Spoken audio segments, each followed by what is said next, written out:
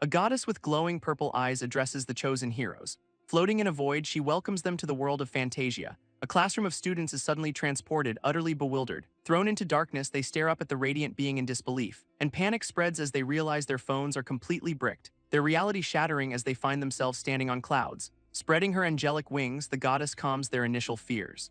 Then reveals the grave news: the Demon King has been resurrected, plunging their world into a crisis only they can solve. With a serene smile, she entrusts them with saving the world. This truth sinks in for the students' fantasy stories were real, and their next destination is a grand temple in Fantasia, where a saintess who received her oracle awaits their arrival. This saintess is tasked with offering them full support to adjust.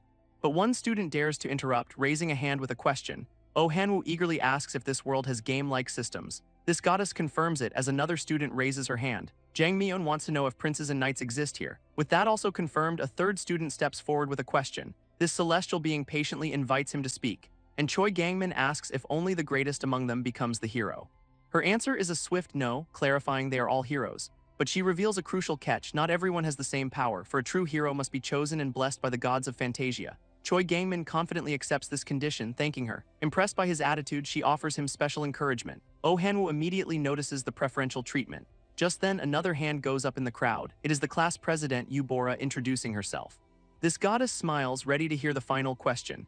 A student acknowledges the world's peril but has a condition, asking if they can contact their worried families back home. This winged goddess simply looks down, her silence unnerving, revealing that returning will be difficult, shocking them all. She instead offers a grand prize for defeating the Demon King, a wish. This promise ignites a frenzy of questions from the other students, their hands shooting up as they all shout for her attention. Patiently, the divine being answers every single one of their frantic queries, then asks the now silent group if there are any final questions. In the quiet, one boy stands with a look of deep unease, before timidly raising his hand to speak. This goddess turns to him with an encouraging smile, but he clarifies this is not a question, it is a request, a simple plea to be sent back to Earth right now.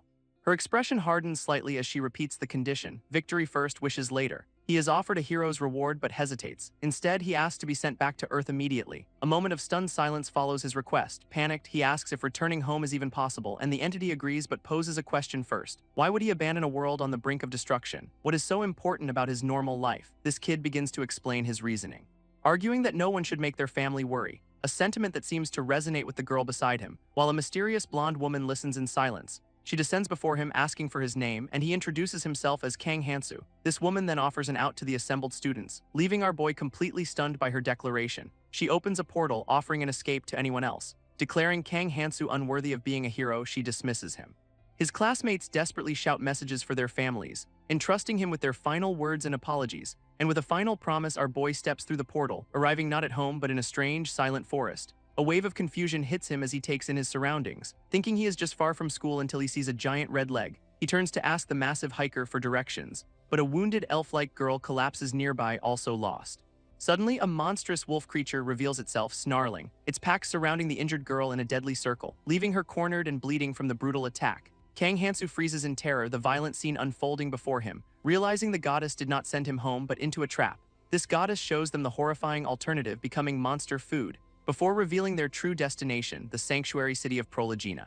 A pillar of divine light descends upon the grand temple, enveloping the main hall in a brilliant golden flash, and the disoriented students materialize inside the structure. One boy covers his mouth, overwhelmed by the teleportation, as a woman with white hair formally welcomes the heroes. Her calm demeanor is both elegant and imposing, leading the students to immediately guess she is the saintess. Then they spot a dashing blonde man standing beside her.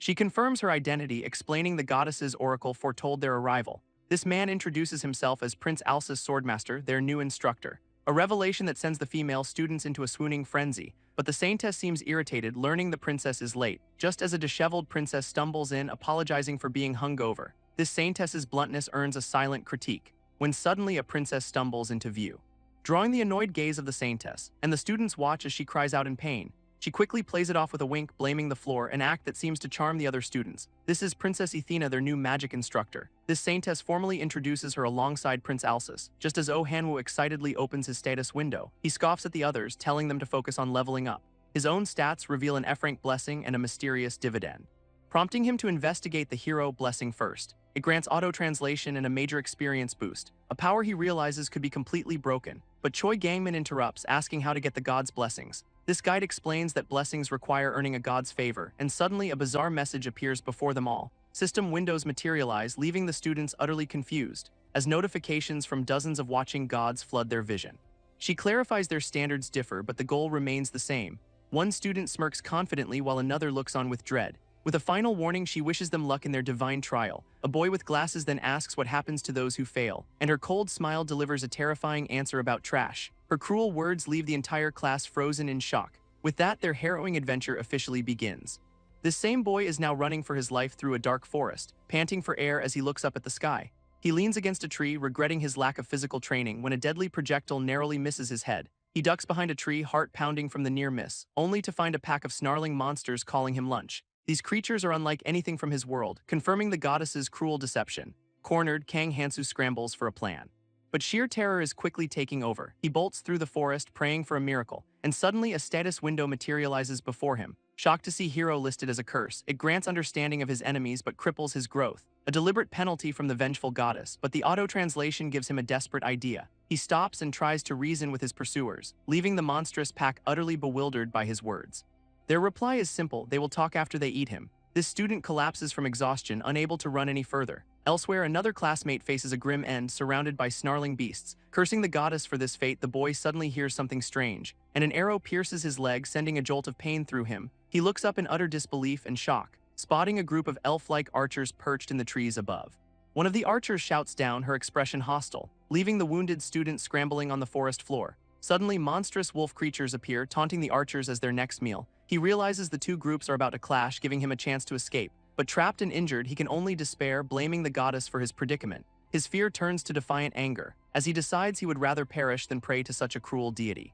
Just as he accepts his end, a mysterious hooded person peeks from behind a tree, and a divine message appears. A god is now watching him. Cornered by a beast, he considers praying, but recalls a goddess caused this entire predicament. Kang Hansu grits his teeth, refusing to appeal to them, when a strange notification appears before him. He looks up, confused by the sudden message, as a small, hooded entity materializes nearby. In a moment of pure desperation, he cries out for help. And the mysterious being asks why he is all alone. His mind flashes back to the goddess's cruel betrayal, but he knows he cannot reveal the whole truth now. Fearing this new god is an ally of his tormentor, he instead begs for immediate aid for his wound. Another divine message appears as he pleads for any god's help, revealing the entity's own doubt that others are even present. This makes Kang Hansu wonder if this god is an outsider. A god's message appears, questioning his use of the word outsider, prompting a hooded figure to nervously search for an explanation, terrified that a poor answer might trigger another curse. This boy sweats, desperately trying to find the right words, finally describing an outsider as a lone wolf in the wilderness. This poetic answer pleases one of the gods, much to his relief, and another confirms the hooded one is an outsider who poses proudly, leaving the boy to force a smile and beg for help. When a divine question appears, asking if he is an outsider too, a query that leaves him completely baffled. He flashes back to his school days, surrounded by friends, but swallows his pride and agrees he is an outsider after all. This hooded being reveals this solitary fate is proof of his status, while the gods debate his worth as monsters close in for the kill. Desperate, he appeals to their shared identity, trying to manipulate a god into helping. Kang Hansu reflects on his desperate lie, questioning the very definition of an outsider. But a divine message declares all outsiders are equal, prompting the hooded god to finally intervene and offer its aid. A brilliant green light engulfs Kang Hansu, healing his wounds instantly, leaving him stunned as the agonizing pain completely vanishes. He leaps to his feet, feeling revitalized as the god looks on with pride, only to discover a new outsider blessing in his status window. Its description is bizarrely vague, warning him not to leave the wilderness, a cryptic condition that leaves him utterly baffled. This god then clarifies its support is conditional, helping only outsiders, and with monsters closing in, he has no room to complain, especially as one of the beasts roars hungrily for meat. Forcing him to accept this solitary path forward, he turns to flee, but a monster lunges from above, screaming about lunch. So in a panic, he tries his desperate negotiation tactic once more. A monster lunges for the kill, screaming for meat, when a new status window appears before Kang Hansu, granting him the outsider blessing from a god. His fatigue vanishes instantly as he bolts through the forest, leaving his monstrous pursuers struggling to keep pace. So one of the beasts hurls a massive rock in desperation, which smashes directly into the back of his head. As he stumbles, a god watches with a nervous heart, while the monsters close in, believing their lunch is caught. But Kang Hansu plants his foot, stopping his fall completely, turning with a manic grin, utterly unharmed by the blow, and he praises the incredible power of this new blessing. His hand clenches into a determined fist. Realizing the blessing removes all injuries and exhaustion, though he now worries about a fate worse than death if caught. A god's message offers some grim reassurance. So Kang Hansu tests his limits on a high cliff edge. He asks about the fall, only to get a sarcastic congratulations on his certain death. a fate confirmed by the sight of a broken body far below. Annoyed, he calls the god heartless for not offering any real help, just as the snarling pack of monsters closes in behind him. Trapped between the beasts and a fatal drop, he must make a choice, and a steely resolve settles over his face. Suddenly, he turns and shouts to get the monsters' attention, proposing a solution to their shared problem of limited food. He offers himself as the prize to whoever can catch him first, turning their hunt into a winner-take-all competition. From the cliff's edge, he issues his challenge to the hungry pack, promising his most delicious parts with a manic grin. An offer that ignites a frenzy of bloodlust in the beasts below. This ravenous monster swarm Kang Hansu, screaming for his flesh, as one beast grabs him by the collar, ready to tear him apart. But the pack begins to fight over who gets the first bite, devolving into a chaotic brawl right on top of him. They drag him towards a cliff's edge, obsessed with their prize, and a strange, determined smile crosses Kang Hansu's face, shocking the beasts as he tightens his grip on them. He pulls the entire pack over the edge with him, laughing maniacally as they all plummet towards the ground below. His desperate gamble sends them all into a terrifying freefall, ending in a massive, bone-shattering impact at the bottom. From the crater, a single groan echoes out from the wreckage, leaving the remaining monsters staring down in disbelief. Kang Hansu survives, cushioned by the bodies of his enemies. A system window reveals his outsider status resets upon death. A god's message praises his tenacity as he stands over the bodies.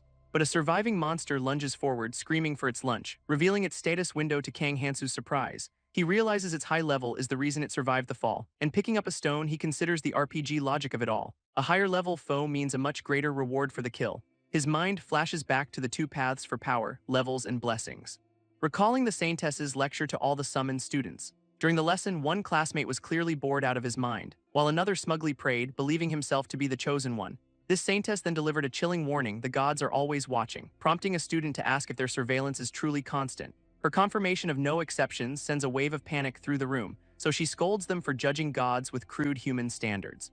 However, divine messages clarify the gods are not interested in vulgar spectacles. A student nervously questions the gods' casual judgment, but another girl explains they simply favor the interesting, and her confident smirk immediately earns divine approval. Suddenly, a strange red light envelops her, revealing she has received the Hero F Charm blessing. Jang Myeon celebrates her powerful new gift, leaving her classmates stunned with envy. Though some wonder what it has to do with fighting a demon king. Nearby guards are the first to notice a captivating scent. As her charm skill begins to enthrall every male in the room, a priestess quickly orders her to stop the blessing. But Jang Myeon plays innocent, claiming she cannot control it, an impure act that greatly displeases a goddess. Smugly, she tells the priestess to check her status again, only to find she has been branded with a punishment curse. A blonde hero stands confused, questioning why she has received a curse. As a smirking woman reveals that gods also punish heroes they dislike, and with a confident step she confirms this shocking truth. Leaning in close, she prepares to demonstrate this firsthand, as a glowing purple handprint brands the girl's back, making her scream in agony while the curse takes hold. Her new status window details a brutal punishment for impure acts. And while the gods watch with mixed reactions, she endures the torment. This white-haired woman explains that curses are permanent and only grow stronger, leaving the girl in despair until another hero offers encouragement. This new ally explains that leveling up will help alleviate the suffering, enthusiastically urging her friend not to give up. Meanwhile, back in the wilderness, Kang Hansu senses something is wrong. He wonders why his level has not increased despite all the kills. Standing over the bodies, he questions if a curse is hindering his progress. Kang Hansu asks the newly named outsider god for useful information, but a divine message confirms it cannot share anything useful. Another god complains that just running is boring, and he agrees. Thanks to the blessing, he feels no fatigue after hours of running, just as more monsters appear below, hungry for human flesh. This outsider god wishes him a peaceful death, which only infuriates him. Drawn by the scent of blood, the snarling beasts get closer, yet Kang Hansu just grins maniacally, taunting them back. This confuses the pack, who can smell him but cannot pinpoint his location. Lost and surrounded, he has no idea how to find a human village, and with the monsters moving on, he takes a moment to assess his new power. Inspecting the dagger he looted from the Blue Moon's butcher, a weapon whose sharpness earned its last owner a fearsome name. His patron god starts praying for his soul again, much to his annoyance. As he grips the blade, vowing to use any means necessary to survive, Kang Hansu fashions a crude weapon from his dagger and a rope, strapping the makeshift flail to his leg for the coming fight. He smirks, ready to teach these beasts a lesson in physics, as the snarling pack of monsters prepares to attack. From a high perch, he declares science will be their undoing, swinging the blade with all his might. But the force is much stronger than he anticipated, nearly toppling him.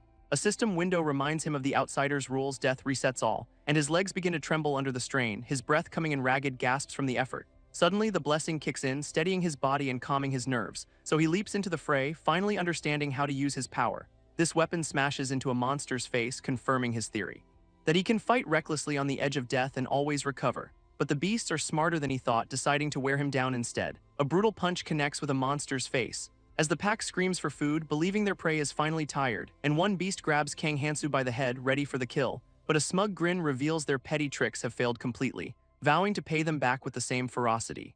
Soon he stands alone amidst a field of defeated monsters, though a god's message offers only slight praise for his victory. So he turns his attention to a single, cowering survivor. He demands to know the location of the nearest human settlement, leaving the beast stunned that the talking meat is interrogating it, and it desperately points in a direction, hoping to save its skin. Kang Hansu then asks for its species, threatening a gruesome end. So the terrified gnoll begs for its life, promising to cooperate. With a pleasant smile, he thanks the creature for the information, then brings his weapon down, bidding it a final goodbye. A flashback reveals his ruthless past, vowing to spare no one. His patron god identifies the monster as a gnoll, taking all the credit, and Kang Hansu compares the beast to its cuter video game counterpart. This god's useless advice only frustrates him further. As his mind drifts back to the temple where a hero announced training would begin, students were offered lessons in swordsmanship or magic, and one eagerly asked if he could learn both skills, though another classmate smirks, doubting the student's resolve. This hero then addresses anyone who might want to skip training altogether, prompting a spiky-haired student to ask about leaving the temple. Permission is granted with a confident smile. And the cocky student declares he has no more questions. This bold attitude immediately catches the eye of an interested god. While back in his room, the student scoffs at training for extras, dreaming instead of a hero's life filled with adventure and women. A student's sinister grin hints at a hidden agenda. This next morning, a new day begins for the summoned heroes, as a blonde prince recruits students for the path of the night. One student asks about magic, learning the princess is unavailable, but the prince reassures them she will arrive soon. He instructs the aspiring mages to wait patiently, while others complain about their strange new living conditions. Suddenly, one of them stops, sensing something is off, and a status window reveals his name is Oh Hanwoo, blessed as the main character. With a confident smirk, he believes he has found the answer, though his classmates mock him from behind, wishing him luck. Unfazed, he walks up the grand steps alone. While they muse, he could at least be a rival to the hero, arriving at the grand temple in the city of Prologina. Oh Hanwoo smiles, certain he is exactly where he needs to be. Oh Hanwoo believes his grand adventure starts now, pushing open the doors to a new building, a bustling hall filled with seasoned warriors. This locals welcome the newcomer with wary eyes, while others immediately peg him as a rookie. At the counter, a guild receptionist asks his business, and he proudly announces his intent to join their ranks. Just as he expected, a classic trope appears to challenge him, a seasoned knight questioning if he is eager to die so soon. A red-haired swordswoman scoffs, telling him to go home, her expression showing she has seen his type fail before, but Oh Hanwoo knows he has an ace up his sleeve, his blessing. She snaps at him for staring, demanding his attention. Though he is already profiling this nosy mercenary, certain she is a noble or princess in disguise, he smirks, certain this is the fate of a main character. A red-haired woman confronts him, so he cheekily invites her along. Warning her not to judge a book by its cover, he claims she must have experienced this kind of thing before, then confidently asks if he is wrong. This woman simply returns a knowing, unimpressed smile, which only fuels his ego as he celebrates being special in this world. He boasts to her and another woman that he is a chosen one, declaring himself the hero destined to save them all. As he walks off, the red-haired woman wonders about his main character buff, a phrase that leaves her pink-haired companion puzzled. Elsewhere, another student has captured his own monster in the wild. This beast reveals the human village is incredibly far away, its terror growing as it recognizes the student's strength. With a cold expression, the boy thanks it for the information. Standing over the bodies, Kang Hansu notes the gnolls are easy to read, and after interrogating several, he is sure a village is to the west. His desperate struggle has quickly turned into a simple hunt, making him wonder if he has a hidden talent for this. But he immediately scoffs at the ridiculous thought. He knows the outsider's blessing is what kept him composed, now eager to finally reach the village and meet its inhabitants. His patron god, however, suddenly grumbles an apology through a system window, leaving Kang Hansu to angrily question if it wants him to die. This god's next message confirms its cold indifference to his survival, just as another beast emerges from the darkness, growling for meat. Without hesitation, he draws his blade, clashing with the monster in a blur of motion. But more of them appear, a whole pack surrounding him, his face hardening with the resolve to kill them all. Kang Hansu cuts down another beast in the forest, but something still feels incredibly wrong. His status window confirms it, he is still stuck at level 1. This strange predicament makes a certain god very uneasy, as he hears an unfamiliar language over the monster corpses. Cautiously, he decides to scout the area for its source, and peeking from behind a tree, he is stunned by what he finds. A group of human mercenaries stands in a clearing, their archer's eyes sharp and focused in his direction. Suddenly, an arrow zips past his head, embedding itself deep into the tree he was using for cover. He tries to explain he is just looking for a village, but realizes they cannot understand a word he is saying. To show he means no harm, he puts his dagger away, though the bearded mercenary still eyes him with deep suspicion. With no other choice, Kang Hansu drops to his knees, raising his hands to declare his peaceful surrender. He knows they cannot understand his words, relying instead on body language to avoid a fight. a universal gesture that should make his intent clear. This mercenaries, however, only exchange confused glances, and the archer raises her crossbow again, still suspicious. This forces our boy to desperately shield his face, peeking through his fingers with a forced friendly smile. His gamble pays off as they lead him through the woods. Their conversation is just meaningless noise to him. Until the woman gets close, apparently asking for his name. Through a series of gestures, the others help him understand, and he successfully communicates his identity to the group. Though he admits to himself he is completely lost otherwise, at least these mercenaries did not shoot him on sight, and though he cannot see their stats, he feels safer now. But his patron god scolds him for not acting like an outsider. Kang Hansu just brushes off the complaint with a casual wave, which only annoys the god further, demanding he keep his distance. He laments that even surrounded by people, he can only talk to a god, though through gestures he has learned the bearded leader is named Gary. This man's massive sword makes him wonder about his own future arsenal, awestruck by the warrior's incredible strength. Just as he tries to flatter his god, another mercenary calls his name, a cheerful young man named Cole who laughs beside him. Our boy notes his dual-wielding style, a classic fantasy trope, before his attention is drawn to another member of the party. This red-haired woman, Misei, speaks, but he understands nothing, identifying her as the ranged attacker with a monster-hunting crossbow. This archer points toward the horizon, telling Kang Hansu to look, and in the distance, two plumes of smoke rise into the sky. They quickly deduce it must be from a settlement, not a forest fire, bringing a wave of relief to Kang Hansu, who sees civilization at last. His patron god chides him for not acting like an outsider, but he just scoffs, while another god watches his insolence with clear displeasure. Elsewhere, a different student admits he is only pretending to get along to escape, standing on a hill with his equally scheming classmate. Back with Kang Hansu, the mercenary's expressions suddenly twist in alarm, leaving him completely bewildered by the sudden shift in mood. A horde of monsters burst from the trees, screaming for flesh, their snarling maws promising a brutal end for the entire group. This season, warriors are thrown into chaos by the sudden ambush, and even Kang Hansu is stunned by their overwhelming numbers. He wonders if this was a trap all along as everyone prepares for battle. This mercenaries curse at the newcomer, ready to fight, as a flashback reveals their brutal past fighting these very beasts. In their memories, the monsters identify them as dangerous prey. Big Meat, and the younger warrior leaps forward to strike a red beast. He cleaves through the monster with a confident grin, but the rest of the pack knows their stamina is limited, their leader ordering them to wait for the perfect moment to attack. Suddenly, the monsters cry out in pain and confusion, as back in the present, the archer looks on in shock, her crossbow raised and ready for anything. This beast scents a new presence, dismissing it as small meat, while the woman calmly prepares another shot, her focus suddenly broken by a sound just beside her. A massive beast lunges at her from the shadows, and another appears behind the swordsman, ready to pounce. Kang Hansu shoves the archer out of a monster's path, facing the beast alone while his god grows uneasy. But he knows that as a human, he cannot survive without allies, realizing he desperately needs these mercenaries' help. He dodges a deadly swipe, pushing her clear of the attack, as his patron god coldly refuses to intervene in the fight. With the beast suddenly dead, the archer notes his surprising strength, and he smirks as the monsters all target him, a mere level 1. This other mercenaries finish off the remaining beasts, cursing the chaos, bringing a moment of relief as the ambush seems to be over. Gary and Cole exchange a weary, confused glance, while Kang Hansu tries to offer his thanks with a smile. But his words are met with blank, uncomprehending stares. This mercenaries discuss the strange boy who attracted the gnolls, when an arrow suddenly pierces Kang Hansu's chest. Kang Hansu lies defeated, cursing this treacherous fantasy world, as the scene flashes back to the moment of betrayal, revealing the mercenaries standing over his fallen body. Misei admits their original plan failed because of the gnolls, but the ambush conveniently revealed how dangerous he was.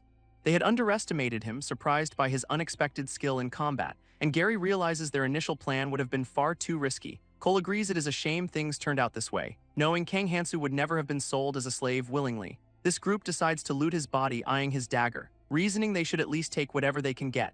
Gary suspects the blade might be more valuable than it appears, until Cole suddenly recalls seeing a royal fairy crest on it. He insists it is a treasure, urging them to grab it quickly. But as he reaches for the prize, he notices something strange. This young warrior notes the boy still clutches his weapon, and the archer warns that he might still be alive. With a cold look, Cole raises his sword for the finishing blow, but a brutal strike only snaps the kid's head back. This mercenary suddenly freezes, completely confused.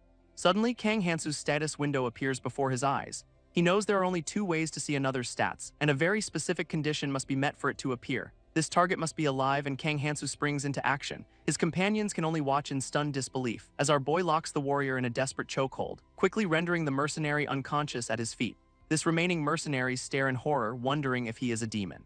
While Gary admits he is too exhausted from the monster ambush, just before Kang Hansu disarms him with a single powerful kick, a blue-haired student lands a powerful kick on a monster's head, but he is suddenly caught off guard by another beast, his face twisting into a manic grin as he clutches a pair of arrows. Misei the archer can only stare in utter disbelief, dropping to her knees and begging for forgiveness. Just then, another person steps into view calling her name, revealing the student looming over her with a terrifying expression. With an arrow now lodged in her shoulder, she pleads for her life, but her words seem to have no effect on him at all, leaving her to wonder what he is even trying to say. As she begs the monster to spare her, a strange energy fills the air, while the student complains about how much her arrow hurt him. Now wearing her gear, he explains his actions as a god laughs in the background.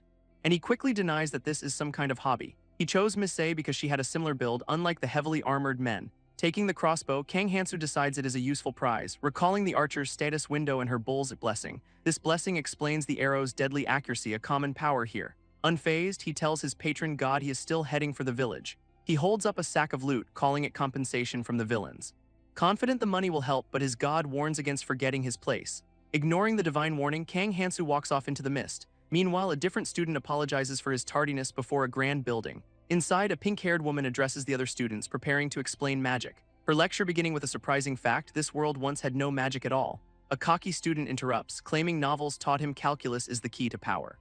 While his classmate with glasses chimes in with a smug, inappropriate joke, a sharp-witted girl counters that magic is just chemistry, promising an atomic spell. But the first student scolds them for being disruptive, dismissing a studious girl's opinion. She looks on, annoyed, thinking true magic is about talent and mana, not just theories. A pink-haired princess claps her hands, calling for everyone's attention. But the students are already bored, believing talent is all that matters. She insists her explanation is necessary because talent is so crucial for magic. Though her words leave the class murmuring in confusion, one girl diligently takes notes as the lesson continues, learning that magical aptitude is decided by two key factors: your natural bloodline and your artificial connections. This princess stresses this point with a serious expression, then reveals her own powerful lineage as Athena Archmazing. She promises the students will gain connections just by being her disciples. When the studious girl raises her hand with an important question, asking if someone without either advantage can become a magician, she immediately dismisses her own query, accepting their good fortune, leaving Athena completely stunned into silence, until a look of pure, unbridled excitement lights up her face. Meanwhile, a pink-haired royal greets another group of students. Confirming one girl's identity as the hero, Eubora, this woman declares the student will be her new apprentice, and a strange magical energy suddenly surrounds the girl, lifting her into the air as the archmazing Athena claims her. Her classmates can only watch in stunned silence, as Eubora is instructed to make a magical oath. She hesitantly repeats the words, unsure of what is happening, triggering an intense surge of power from the magic circle. This girl closes her eyes, accepting the powerful influx, and the ritual concludes with a formal congratulations. Athena happily announces that Eubora is now a magician, but the newly empowered student is completely bewildered. This archmazing reveals a crucial detail about her apprenticeship, granting her a C-rank blessing as a reward for being first. A system message reveals magic is a blessing passed through lineage, as a pink-haired princess questions a student, Eubora, about talent. With a knowing smile, she prepares to demonstrate her point, summoning a brilliant golden flame into her open palm, a power she explains is a gift from the god of magic. This is white magic, a safe path for those with the blessing, and her students watch in awe as she hints at something more. But then her lesson takes a much darker turn, as a sinister purple energy begins to form in her hand. This unstable power crackles violently, growing more intense with every passing moment, until her own hand begins to burn and shatter from the strain. This student can only stare in horror at her sacrifice, while she asks again if talent is truly necessary for magic. Eubora is left speechless by the terrifying display. Athena explains the difference between blessed magic and its dark counterpart, leaving her students screaming in absolute terror at the demonstration, until an attendant grabs the princess, scolding her for using forbidden arts.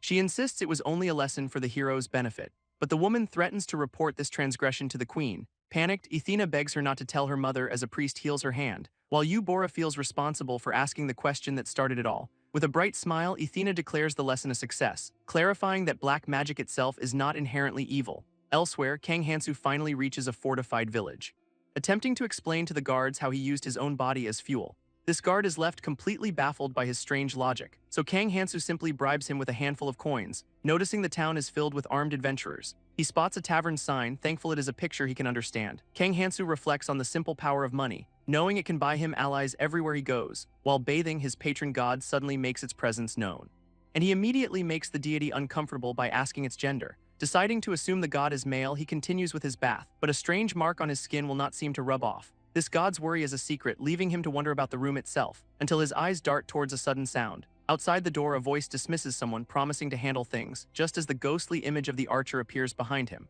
Startled, Kang Hansu calls out for the visitor to wait, surprising the person outside who thought he could not speak their language. He quickly throws on his clothes, sensing the situation has changed.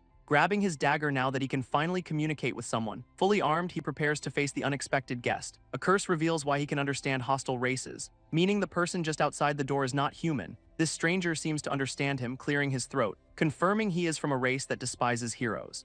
Kang Hansu imagines all kinds of monsters waiting for him, his mind racing with possibilities as he sweats nervously. Despite the danger, he decides to face his visitor, inviting the stranger inside while his patron god watches intently. His hand tightens around his dagger, ready for anything, and the door slowly creaks open from the other side. Kang Hansu braces himself for the reveal, knowing that friend or foe, every race has been a threat so far.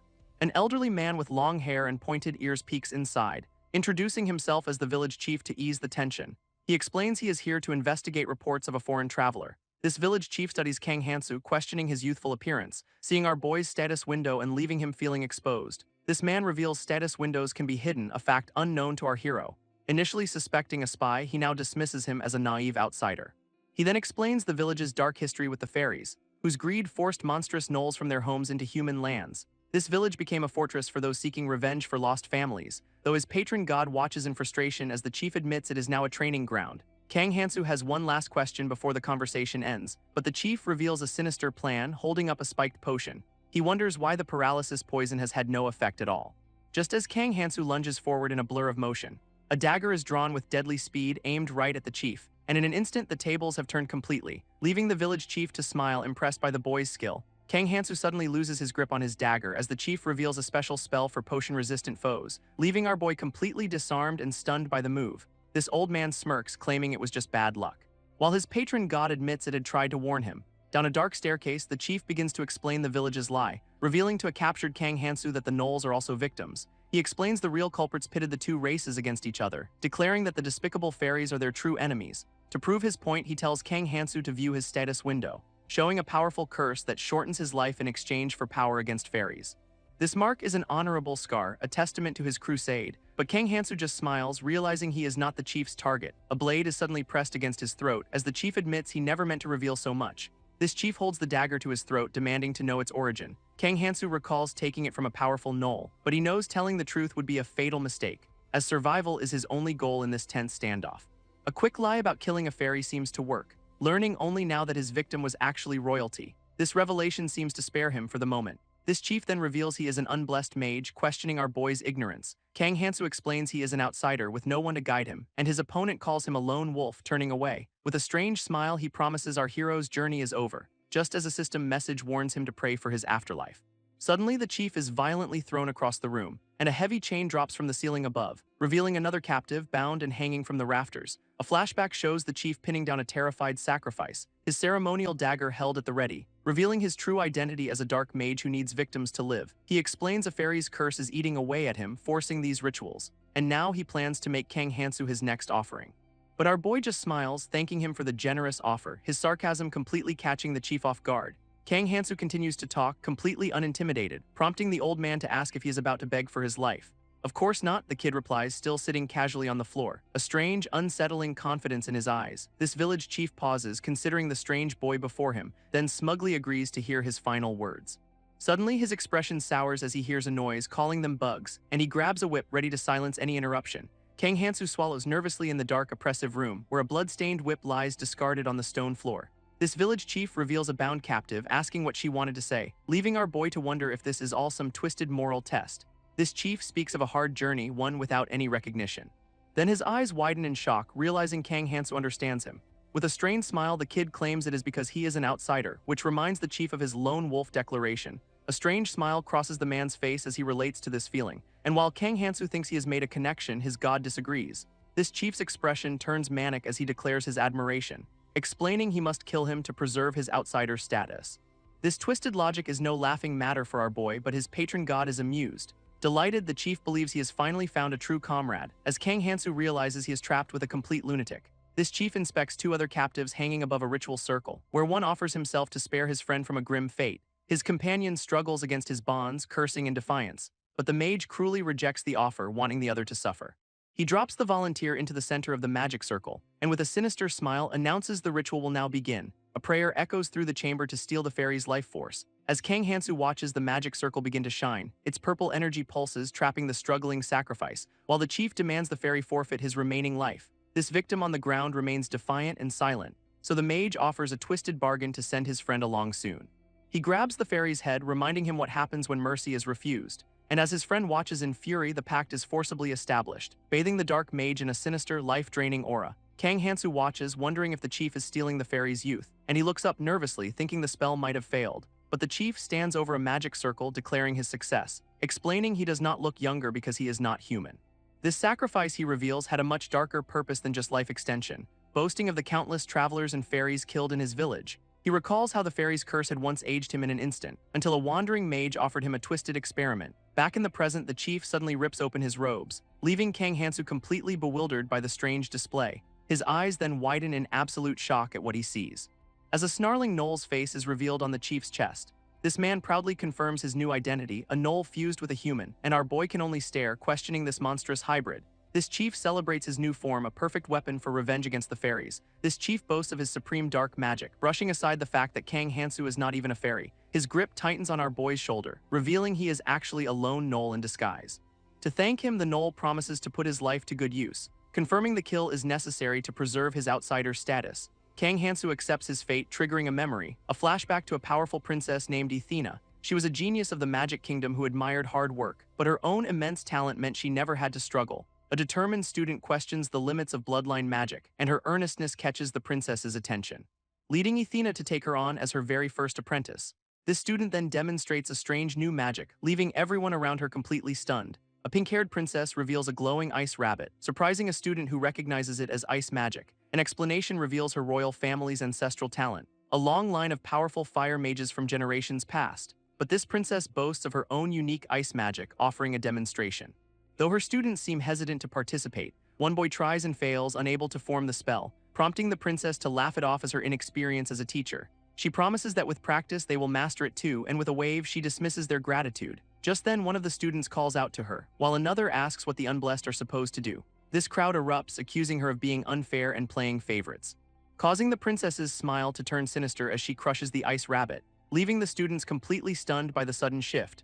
Her smile now cold, Princess Athena asks who wants to be her second apprentice, and the entire crowd of students is stunned into silence. Until that silence shatters, everyone begging to be chosen. All at once, the heroes began to plead with the princess, but with a single word, she turned them against each other, their unity crumbling.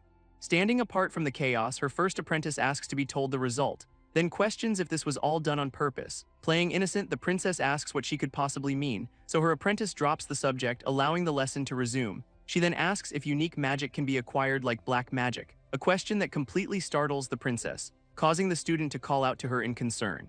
This princess clarifies that black magic is different, impossible to practice by yourself, and the term black magic echoes in Kang Hansu's mind, a grim reminder that it requires a sacrifice each time it is used. A system message calls out to Kang Hansu, and the Null-fused chief demands he declare his life forfeit. Our boy realizes consent is a key component for the ritual, leaving him trapped in the oppressive darkness. This chief looms over him, declaring their conversation is over, demanding a declaration now as our boy scrambles for a plan. Suddenly, Kang Hansu blurts out a final request, catching the dark mage completely off guard. He asks to see someone named Misei one last time, which makes the chief recall a legendary crossbow wielder. With a confident smirk, Kang Hansu claims to be her lover, a claim the chief immediately scoffs at. Then he grabs our boy, boasting he knows all village secrets, revealing he knew her actual lover was a man named Cole.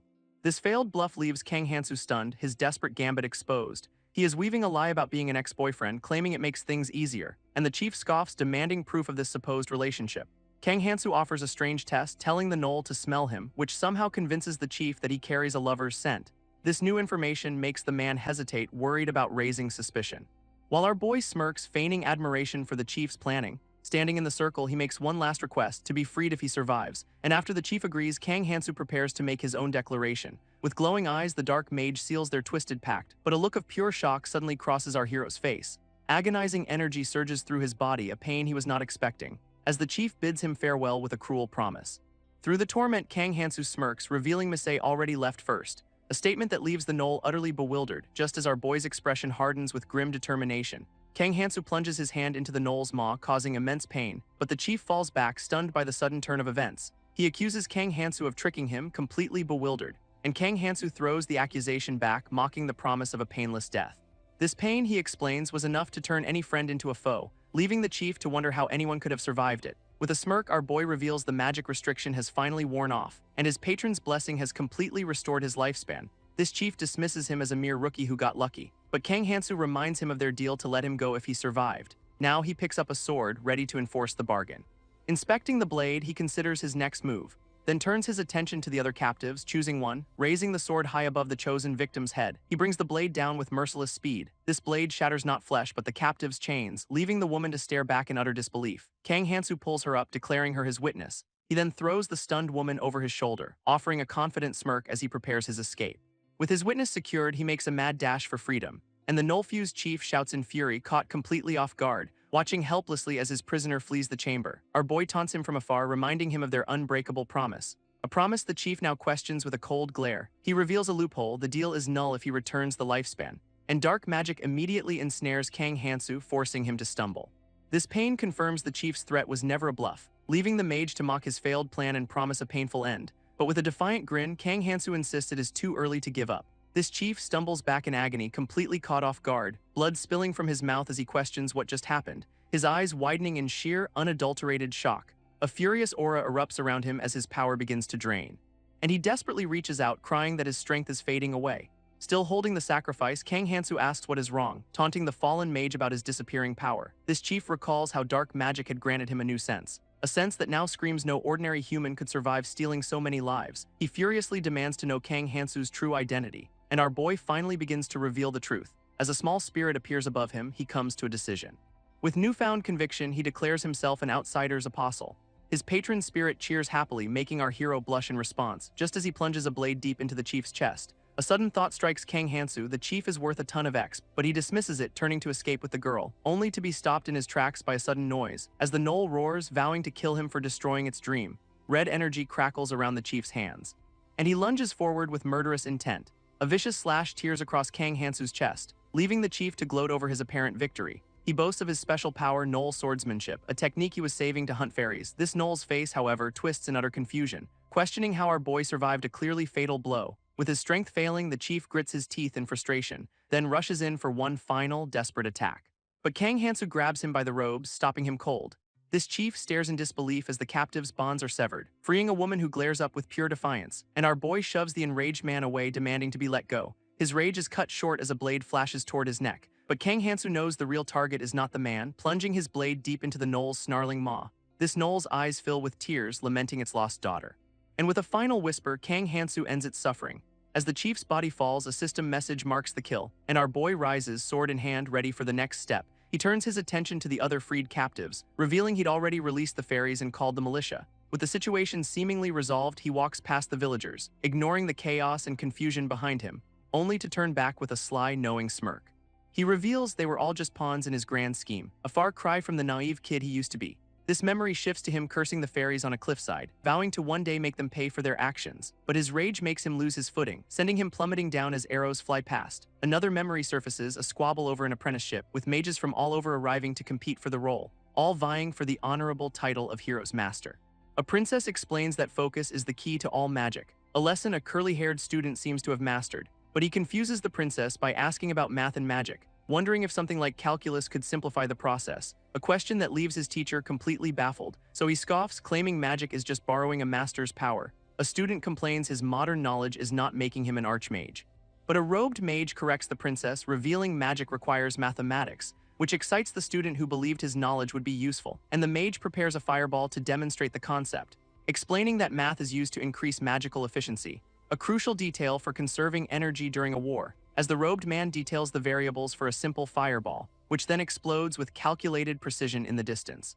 And he confirms this is the practical knowledge the student sought, offering to teach the surprised princess practical battle magic as well, and she reluctantly agrees to the lessons, leading to a training session for the newly summoned heroes, who all learn the basics of magic with surprising speed, all while being watched by their divine patrons, until one god's impatience earns a blast of divine fury. A certain god watches from above as lightning strikes, crashing down upon a rain-soaked village. Meanwhile, a fairy's wounds are being carefully treated, her caretaker asking if the medicine is helping at all. This fairy, Espresso, tries to make light of the situation, but her injuries are far too severe for simple medicine, and she knows a saintess would never help a commoner like her. Her companion promises to capture the human responsible, telling her to rest, but Espresso believes the villagers are just as guilty as their chief.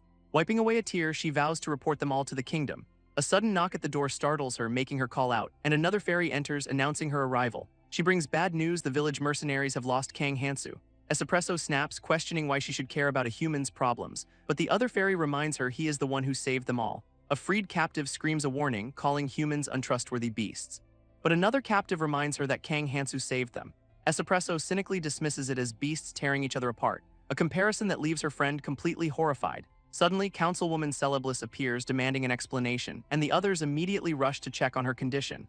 This councilwoman is revealed to be a fairy royal, whose infinite life made her the chief's most valued prisoner. In despair, she screams that her ordeal is far from over, pointing out that Kang Hansu chose to free her instead of just escaping. But Espresso retorts he was only after her infinite life. This councilwoman then reveals a crucial detail: their savior used a dark magic pact. She explains the specific magic used was pact violation, a rule that forces the violator to repay what they took, causing the chief to self-destruct from underestimating Kang Hansu's lifespan. This councilwoman recalls Espresso's happier days in the palace. But Espresso can only dwell on her recent humiliation and despair. Determined, the councilwoman declares she must find Kang Hansu. Ignoring warnings that it is too dangerous in her condition, she coldly tells them to stop calling her councilwoman, a title she feels is too grand for her now. At that moment, Kang Hansu's patron spirit appears in the room, phasing through the wall as it quietly departs the scene, out in the wilderness under a starry sky. This small god floats through the night air, asking aloud if its chosen apostle is still alive. From the shadows, Kang Hansu peeks out with a sly look, revealing he's been resting on the forest floor the whole time. This scene then shifts to a group of newly summoned heroes, all of them stunned by their grand and formal welcome. Instead of training, the heroes are confused by a sudden tea break, leading them into a lavish banquet hall instead of the training grounds. A feast of sweets is laid out before the unenthusiastic students, as their instructor raises a cup, toasting their new path as swordsmen. While some cheer enthusiastically, others remain visibly confused by the strange lesson. This instructor explains that mindless training is not true swordsmanship at all, offering a demonstration with the commander of the knights, who eagerly accepts. His first command is for the commander to seal his own skills. And with a confident smirk, the blonde swordsman draws his blade, effortlessly weaving around the commander's powerful but clumsy strikes. His students watch in awe, though they still see it as simple swordplay, leaving the commander gritting his teeth in pure frustration. His weapon suddenly sent flying from his grip. It clatters to the floor, the spar over in an instant, and the instructor calmly compliments the commander's sword dance. A lesson in true swordsmanship is about to begin. And the instructor challenges a commander to a full-power duel. This commander accepts with honor, his energy flaring, while the instructor calmly takes his battle stance. His opponent rushes in with a furious, roaring attack, their blades meeting in a blinding explosion of light. A moment later, the commander's sword shatters, leaving him completely disarmed and defeated. Despite the loss, the instructor praises his improved skill, but the other heroes look on, baffled by the quick fight. He explains true swordsmanship is the power to end a fight in one strike, and a student connects this to the previous lesson on magical efficiency. With the concept understood, the instructor invites them to drink their tea. A student takes a sip from the cup before him, his eyes widening in sudden, pained realization. In a flashback, a hero gags on a foul-tasting drink, which a commander explains is a necessary warrior's blessing, a power granted only to those who survive countless trials. While his companions recoil in disgust, the hero chugs it down, slamming the cup on the table and demanding another round, and the commander calmly obliges, offering snacks to help.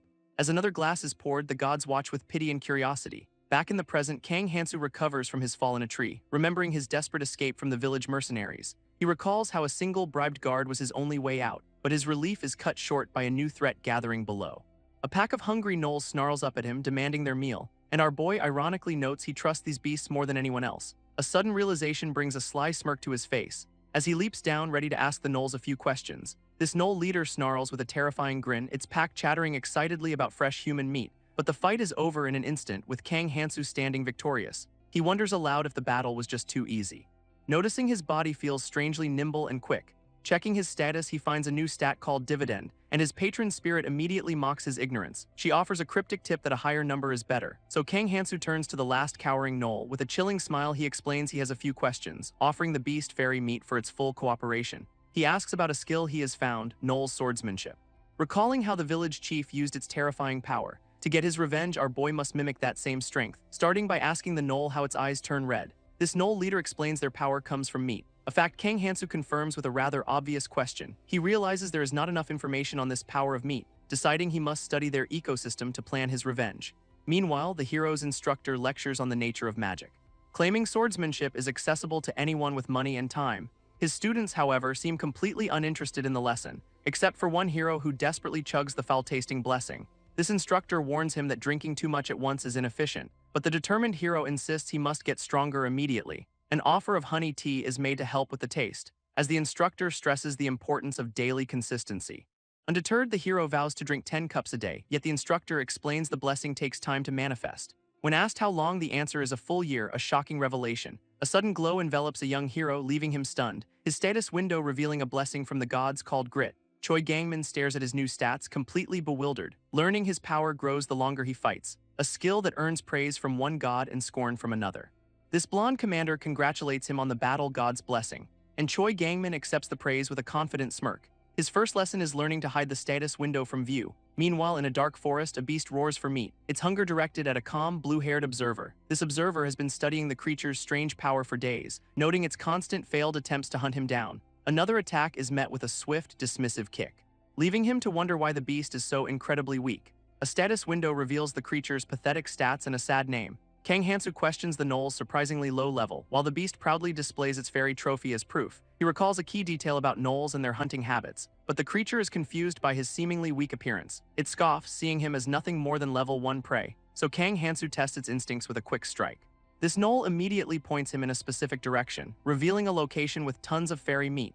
This confirms the village chief's story about the fairy ambush site, and the beast complains that the meat it stole from them is bad. It seems to prefer the taste of simple rabbit meat instead. But as it eats, a strange change begins to occur. Its body glows as strength flows directly from its stomach. This method of gaining power is far simpler than the chief's dark magic. And though less effective, Kang Hansu asks if it has had enough. This beast roars in triumph, feeling completely full, yet its hunger is insatiable, demanding more meat, its gaze falling on Kang Hansu, a piece of talking meat. A furious roar erupts as the creature lunges forward, but our boy just smirks, his experiment a success. In a flash of red energy, he strikes the beast down, leaving it utterly defeated on the forest floor. This gnoll cannot comprehend how talking meat is so strong. And Kang Hansu simply thanks the creature for its cooperation. With the experiment concluded, the time for talk is over. He corrects the beast with a chilling stare, declaring he is human. He marvels at the power, a simple reaction born from pure greed, but there is something more to this phenomenon, a strange energy signature he can now perceive. His patron's spirit appears as a god notes this power of meat, a skill our boy doubts anyone else can wield. He realizes the gnolls replenish their life force with meat, while his blessing creates an infinite loop of replenishment. Amused by this exploit, his patron spirit calls him childish, and he immediately sets off, racing through the dark woods, where a pair of gnolls catch a familiar scent, but Kang Hansu smashes through them without a second thought, leaving the beasts defeated in his wake. His patron's spirit watches, completely stunned by his power. Yet Kang Hansu rages that he has not gotten stronger at all, stuck wandering a monster-filled forest with a cheap dagger. His divine guide suddenly points him in a new direction, and in the distance a campfire glows through the trees. A sinister smirk appears as he prepares to punish the barbarians. Outside a wooden fortress, 2 guards stand watch, chatting idly, while Kang Hansu observes, noting security is tighter than expected. Kang Hansu relies on his memorized map of the village. When a god suddenly urges him to get moving, he questions the spirit's sudden helpfulness, but his own instincts scream to flee from an approaching guard. Seeing an opening, our boy leaps from the rooftop, using his dagger to carve a path down the wall. Sliding quickly toward the ground below, he lands hard but manages to stay on his feet. Finding the area clear, he feels a moment of luck, though his patron's spirit smugly demands gratitude. With a sinister smirk, he plans his next move, targeting a lone, unsuspecting guard humming nearby. In an instant, he ambushes the man from the shadows, his eyes glowing red as he silences the guard's cry, holding a blade to the terrified man's throat. Kang Hansu stands over the fallen guard, admitting there is no difference between killing him and a gnoll. And as he drags the body away, he knows these men have families who will mourn them. But he reminds himself that he has a family waiting for him as well. And these mercenaries almost kept him from ever seeing them again.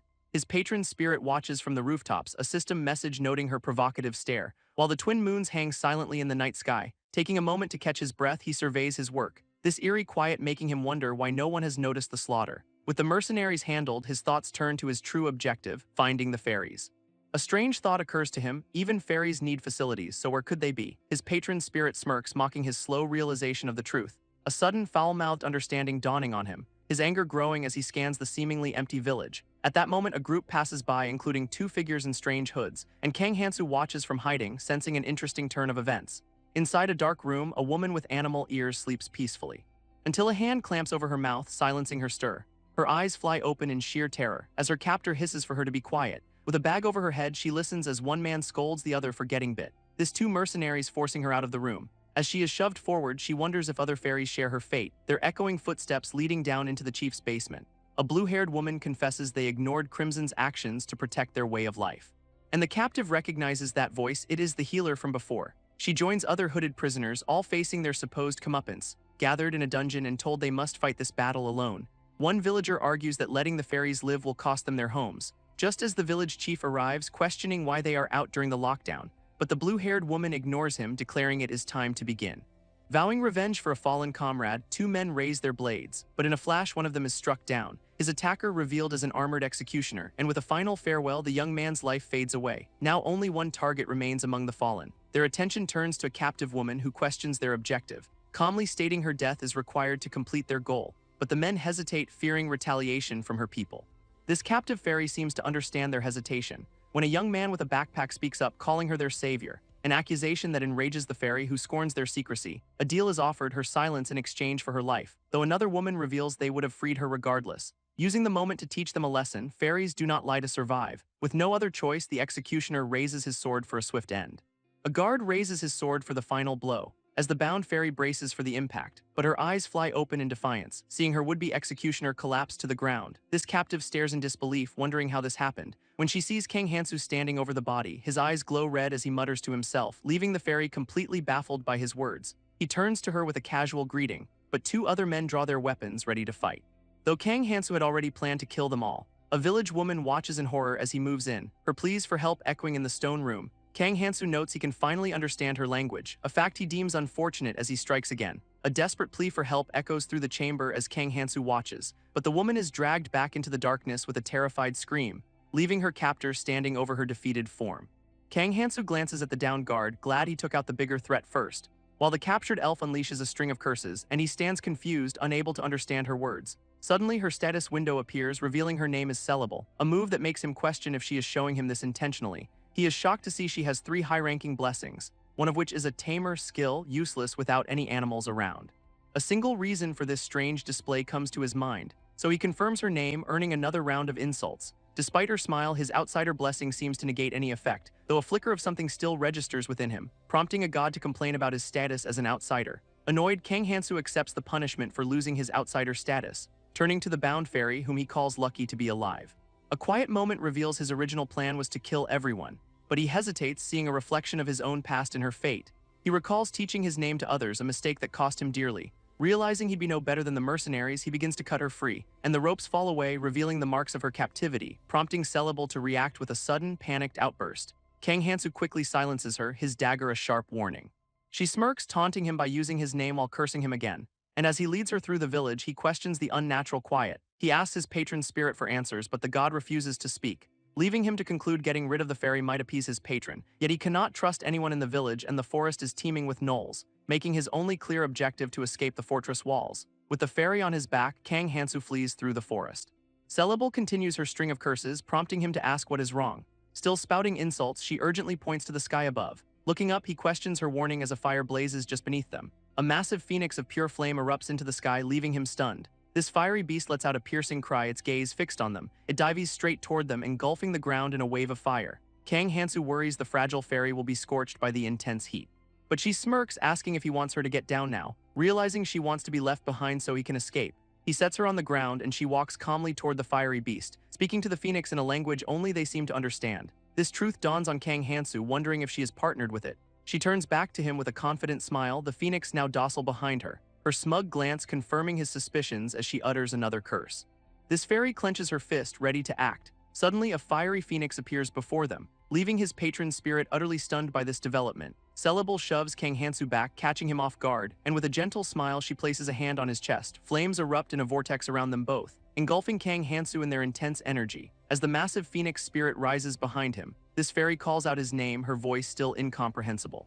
While the creature's flaming talons seem to take hold, in a flash the fiery bird takes to the sky, leaving Kang Hansu to watch her disappear. A god's message declares his crime obvious as a hand yanks his hair, his patron's spirit delivering judgment for letting the fairy escape. But he fumes that his kindness was repaid with harassment. Kang Hansu reacts in surprise to a sudden purple glow. A new status window materializes, a gift from his patron's spirit. He realizes with excitement he has received a new high-rank blessing.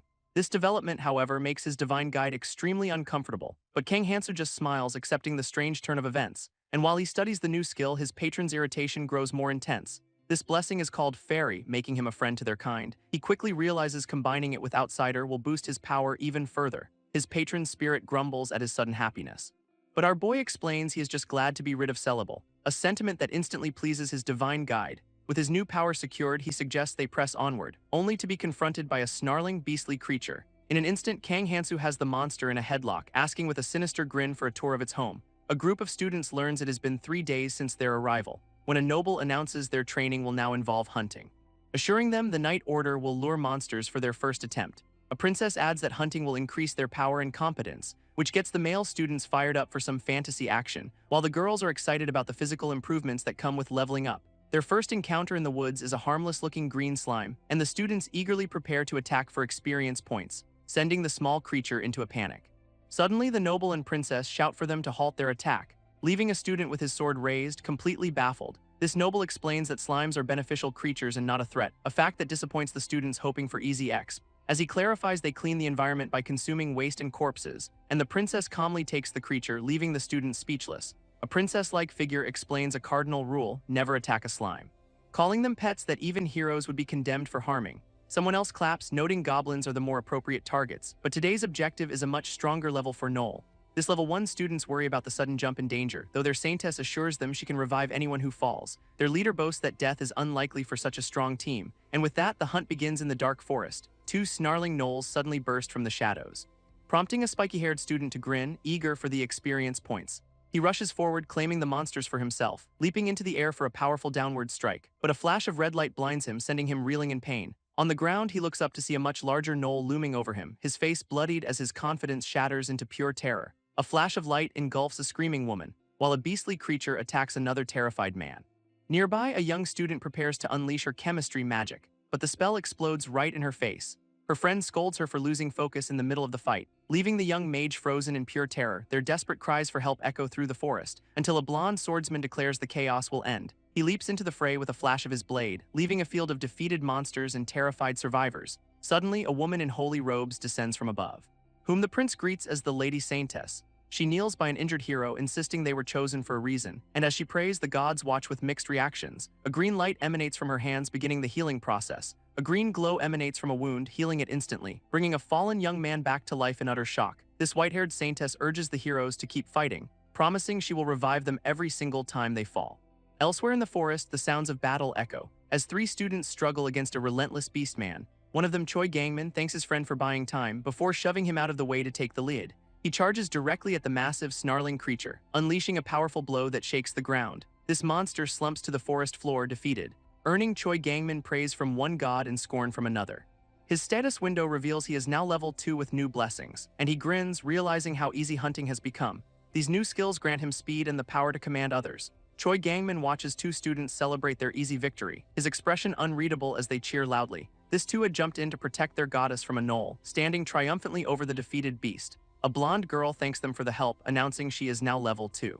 While other students watch the scene with clear annoyance, this girl muses that her looks are a weapon, catching a god's attention, and she panics, denying any sort of illicit relationship. Suddenly, a different god's message appears, offering a blessing, granting her the color of beauty skill. She is ecstatic, realizing the power is perfect for her, as her 2 new protectors vow to keep her safe. This exchange leaves Choi Gangman's group unimpressed, and the 2 boys wave goodbye, abandoning him for their new goddess, leaving Choi Gangman and his friends to fend for themselves. A blue-haired student smirks, seemingly unimpressed, as he approaches 2 female students in the woods, offering to hunt with them, an invitation they quickly accept. Meanwhile, the gods watch the students' progress with amusement and bloodlust, while elsewhere a young woman is thrown violently to the ground, her sword knocked from her grasp as a beast looms nearby.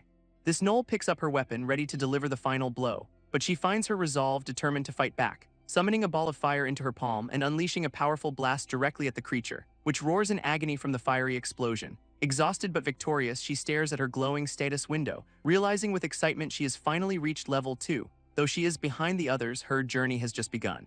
And with a grateful nod, she prepares for the next fight. His new weapon blessing makes his body a deadly tool, while elsewhere a student is ambushed by a snarling beast. She raises her sword to defend against the sudden attack, its eyes glowing with a sinister, predatory light. This monster's jaws clamp down hard on her blade, yet it recoils in confusion, its teeth seemingly damaged. Seizing the opening, she unleashes a blast of energy, her face a mask of pure determination. With a powerful swing, she slices through the beast, left panting and exhausted after the intense fight. A level up to 3 confirms her hard-earned victory, though her success earns a scornful look from a male classmate. High above, the noble and princess watch the students' progress, silently judging their performance from a rocky outcrop. as the gods also observe the trial with mixed reactions. A beastly creature sinks its teeth into Kang Hansu's arm. But he stands victorious over a field of monsters as a god asks about his kill count, and he casually estimates it is in the thousands. Through the carnage, he has been checking his status window over and over, which reveals a new curse and a much bigger problem. Under the 3 moons, his worst suspicion is confirmed, as Kang Hansu realizes he cannot level up at all. His divine guide offers little comfort since he knew a goddess's curse would slow him down.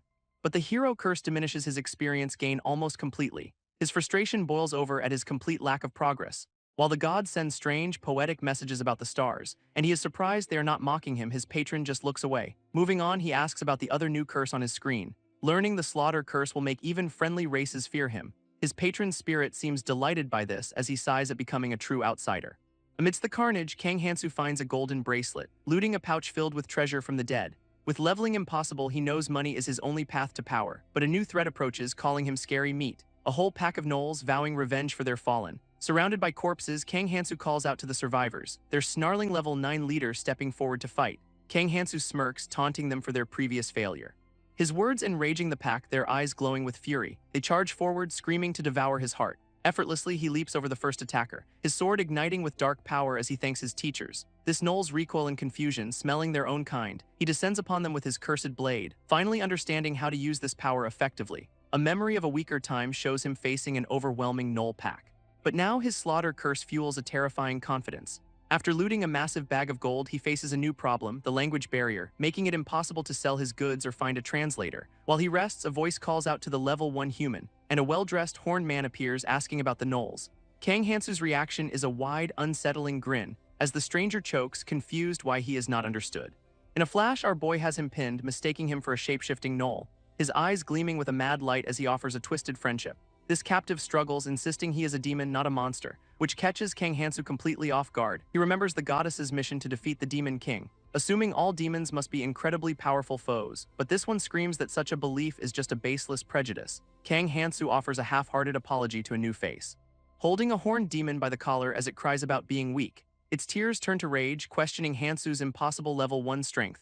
With a grin, Hansu credits a blessing, but the demon calls his bluff. This confirms the demon can see his cursed status window, a power granted by his own special observation blessing. Annoyed, the demon asks how long he will be held by the neck, while the patron's spirit calls it a mark of friendship, a clear threat. He reveals he is a dark mage training for an arranged marriage, boasting he was of age long before Hansu was even born. A god's message pressures Hansu to dig for more personal details, leading to an awkward interrogation that terrifies the demon. Hansu mockingly asks if he has never managed to get married, and the demon admits he fled to escape being an old demon's 243rd husband. This pity in Hansu's eyes only enrages the demon further. This horned man demands to know how his opponent is still moving, but the armored student just feigns confusion. He'd used a paralysis potion strong enough to down a fairy, so he cannot understand how a level 1 human is immune. A memory of the potion's creator flashes through his mind, triggering a sudden violent rage in the student, while the horned man suddenly begins to choke and struggle. His opponent grins, reminded of an infuriating memory, a past encounter in the dark woods surfacing. He moves in with a sinister laugh, grabbing the man's hand, and unleashes a magical binding spell from his feet. But the horned man simply shatters the purple chains. This student screams in disbelief, calling him a monster. As the tables turn and he is lifted effortlessly by the collar, this horned man now interrogates him about his ties to the chief. This horned man scoffs, calling the student's question stupid. His anger flares as he specifies a chief with a gnoll's head on his chest. And a bead of sweat forms as the student suddenly remembers. He recalls a dying man with a tragic tale approached by a hooded figure. This memory causes the student to choke, realizing he was saved from a curse. A dark realization dawns on his face, connecting the magician to the past, his face twisting in fury as he identifies the rotten chief before him. Meanwhile, another group of students looks completely dejected in the woods.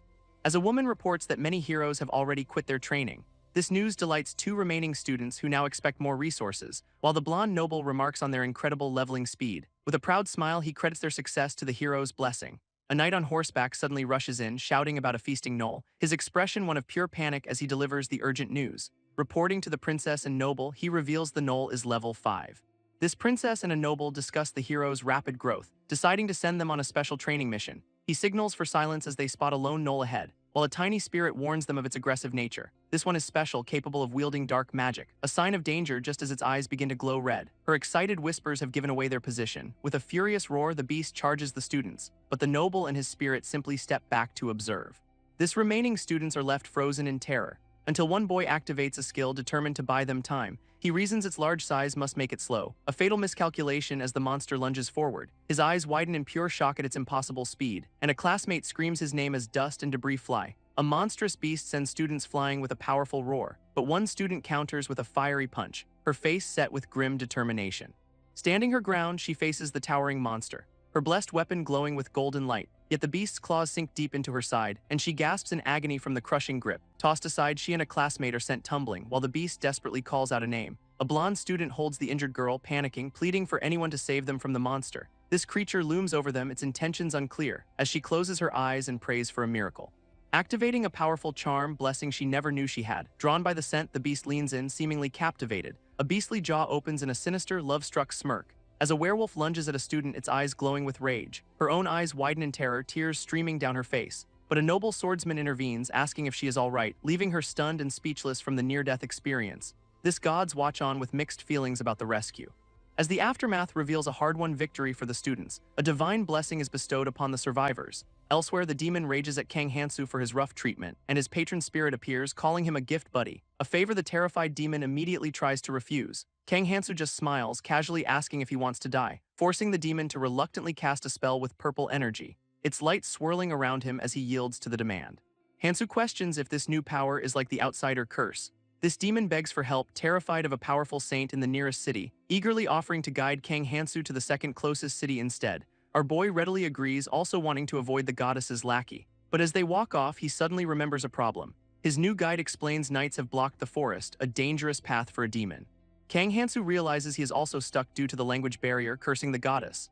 Above him, his patron spirit laughs, clearly enjoying his frustration. Elsewhere, a woman berates her companion for his utter cluelessness, and the spiky-haired boy fumes that novels never mention such practical things. He recalls how she is paid for his armor and even his weapon, when she suddenly calls out to him from ahead. Turning around, she looks bothered by his constant staring.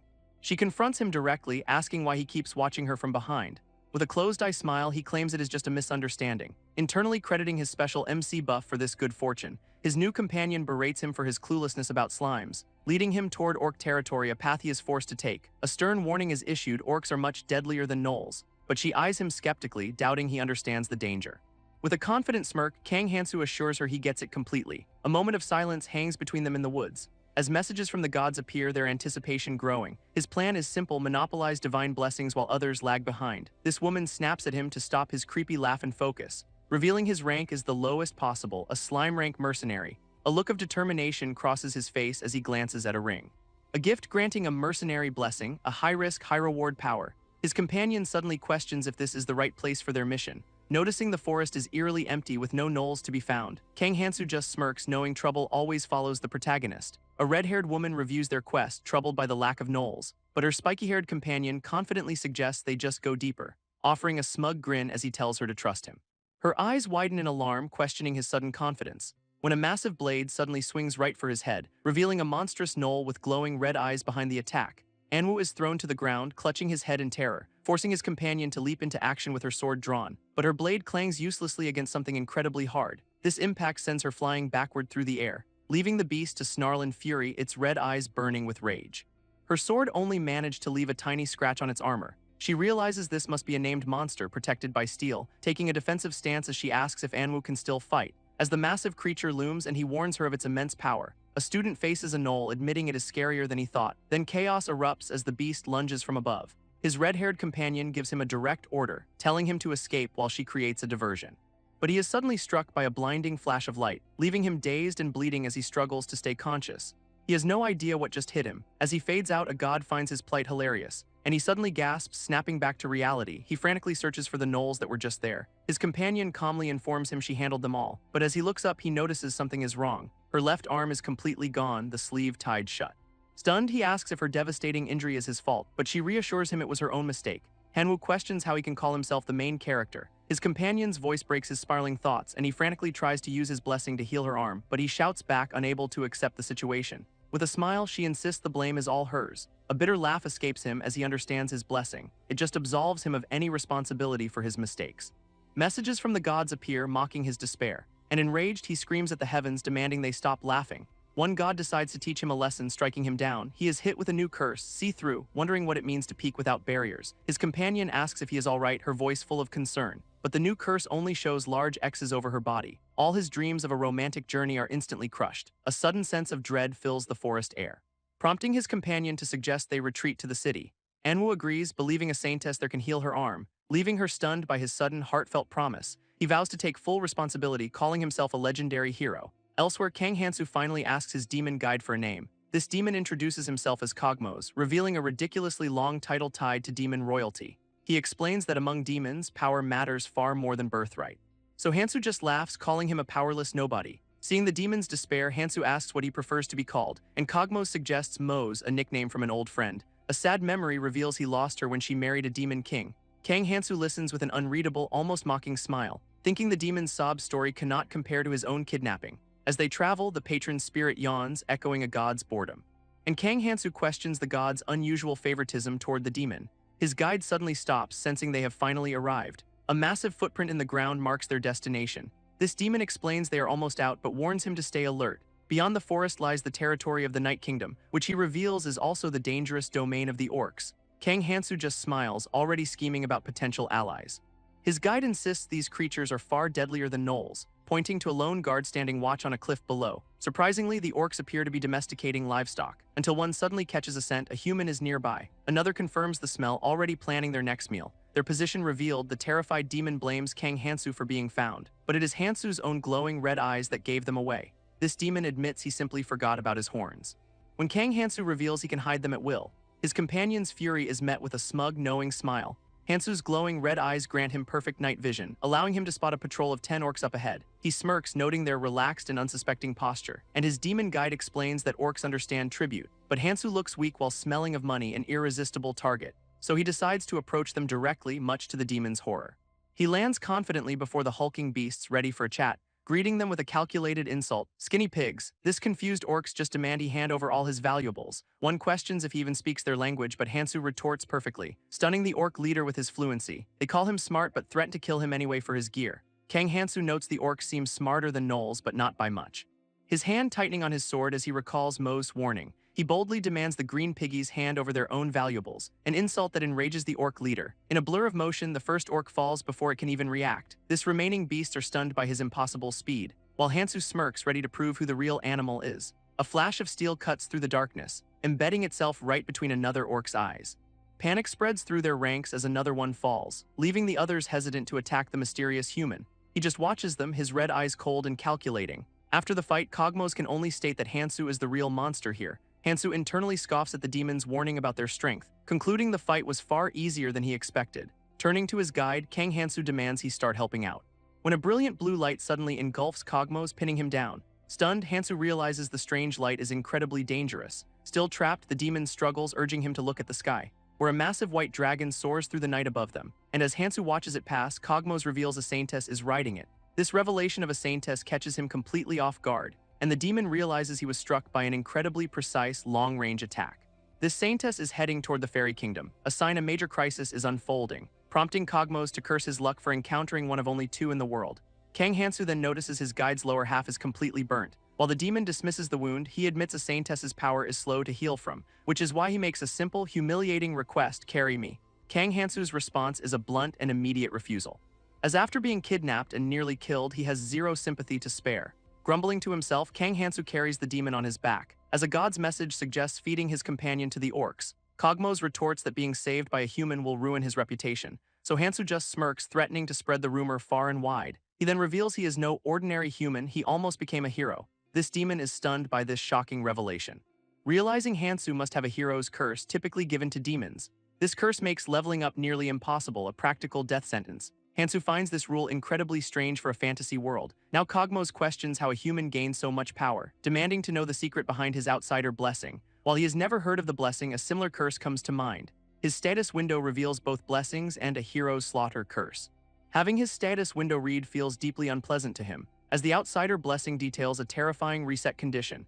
Kang Hansu explains his blessing makes him almost godlike, but his guide sees it as more of a curse than a gift. With his stats constantly resetting, true growth should be impossible. This demon is completely stunned by this revelation, asking how Hansu can possibly grow stronger despite the handicap. He just carries him in silence, his thoughts unreadable. As the patron spirit lets out a weary sigh from a distant god, this makes him wonder about the outsider god pulling the strings. Meanwhile, a student furiously kicks a classmate, enraged by their losses, yet his friend tells him to be quiet since they all failed together. This angry student backs off, still fuming over their recent defeat. A slow, mocking clap suddenly breaks the tense silence. It is a blonde noble offering condescending advice about leveling up. His words do nothing to lift the student's shattered morale. This noble then notes a new problem, a shortage of gnolls to hunt. A commander approaches a royal, addressing him as Your Highness, and the blonde noble receives a report on the annihilated gnoll territory. Their initial theory of mercenaries is replaced by a new one, an order of knights. Evidence points to a single, identical sword technique used on all the gnolls, which is strange since the noble had restricted forest access for the heroes. He wonders how a group could sneak in and wipe them out overnight, but dismisses the idea of a single person being responsible as impossible. With the gnolls gone, he orders preparations for the heroes to hunt orcs instead, telling his commander to delegate the gnoll investigation to the intelligence guild. Just as the commander leaves, the throne room doors slam open. A breathless hero stumbles into the hall, looking exhausted. This blonde noble turns, shocked by the sudden intrusion. This hero, Hanwoo, carries an injured female companion on his back, desperately shouting for the saintess. His urgent plea stunning the entire royal court into silence. Students question Hanwoo's sudden return from his solo training. As he bursts in frantically, searching for someone at the temple, Prince Alsus calmly tells hero Hanwoo to mind his manners. But Hanwoo insists a girl's life is on the line. His companion, a red-haired warrior, stuns a nearby princess, who explains she's just a mercenary now and plans to retire. This princess is left completely speechless by this news, while the mercenary offers only a cryptic, knowing smile. Hanwoo ignores their reunion, demanding to see the saintess immediately, and the commotion draws out the saintess herself, questioning the disturbance. Before the entire royal court, Hanwoo's return is announced. But as he tries to speak, guards cross their spears at his throat. They hold him back while he desperately pleads to be heard, and the saintess is shocked to see he is still level 1 and cursed. His status window confirms his weakness, though he claims he found a new comrade. A white-haired woman calmly questions a nervous red-haired student, whose status reveals a B-rank noble blessing, implying a powerful lineage. But the instructor wonders if that alone makes her truly excellent. A spiky-haired boy leaps to her defense, declaring she saved his life. This woman addresses him by a surprising title, Hero Hanwoo. She then gestures for him to observe the powerful people around them, asking how the girl compares to knights who would die for humanity. Hanwoo is cornered, struggling to justify her worth against such heroes, as his instructor dismisses any simple answers like a pure heart. He stammers, desperately trying to find the right words, finally shouting that her true value lies in her potential.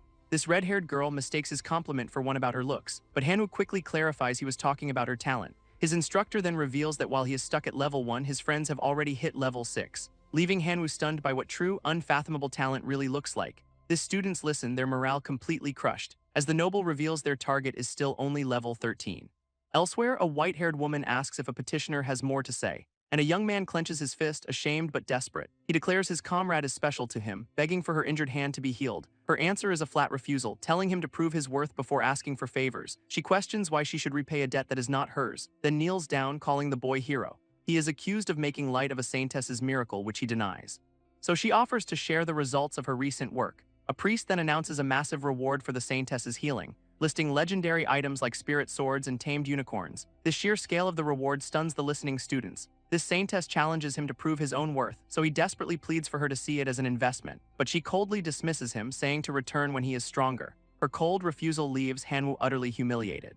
As the other students begin to mock his pathetic display, even the gods express their disappointment in his groveling. Just then, another student steps forward to address the saintess, asking to take the red-haired swordswoman as her comrade. This student explains the warrior has too much potential to be left alone, and the saintess agrees, offering the girl as a companion for a hero. Turning to the red-haired warrior, the saintess asks for her hand, healing it instantly and declaring her the sword and shield for another hero. With a sharp gaze, she warns the girl not to hold her new master back. This red-haired warrior is left completely stunned by this decision, her hand now completely healed by the saintess's divine power. This red-haired girl wipes away a tear, completely bewildered, as the saintess calmly dismisses her to another hero's side. Turning to Prince Alsus, she declares this incident a waste of time, urging him to speed up the rest of their plans, leaving Hanwoo utterly defeated as his classmates abandon him. This blonde noble watches the boy's humiliation in cold silence, and Hanwoo can only curse his own weakness in a fit of rage. Just then, a gentle hand reaches down, telling him to raise his head. A pink-haired princess appears, insisting he was not in the wrong, revealing she sent the red-haired girl to him and thanking him for the help. As a token of her gratitude, she takes his hand, and a magic circle erupts as she asks him to be her apprentice. This brilliant light of the spell engulfs them both, flowing directly into the kneeling hero's body, leaving Hanwoo stunned by the sudden offer of magic. This pink-haired princess wishes hero Hanwoo the best of luck, leaving him completely speechless as she walks away. He finally understands she had a crush on him, a revelation that makes him blush as the gods watch on, amused. With newfound resolve, Hanwoo declares he is ready to start over. Meanwhile, Kang Hansu brutally kicks an orc in the face, his eyes burning with cold determination. As an orc shaman is blasted with a powerful strike, and Hansu leaps over the fallen monster, ready for the next fight. These orcs do not call for reinforcements, but the open terrain is a problem, leaving him completely exposed as he surveys the battlefield. Suddenly, a strange bleeding sound breaks the silence.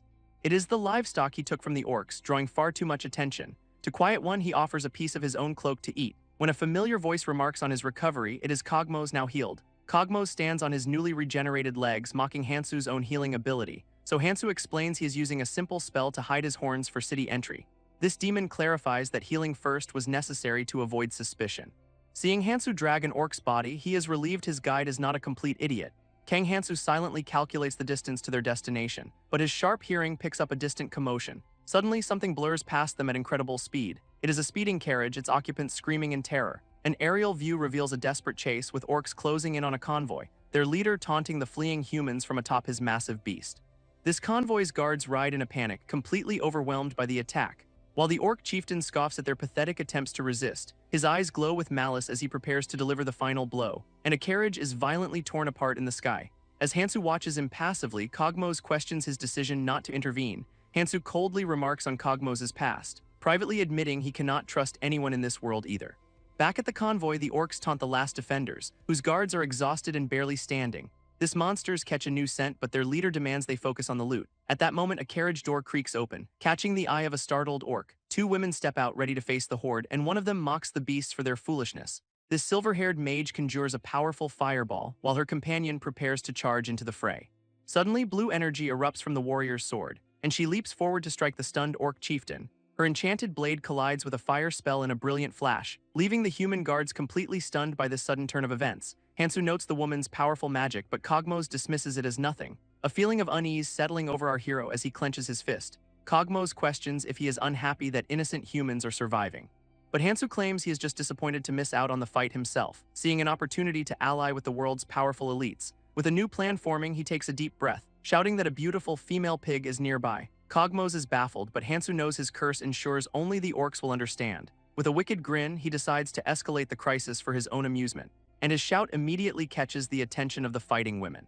A massive explosion erupts from the distant battlefield, as the orc chieftain laughs, claiming the prize for himself, leaving the convoy's defenders completely surrounded and terrified. Even the powerful mage finds herself face-to-face with a new threat, and Kogmo's realizes in horror that Hansu used his curse to summon them all. Hansu decides to intervene, declaring plans have changed, even as a god suggests he should just let them die. This cornered women fight desperately against the orc horde, whose leader orders his men to kill everyone but the women. This vile command leaves the swordswomen utterly disgusted, but Hansu watches with a strange, amused smile. He casually observes the orcs, noting he could have waited longer. One of the brutes finally spots him, dismissing him as a weakling. A smirk plays on Hansu's lips as he begins his introduction, calling himself a mere apostle of a passing outsider. This orc leader scoffs, surprised by his lack of fear, then clenches his fist, his patience wearing thin, roaring that he will kill the boy first before finishing the others. With incredible speed, Hansu vaults over the charging monsters, landing behind them with a taunt before the slaughter begins. This red-eyed boy spots an opportunity. He shoves his fingers right up an orc's nose, using the strange grip to hurl the beast skyward, which leaves his two companions completely stunned. Our boy finds his own method both funny and disgusting, then looks up as a blade flashes with light. An orc swings a massive weapon aiming to kill him, but he just smirks, confident he can read the attack. Suddenly, a desperate warning cries out, and two projectiles narrowly miss his head. A red orc charges in, catching him off guard. As his ally screams at him for letting his guard down, this monster's attack strikes his outstretched hand, leaving the two women watching in terror. He looks down at his glowing fist, confused by the warning.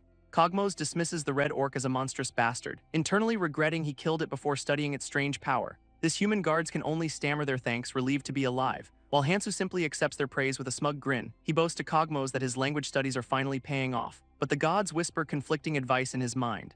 Nearby orcs see him as an easy target, assuming he is exhausted. A brutal punch suddenly caves in one of their skulls, leaving another staring in shock at a severed orc arm on the ground. Hansu calmly asks which of them can turn red like their fallen comrade, his eyes glowing as he taunts their silence. Another orc is torn apart in a blur of motion, and amidst the carnage, Kogmo's finds Hansu completely unfazed. Just then, the demon points toward the convoy, where the surviving guards and the silver-haired mage watch in stunned silence.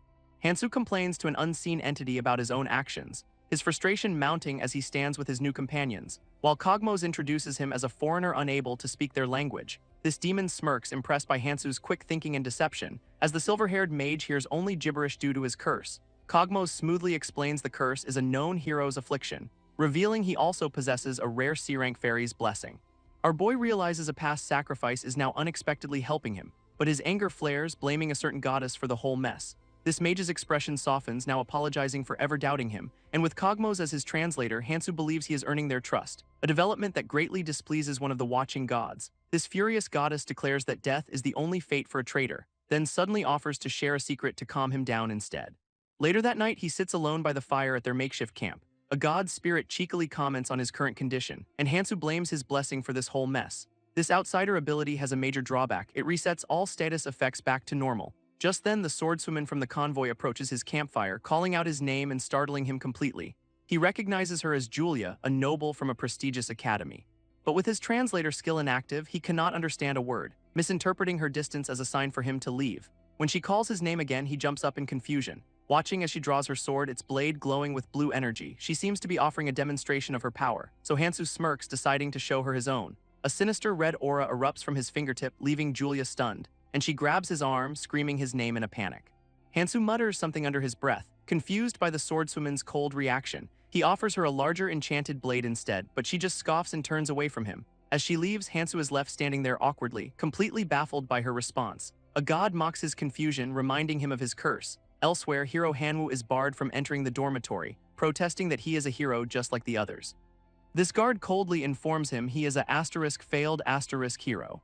And a priest explains he now has 3 options. This first is to give up his title for money or face execution, a threat that leaves Hanwoo absolutely horrified. His second choice is to return to training without any support, a path that guarantees only shame and ridicule from his peers. Hanwoo nervously asks about the third and final choice. This priest offers a life of luxury but trapped in the temple forever. Refusing to be a prisoner, he quickly picks the first option, and is immediately presented with a contract to sign. Our boy questions the need for official paperwork, learning it is to protect the reputation of the other heroes. He is then given an independence fund and a new identity, a surprisingly generous offer that leaves him stunned. This priest catches him muttering in disbelief, as the failed hero realizes this reality is far kinder than his novels suggested. With a sly grin, he confirms the money is all his, then offers a quick word of thanks before leaving. Walking away, he admits marrying a noble was tempting, but he chooses the path of a true hero instead. His first heroic destination is the slave market, as a god watches in amusement. A statue stands in honor of the revered saintess, who learns that hero Hanwoo has deserted his mission. She reflects on the dwindling number of heroes, a necessary evil,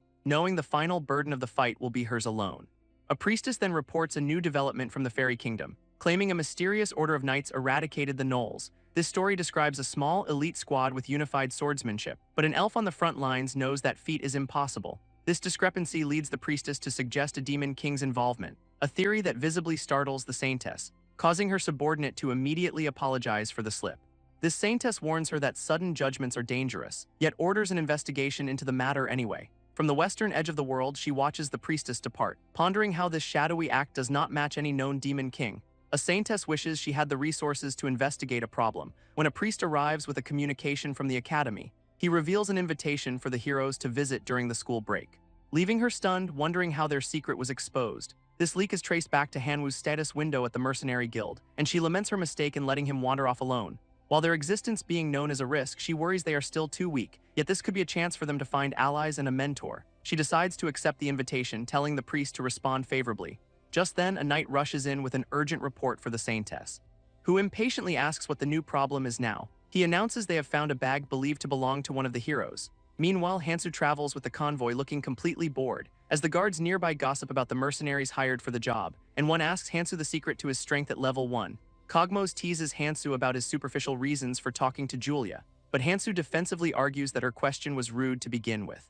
He then asks about the shameless nature of mercenaries, and the demon explains that their boldness often leads to fatal quarrels. This leaves Hansu wondering why anyone would choose such a life, so Cogmos reveals they gain experience by completing requests. This word experience immediately sparks an idea in Hansu's mind. A sudden realization hits him with stunning clarity. He checks his hero status, noting the penalty diminishes experience from hunting.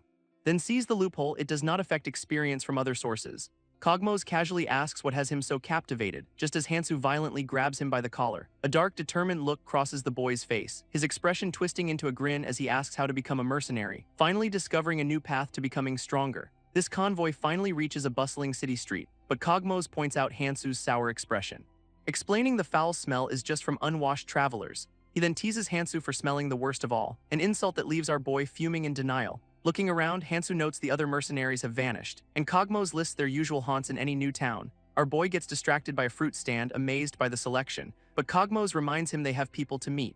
Julia and her companion approach, speaking an unknown language.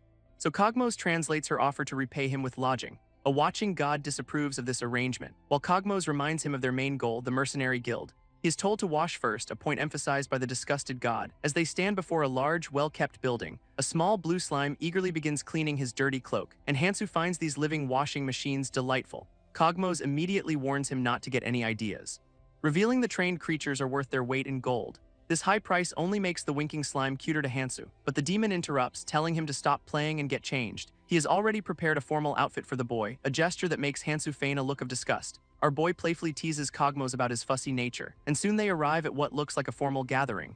Hansu stands uncomfortably in his new clothes, clearly annoyed, while Kogmos effortlessly charms a group of noblewomen. This display earns the demon the scorn of a watching god, as Kogmos' hand clenches with sudden purpose, just as Hansu announces their targets have arrived. A pair of nobles stare in admiration at the arriving party, as Julia and her companion make their elegant entrance, this women exchanging pleasantries that are a mystery to Hansu. But our boy is already annoyed by Kogmos' constant chatter. Deciding the first order of business is to find a good meal, and Kogmos happily agrees, knowing a restaurant the ladies will enjoy. Julia's companion then turns to address Hansu directly. This demon translates her response, she will follow his lead, a revelation that pleases Hansu, who sees it as a sign of respect, and he smiles, thinking this world is not so bad after all. Meanwhile, the failed hero Hanwu arrives at his destination, staring up at the grand and imposing slave market building, overhearing a noblewoman's comment about a slave's physique, and sees a powerfully built man being appraised for his strength, a sight that leaves the would-be hero completely speechless. At the slave market, a guard berates two collared captives, ordering them to re-education just as Hanwu arrives. This casual cruelty of the place clearly bothers him, while unseen gods make a wager on his next move. Hanwu enters the main building, surveying the grim scene, and finds a young man locked behind bars, when a familiar voice suddenly calls out his name. He turns in shock, completely stunned to see him here, recognizing a fellow hero from the training grounds. This other hero stands beside a large, intimidating man, assuming Hanwu also quit after taking the payout. Our boy plays it cool, keeping his early departure a secret. As the other guy offers an alliance, promising inside info, he leans in conspiratorially, pointing toward the back room, revealing a secret way to access premium slaves by using his hero status. This other hero explains the contract's loophole with a smug grin, leaving Hanwu stunned by this critical flaw in the ability to see status windows. He deflects a question about his plans, wary of this sudden friendliness, but agrees to meet later at an inn near the city gate. His former comrade smirks, confident he knows Hanwu's intentions. Inside, Hanwu approaches a slave trader who casually dismisses him, until a hand slams the table, demanding his full attention. As Hanwu reveals his own status window displaying the hero's blessing, this trader's eye widens in utter disbelief, his attitude shifting instantly to fawning respect for the legendary hero, who eagerly asks what kind of slave Hanwu desires. This merchant privately celebrates his luck after another rich hero's visit, while Hanwu's hand rests on the table, and he leans in with a specific request, a strong female warrior, prompting the trader to promise he has the perfect one available. This trader leads Hanwu to a private viewing area, but our boy looks through the peephole unimpressed. He sees an outdoor courtyard where slaves are displayed, and the man eagerly presents his finest merchandise. Hanwu agrees to take a closer look, feigning interest, as the trader details the history of a powerful female bandit, a past filled with violent betrayal. He boasts of her monstrous strength, ordering her to show her status, revealing a level 17 mercenary with a slave curse. This curse ensures absolute obedience through pain, a fact that clearly makes Hanwu uncomfortable. This trader dismisses any concern over price, claiming it is a favor, but Hanwu rejects the muscular woman, asking for someone slender. With a sly look, the man suggests he needs a tank for protection, so Hanwu decides to choose for himself, trusting his blessing. This trader grants him access to the special selection, but Hanwu returns almost instantly with his choices, revealing 3 female slaves, a sight that stuns him. A quick check reveals they are all stronger than he is, as the trader annuls their previous orders by tearing up their contracts, declaring with a fiery flourish that hero Hanwu is their new owner. After the ownership transfer, he warns the boy to be firm, but Hanwu smugly believes his kindness will prevent any betrayal. His first command is simple: follow him to buy weapons, and the 3 women reluctantly accept their new reality. This obedience earns a deeply unsettling smirk from our boy, while the watching gods settle in, eager for the coming drama. Sometime later, Hanwoo's plan hits an unexpected snag at the mercenary guild. He cannot read the strange script on the registration form. Realizing with dawning horror he cannot even sign his own name, Hansu glances at the registration form, hesitating. As the guild receptionist waits with a patient smile, he panics, realizing he cannot even write his own name, and Kogmos immediately teases him about being illiterate. This demon writes out his name, telling him to just copy it, but Hansu struggles immensely with the simple task. After 10 agonizing minutes, he finally finishes the signature. A closer look reveals he has completely butchered his own name, earning him a mocking laugh from Kogmos. Despite the error, the receptionist accepts the form to complete his registration, and a glowing status plate materializes before him. It reveals his new D-rank mercenary blessing, a surprisingly high rank for a first evaluation, which Kogmos explains is thanks to Julia and her companion vouching for him. When told to thank them himself, Hansu retorts that he cannot. Kogmos mockingly offers to buy him a children's book, as Julia's companion presents him with their first mission. This paper details their first task, orc subjugation, a simple population control mission that excites Hansu. This gives our boy a dark, calculating idea. His plan involves using the two women as orc bait. A watching god questions his violent intentions, which he quickly denies, but his sly smile only piques the god's curiosity. In his mind, he promises nothing less than annihilation. This scene cuts to the battle, with Julia leading the charge, her glowing blade clashing with the first orc. Suddenly, her companion is grabbed by another monster, getting slammed violently to the ground. She struggles on the ground, clearly in pain. As an orc turns just as a voice warns Julia to get down, an orc is blasted by a powerful attack. As Julia's companion thanks her for the save, this count's daughter warns her not to overdo it given their numbers, but the companion insists she can handle the fight. Just then, another monster appears, unimpressed by her power, and lunges forward with a threat before being struck down. These two women stare at the fallen beast, wondering if it is over, prompting Julia to reflect on her past. She's met all kinds of powerful people in her life, but none have been as special as Kang Hansu, who is shown effortlessly slaughtering the orcs. His status window reveals his title, Hero of the Fairies, and he cuts through another monster with his glowing blade. A desperate orc tries to stop the sword with its bare hands, but Hansu's fairy blessing confirms his true identity, overriding any suspicion. An orc roars in fury at the approaching boy, but Hansu gleefully stabs it in the face, inspiring one of his companions to try harder, though they both agree he is a very strange person, as he laughs maniacally, tearing through the horde, sending the remaining orcs fleeing in terror, until one of the women begs him to stop for a rest. Our boy turns, completely unfazed by the battle, forcing Leisha to plead with Kogmos for a break. Collapsing in exhaustion, amazed by his stamina, he has not even broken a sweat after annihilating the monsters, when Julia suddenly calls out Leisha's name, teasing her for being the first to get tired. She points out her friend's shaking legs with a smirk, but Leisha protests that it is unfair since she is wearing a dress. Leisha admits that this Hansu person is truly amazing, and Julia agrees, suspecting it is more than just his blessings. Watching from afar, she clarifies she is talking about his raw talent, a swordsmanship so insane Leisha can barely describe it. His fighting style is dangerously unstable, risking his own body with every move. Julia is stunned by this revelation, as Leisha admits even she, a genius, is unsure. Meanwhile, Hansu is just glad the lesson is over so they can finally rest, until Kogmos hands him a children's picture book for language study. Our boy immediately gets to work, trying to learn the basics. But the women note his pronunciation is only good for begging. Leisha then proudly announces she has just reached level 15, a fact that makes Julia smirk, thinking the gap between them has widened. This student system rewards progress with experience, making it easier to rank up. With new confidence, Leisha declares she is aiming for B rank this time, a goal so ambitious it leaves Julia shocked and worried for her friend's safety. Julia reassures her friend that with Hansu, they will be fine. While Leisha notes his strange mix of focus and protectiveness, Julia teases her for watching him so intently, a comment that seems to alert Hansu, who snaps his book shut. He shouts for the girls to move out, ignoring their pleas for more rest, clearing his throat with obvious impatience. His broken speech commands them to follow him immediately. These two women are left standing among the orc bodies as he walks away, prompting Leisha to reflect on the strange man from her scholarly perspective. This brutish, hard-to-understand boy has deeply piqued her curiosity, though she decides her first priority is teaching him how to speak. Elsewhere in a grand hall, a priestess is presented with a mysterious bag, which a high-ranking cleric confirms is the item in question. Her golden eyes flare with a sudden, intense power, as the importance of the bag hangs heavy in the air. Elsewhere, a woman confirms a report to a priest and knight, examining a backpack whose origins are clearly otherworldly, found in the Knoll forest where the heroes once trained. This knight reveals only he and his commander know of the bag's existence, but she worries if the information reached Prince Alsus. He assures her he was ordered to report directly to her, a fact that aligns with her own assessment of every hero. Pleased, she promises the knight a lifetime of service to the temple, a reward that suddenly seems less appealing. She gives him an ultimatum: forget the bag or face an honorable death. Terrified, the knight begs to serve, and she dismisses him with the priest. As the two men depart, she is left alone with the strange belongings, her hand closing over a golden nameplate, Kang Hansu's. She then speaks to someone unseen, asking if they heard everything, handing the plate to a cloaked figure with orders to decipher the name. A hooded figure is worn to conceal her true intentions, while a white-haired woman considers covering up a god's mistake. Her subordinate then reports a murder incident in a hunter village, a story she believed was already being suppressed by the council. This report details sacrificed fairies and a supposed perpetrator, with villagers blaming the vengeful spirit of an outsider. This word outsider makes her recall the strange clothes of a hero. Her subordinate sighs, knowing the logical conclusion is different, that the person survived and took revenge, prompting an order for a sketch. Meanwhile, Hansu sits calmly by a crackling campfire, his companions Julia and Leisha sleeping soundly nearby. This leaves our boy to face his current frustrating predicament. He is forced to study a children's book just to learn the language. In the quiet of the night, his lesson continues, as a certain god finds the book's cute pictures amusing.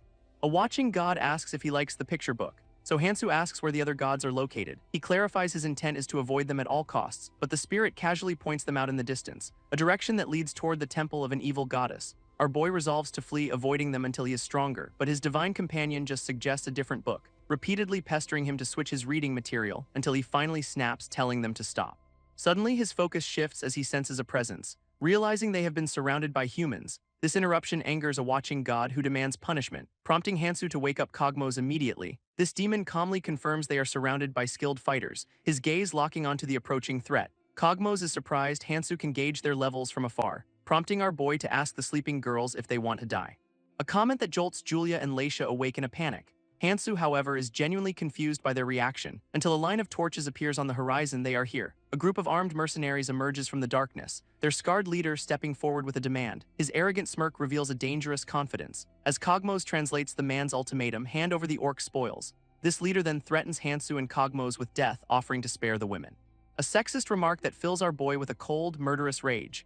Leisha and Julia prepare for battle, ready to fight back, while Cogmos worries about their numbers, trying to reason with Hansu. This demon mutters about his own frustrations in this unfamiliar place, but Hansu promises to disregard their status and kill them all equally. Hansu realizes they are facing more enemies than expected, his mind racing to form a new plan, knowing he has to protect Julia and Leisha during the fight. And a risky strategy suddenly comes to mind. This attackers spot the women, their leader noting their strength, immediately loosing a volley of arrows toward the camp, but Hansu deflects them with a single glowing strike. He closes the distance in an instant, landing a devastating blow, leaving the man reeling in absolute shock. His companion can only stare, stunned by the boy's power, when suddenly a monstrous hand grabs another attacker's head, revealing a horde of orcs emerging from the darkness. Their leader grins menacingly, claiming the women for himself, and the beasts begin to tear through the human ranks, leaving the remaining men trapped and screaming in terror. These women are stunned by the sudden orc ambush. Hansu, however, faces the horde completely unfazed, a wicked grin spreading as he realizes it is a double exp event. In a flash, he lunges into the fray, becoming a crimson blur that tears through the monsters.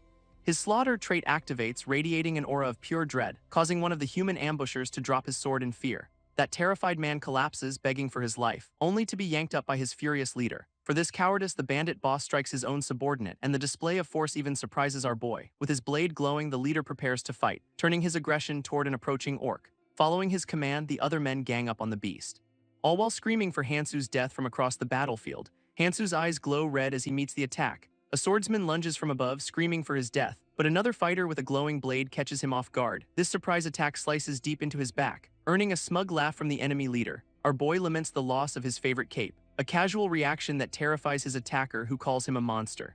In an instant, Hansu drives his sword through the man's skull, leaving the remaining enemies defeated and scattered. He calmly surveys the battlefield, taking stock of the situation, while Leisha unleashes a massive explosion on her foes. Hansu notes that both the mage and the swordswoman are holding their own, as Julia cuts through her opponents with a fierce blue aura. Seeing his companions are occupied, he takes a moment to think, only for the pouting god to remind him about his language studies. This pestering god finally relents on the language lesson. While back in town, adventurers mutter in disbelief, seeing the massive bag of spoils from the orc horde. A guild clerk wonders if the massive haul is even enough, but Hansu complains he could have farmed more, earning a scolding from Cogmos. He then calls over the exhausted women, handing them each an official proof of quest completion. This reward leaves both Julia and Leisha absolutely ecstatic, with Leisha revealing they gained 2 whole levels from the hunt. Even Cogmos is surprised to find he has leveled up as well, prompting Hansu to eagerly check his own progress. His smile twists into a look of pure disbelief. His level is still stuck at 1. This impossible outcome leaves him completely baffled, as his divine companion innocently pretends to be asleep. A certain god rages against the suspicion of an outsider. As the story shifts to the beginning of time, when stars first formed, and from a lonely planet life began to emerge, Mortals look to the sky, witnessing a divine light for the first time, soon gathering to worship this mysterious new presence. Their desperate prayers for salvation turning the entity into a god. This god found purpose in answering their pleas for help. But soon other deities appeared, each with their own followers, competing to grant power and favor to the mortal races. This divine interference only led to endless, bloody conflict, as countless lives were lost in pointless wars over time. In the aftermath, the god discovers a single dying warrior, gravely asking the broken man if he still wishes to live. He screams through tears and blood that he refuses to die, prompting the god to extend a hand and save his life. With a sudden poof, a baby appears over a dead body, leaving the infant to cry on the corpse as the god's spirit watches. A strange look crossing her face as she observes the aftermath.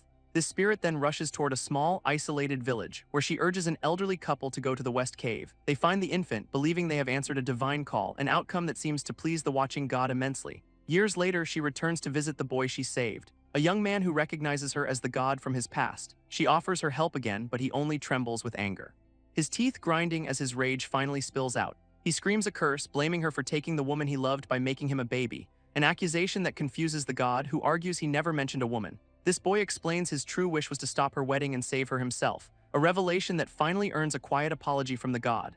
Suddenly, the god's spirit is ripped away, leaving Hansu shouting for her return. A departure that leaves her wondering where she went wrong with mortals. A pirate's prayer for a safe voyage flatters a certain wind god, while a war god cheers on his devoted soldiers in battle. Yet Hansu's companion genuinely fails to understand this dynamic, having tried to bless other lives in the distant past. Every single person she helped, however, came to resent her for it. For hundreds of years, she was left utterly alone, watching as the world slowly changed without her. Mortals began praying for specific outcomes like victory in war, treating the divine as a tool to be used for their own ends. This led the gods to create a new system of heroes, demons, and levels, a new order that every deity adapted to except for her. This scene shifts to a wounded knight asking for the saintess, only to be told she is gone, leaving him without a proper healer. A level 38 hero named Kine rages at his defeat. Desperate, he screams his will to live when the god appears. But she warns him of a terrible price for her help.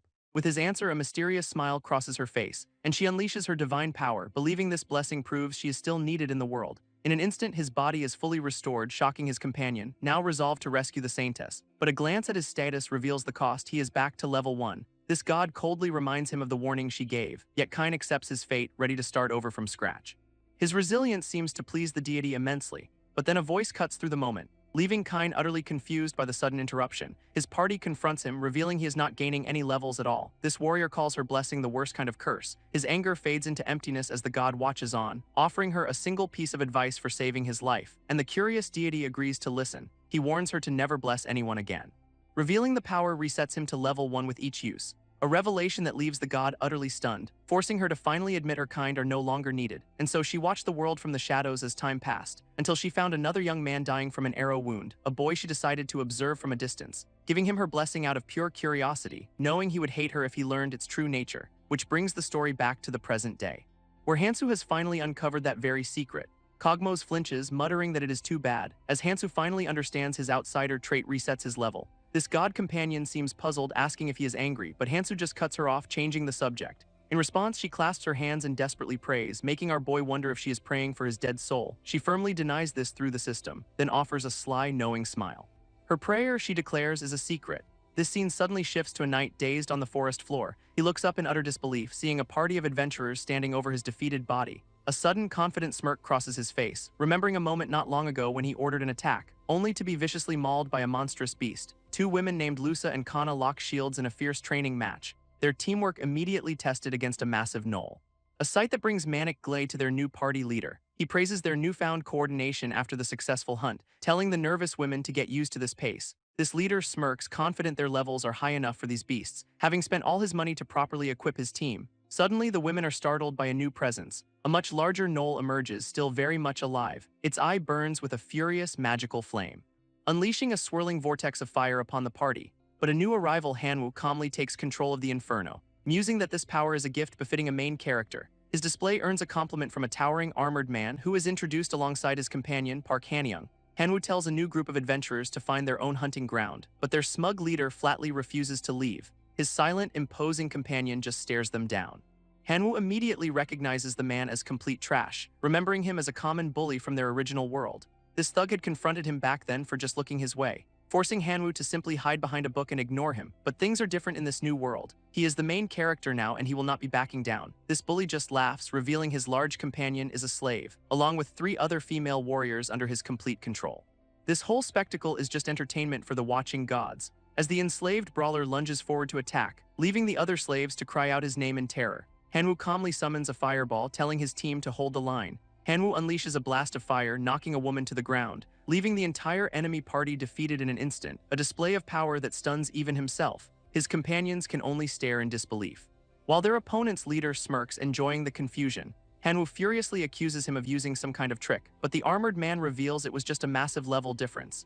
This 2 women with Hanwoo look on in terror, as the enemy leader's taunt echoes in their minds. Park Hanyeon then makes his demand, hand over the women. This outrageous order leaves Hanwoo completely speechless. Meanwhile, Hansu searches a library with his god companion, hoping to find a legendary weapon since he cannot level up. A clerk informs him that all such items have been confiscated, but then suggests he might find one on a fabled treasure island. Hansu discovers a relic so dangerous its excavation was stopped, a challenge that immediately sparks his interest. His sharp-toothed companion warns him the nation's knights guard it, taunting that they are far stronger than our boy. Frustrated, Hansu steps outside to clear his head. Wondering if his level 1 status makes it impossible, he mulls over the problem of the knights, imagining their strength and searching for a solution. A familiar god's voice offers some encouragement, but a sudden insult cuts through his thoughts. A hulking pigman appears, demanding all his possessions. This creature is stunned. Hansu can speak its language, taking offense at being underestimated and raising a weapon. With a flash of red in his eye, Hansu prepares to retaliate, unleashing a powerful blast right in the monster's face. A monstrous orc growls in defiance, but a fist descends from above, crashing down with explosive force. A young man pins the beast, taunting his victim, raging that this world has no relics to find. His brutal interrogation finally breaks the creature's will, leaving him stunned by the sudden confession. This orc begs for mercy, but the boy suspects a trick, insisting a great relic lies within the nearby ruins. This information finally gets his attention, and his entire demeanor shifts to a friendly smile, a change that leaves his new friend utterly terrified. This continent, it seems, ranks everything by monster type, placing orcs somewhere in the middle of the hierarchy, a fact that makes them the perfect target for our boy. Hansu pats the orc's chest, calling him a lucky friend, then adds with a wide grin that friends do not use violence. His god companion simply watches, calling him a stubborn bastard. Our boy then explains a catch: the orc cannot enter the ruins. This beast seems confused, saying it is a restriction he has always had. Suddenly, his companion announces they have arrived at their destination. As the trio walks across a vast, seemingly empty field, Hansu scans the horizon, seeing absolutely nothing there, until his eyes suddenly widen in realization. A massive, hidden city of stone pillars appears before them, leading the group toward a crumbling ancient archway. This orc smirks, believing his trap has finally worked. Stunned, Hansu wonders how he missed an entire city, as the beast reveals this is an orc sanctuary for levels below 9. This news just makes our boy grin since he is only level 1. This orc scoffs at Hansu's level 1 status, calling it a lie, but a red glint in our boy's eye tells a different story. He stumbles back, seemingly overwhelmed by the numbers. As more pigmen emerge from the shadows to surround him, Hansu now stands in the middle of an orc village, their warriors mocking his low level for trespassing. This first orc tries to warn his comrades to be careful, sensing this human is far from ordinary, but Hansu simply tells them to let him pass. He then declares he will just walk right over them, charging forward with a terrifying burst of speed. Our boy launches himself into the air, a blur of death from above, leaving the remaining orcs stunned that a human could fly. A system message reveals a god is praying for the fallen orcs, as the survivors cannot even track him through the scent of blood. Vengeful orcs rally together, swearing to find their attacker, baiting a trap with one of their own, a sight that makes the relic hunter smirk, knowing this hunt is far from over. He stands over the bodies of his previous victims, a god delighting in the carnage. But the boy feels lost, wondering if he is missing a key element. Suddenly, more orcs spot him from above, screaming insults, leaping down to attack the enemy of their people. Our boy just dodges away, completely unimpressed by their rage, as his pursuers cannot believe his endless stamina. With a manic grin, he decides to see this fight to the very end, leaving the exhausted orcs to stare in confusion, utterly spent, their final, desperate cries echoing through the ruins. This hunter now stands atop a mountain of defeated foes. He reveals his trick was using slimes to lure them all into one place, and his reward is a rank up for his slaughter skill. He is hit with a new curse called Massacre, meaning the souls of his victims will now haunt his sleep, but he does not sleep, complaining to his god about the unfairness. Quickly clarifying his frustration is with the curse, not her. As rescued villagers approach, his god suggests seeing it from the orc side. This men try to speak, but their words are just gibberish to him, a language barrier that leaves our boy completely baffled. He storms away, wishing he'd brought Cogmos to translate, then turns back to the orc, calling out its attempt to play dead. This terrified creature explains the only exit is through the city's center, making the kid realize he's been walking in the wrong direction. Following the new path, he makes his way through the ruins, eventually reaching a massive staircase he hopes is the exit. Nothing seems out of the ordinary, making him wonder if it is a magic portal, when a brilliant column of light suddenly erupts from the top. A voice from the light accuses him of destroying their base. As the rescued villagers look on in absolute terror, a powerful orc chieftain emerges demanding an answer, but Hansu just smirks at the creature's dramatic entrance. This chieftain roars again for the human to explain himself.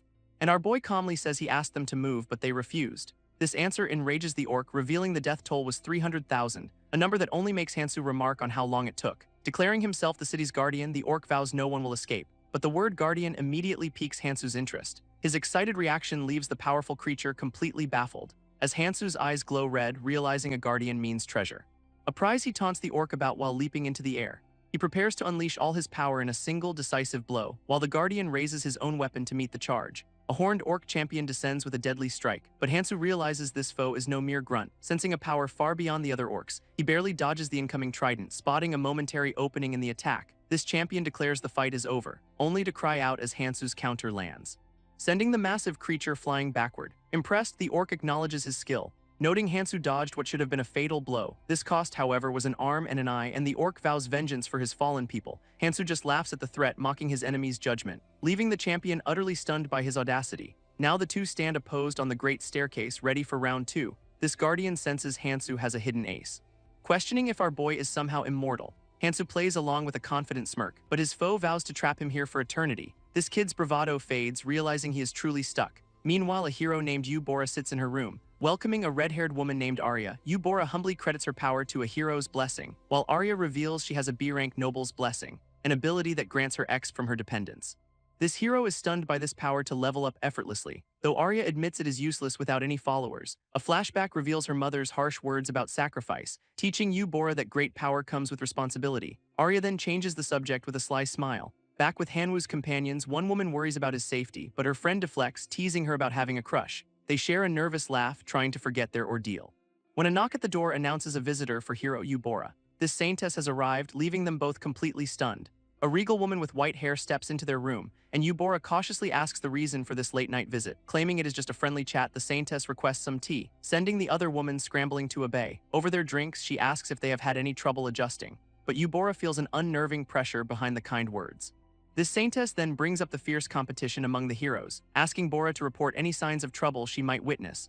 Her true goal is to stop them before they become fallen heroes, a chilling phrase that leaves the two women in shock. This saintess warns of heroes corrupted by their blessings, and Yubora nervously asks about their ultimate fate. Her chilling reply is that fallen heroes are still useful, not killed, calling their corruption a betrayal to all who believed in them. A memory surfaces of their summoning, a boy demanding to go home, and it was Hansu questioning the mission with a family left behind. His defiance echoes in her mind, challenging the call to save the world, pulling Yubora deep into her conflicted thoughts. Snapping back to reality, she dismisses her distraction, but privately wonders if Hansu made the right choice after all. This saintess then suddenly asks if she knows Kang Hansu, leaving Bora flustered as she is teased about him being her boyfriend. She claims he was just a classmate, but the saintess's eyes narrow. Grabbing her hands, she insists on knowing everything, her voice pressing for the truth under the dark night sky. Various gods watch the meeting, one asking for gossip, but the saintess scoffs, knowing the hero's connection is deeper than she admits. She recalls how Yubora spoke of Hansu for hours, clearly interested. In her hand is Hansu's tag, a reminder of the one who refused his destiny. This truth of his return could shatter the hero's faith in the gods, but the question remains, what if he is still alive? At that moment, a vision of her goddess appears, a benevolent god watching over her. Her divine gaze falls upon the objects in the room, leaving the goddess deeply uncomfortable before she abruptly departs. She realizes even the god of heroes, who tracks everyone, cannot find Hansu, which can only mean another god is shielding him from sight. Her resolve hardens, she must find him and erase every trace of his existence. While preparing her secret search network, a small spirit observes her unnoticed, a god peeking in on her clandestine plans. Then, having seen enough, the divine observer quietly slips away. This battle continues to rage across the ruined city, as another powerful blast echoes through the night. From the top of the stairs, the guardian mocks Hansu's stamina, asking how long he will keep up this pointless struggle. Hansu stares back, pondering the orc's question, while his foe simply laughs, certain of his victory. But our boy just grins, promising to keep trying until the orc is dead, then lunges forward into another reckless assault. He narrowly evades a swing from the glowing trident, this weapon's tip coming dangerously close to his eye, but the resulting energy blast still sends him flying back. In that moment, a memory flashes through his mind, a past defeat that mirrors his current hopeless fight. His thoughts drift to a much quieter time, wondering if a different move back then could have changed everything. A brown-cloaked hero tries to communicate with the rescued villagers, surprised when one of them seems to recognize him, a bandaged man named Bruce, the group's temporary leader. but the hero still cannot understand a word they are saying, as Bruce presents a grateful young woman to him. She bows deeply, expressing her thanks for being saved, while the hero frantically tries to warn them of another person in danger. He points to the woman, asking if she is the one he is meant to help, then finally gives up, waving them off in frustration. Later that night, he sits by a fire, lost in thought, beginning to sketch out a complex strategy in the dirt. By the time the sun rises, a new day has begun. He stretches, having worked through the entire night. Now standing over his completed plan to defeat the Orc Guardian, but a glance reveals the woman is just sleeping nearby, baffling him completely. Hansu is baffled that the woman just fell asleep, while a watching god tells him to mind his own business. His priority, however, is taking down the ruin's crown, and the outsider god watches him with concern. He begins to focus, channeling red energy into his hand. This power surges, wrapping around his entire body. His eyes glowing with a fierce red light, visualizing a battle against the Orc Guardian. He practices every move, every dodge, every strike, leaving his divine companion completely bewildered. She asks if his practice is based on the real Guardian, and Hansu smugly admits to studying the Orc's moves all day. His patron god calls him a pervert for his spying, when suddenly a system window materializes before him, revealing his training has leveled up his outsider blessing. This hero's blessing levels up, earning praise for his patron god. A sudden rank up from E to C leaves him cursing the goddess's interference. This massive power spike has not gone unnoticed by the goddess herself, realizing his survival against the gnolls is the very thing that triggered this. Now, with no time to relax, he prepares to confront the Orc Guardian. His opponent, the massive orc, waits patiently for his return.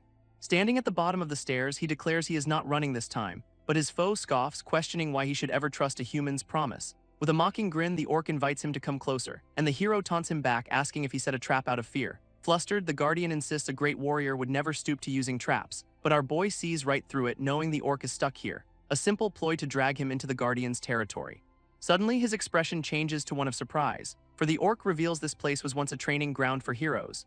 Hansu scoffs that the godless orcs have no heroes, and his foe explains they seized this place when humans grew arrogant, leaving behind only these ruins filled with blessings. These ruins serve one purpose, to keep the truly powerful from entering, but the orc vows they cannot rebuild while Hansu lives. He channels immense energy, preparing for a final strike. Declaring his intent to end our boy right here, Hansu just laughs in the face of the threat, asking for a moment to pose a question. This massive guardian impatiently demands to know what it is, so Hansu slyly asks if there is any treasure nearby. His enemy reveals the ruins hold weapons for new heroes, a revelation that leaves Hansu completely stunned. He thinks back to the vile goddess, wondering how he could possibly face her, armed with nothing more than a beginner's sword. This cloaked hero from before is trapped in a nightmare, believing he is doomed. While on the staircase, the Orc Guardian ends all talk with a thunderous stomp, roaring that his opponent will pay for 300,000 fallen comrades. In a flashback, a different challenger grips a small, circular object. This spiky-haired warrior clashes with the Guardian in a blur of motion, deftly parrying a heavy blow from the glowing trident. He holds his ground against the monster's overwhelming power. A wild grin spreading across his face, loving the brutal fight, which shocks the orc, who notes his rapid improvement in just a day. His foe then realizes the hero is making a break for the exit, bellowing that he will not let him escape again. This Guardian brings his weapon down with crushing force, striking the hero, who now hides, pondering a strategy he has been considering since yesterday. Pinned to the ground, the challenger looks up at his captor, his mind racing for a way to get out of the ruins, sending the orc tumbling down. A swirling golden portal opens in the sky, leaving the Guardian stunned by its sudden appearance. This hero's escape route materializes on the ground, and Hansu finds himself safely outside, realizing the exit was real. His patron god appears, shocked he just vanished, but our boy is only focused on finding the treasure now. This outsider god happily points him in the right direction, so Hansu turns, asking where to look. He doubts anything of value could be in these ruins, until a faint golden light catches his eye, revealing a stash of swords left among the rubble. He picks one up as his god calls it a beginner's holy sword, a simple blade filled with radiant holy energy. This outsider god then explains only a true hero can wield such a weapon. He grabs a sword, but it suddenly becomes incredibly heavy, a curse specifically designed to repel heroes. This blade violently rejects him, sending him flying back, which his divine companion finds amusingly fair. Undeterred, Hansu decides to test every single weapon, but each one shatters in his grasp, rejecting him violently. He is left breathless, surrounded by a field of broken blades. With only one sword left, he hesitantly grips its hilt, and to his surprise, this one feels light and accepts him. His patron god declares the weapon defective, sparking an idea in Hansu's mind. He decides to destroy all the other cursed weapons, leaving only the defective one as the sole option. A clever bit of logic that impresses his divine companion. Our boy just grins, proud of his little scheme. A new curse suddenly appears on his status screen. He screams in fury, realizing he has been cursed, while elsewhere a new day begins peacefully. A young woman cheerfully waves to a new hero named Kang Min, who smirks confidently as he waves back to her. Though he claims to be tired, divine messages urge him onward. Looking over his rewards with a satisfied grin, his status window reveals a long list of powerful blessings, marveling at his rapid growth under divine favor. With this power, he is certain the upcoming tournament will be an easy win. Vowing to claim the grand prize for himself, the Holy Sword. Elsewhere, a divine voice declares it is not yet time for that, shifting the scene to a discussion of classic romance tropes, featuring knights and ladies as a blonde woman weighs her options. Her thoughts drift to the appeal of taming a risky demon king. A blonde woman cries out, questioning why she has to fight at all, instantly shutting down her companions when they try to calm her. This man quickly apologizes as she turns away in a huff, lost in a daydream of being protected by handsome knights. But her reality is a bitter disappointment. Her first shield is timid and foolish, ranked 4th overall, while the second is selfish and sly, ranked 5th. This third, a strange follower, is ranked a lowly 7th, and she sighs, knowing they are all she has to work with. Suddenly, her mood brightens as she sweetly apologizes for being harsh. Explaining she gathered them for an important reason, she reveals a secret: a hero will soon be chosen for the academy, a prospect that makes one of her companions groan in annoyance. But she sees this as her fantasy life beginning, earning mixed reactions from the gods. When her bespectacled shield kneels, asking for permission to speak. Granted permission, he asks if everyone can enter the academy, but she clarifies only 4 will be chosen based on rank, a condition he knows will lead to bloodshed within their faction. Her spiky-haired companion questions why she is sharing this secret, and she insists with a sly grin that she is being serious. He erupts, accusing her of just wanting them to clean up her mess. So she makes a binding promise to grant a wish if she fails them. This offer leaves him completely stunned. As she reminds him the gods are listening, making it a binding vow. Her timid follower immediately pledges his loyalty, and the bespectacled shield kneels, calling her his queen. Only the spiky-haired one remains suspicious, feeling deceived, but he reluctantly agrees, much to her delight. Meanwhile, Hansu is on the ground, furious about the curse he received. A curse that makes all holy swords stronger and harder to destroy.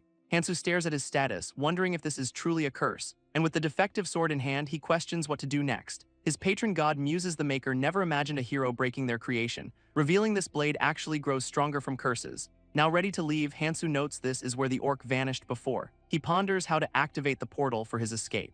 When a furious roar echoes through the ruins, startled, our boy turns toward the sudden sound. This orc guardian charges back at blinding speed, reappearing with a vengeance, sensing something has changed. A hand reaches out, signaling a stop, leaving the massive guardian utterly stunned. Hansu stands at the threshold, blocking the path with open arms, smirking as he explains the rule: once out, you cannot re-enter. This enraged orc is trapped, and Hansu mocks his desperation. This spiky-haired warrior decides to test his newly acquired holy sword, unleashing a powerful, glowing red strike. An attack that sends the orc guardian tumbling through the air, who looks up from the ground, completely caught off guard. Gritting his teeth, the orc realizes this time is different, but the challenger just grins, vowing to take the guardian's arm. His foe snarls that the price for such arrogance is steep, claiming the hero has ignored the deaths of his 300,000 comrades, and leaps into battle, accusing the warrior of using dirty tricks. But the hero just scoffs at the guardian's justification. Enraged, the guardian bellows for his opponent's death, his eyes burning with pure unadulterated fury, while the challenger soars through the air for a final strike. This guardian looks down in disbelief, a fatal wound on his chest. As the hero reminds him a full day has passed, allowing for growth, this horned monster stares in disbelief, a fatal wound in its chest. As Hansu taunts its corpse, asking if it expected him to make no progress, smirking as he stands over his defeated opponent. He mocks any notion that he used dirty tricks to win, and the dying foe admits trickery is useless against true power anyway. But his patron god appears, warning him it is not over yet. A swirling vortex of energy erupts from the fallen body, leaving Hansu to grimly note his opponent's persistence. This monster rises again, crackling with renewed fury. Its eyes wide with shock as it is struck down once more, cleaved in two by another devastating blow from our boy. Hansu watches carefully, wondering if this time it is for good. But strange green tendrils begin to sprout from the ground, reviving his foe, who screams in absolute frustration. When a sudden realization dawns on Hansu's face, Hansu realizes throwing the guardian out would kill it for good, and the terrified head begs for mercy, promising anything. Skeptical, Hansu questions what the creature could possibly offer. This guardian reveals he knows the exit, but it requires a hero's holy sword. Our boy presents his own blade, which the orc confirms is the key. A sudden realization dawning on the guardian's face. His eyes widen in disbelief as the truth hits him. He recalls the battle, finally understanding. Hansu was a hero this entire time. Getting impatient, our boy tells him to open his status window, revealing the guardian's curse for killing a hero. This confuses Hansu, who asks about the ruins' curse instead, which a new window explains binds him to the ruins' purpose, making him immortal within these walls, a living mission. His true purpose is to be the final test for all new heroes. Our boy scoffs, calling the orc a failed guardian, but the defeated foe clarifies his duty was to his own kind, a duty he failed, leaving him in tears. Suddenly, the guardian addresses him as hero, stunning Hansu. Through his tears, the orc questions why he is still here, practically begging him to leave the sacred ground. This sudden change makes Hansu deeply suspicious, when an idea strikes him and he points toward the ruins, demanding the orc send the trapped humans through the portal too. Though it breaks his rules, the guardian agrees to the demand, and one of the villagers shouts the news: they can finally go home. Yet the crowd just stares back, confused and uncertain, a strange reaction that puzzles our boy completely, as only 3 people step forward with his belongings, leaving the others behind as they step toward the exit portal. Hansu smirks, sensing a familiar kind of danger ahead, so he pesters his patron god to check the portal's destination, an incredibly tedious task that makes her glare in annoyance. After some dramatic begging, she arrogantly agrees to help him this one time. And a quick peek through the portal confirms the other side is safe.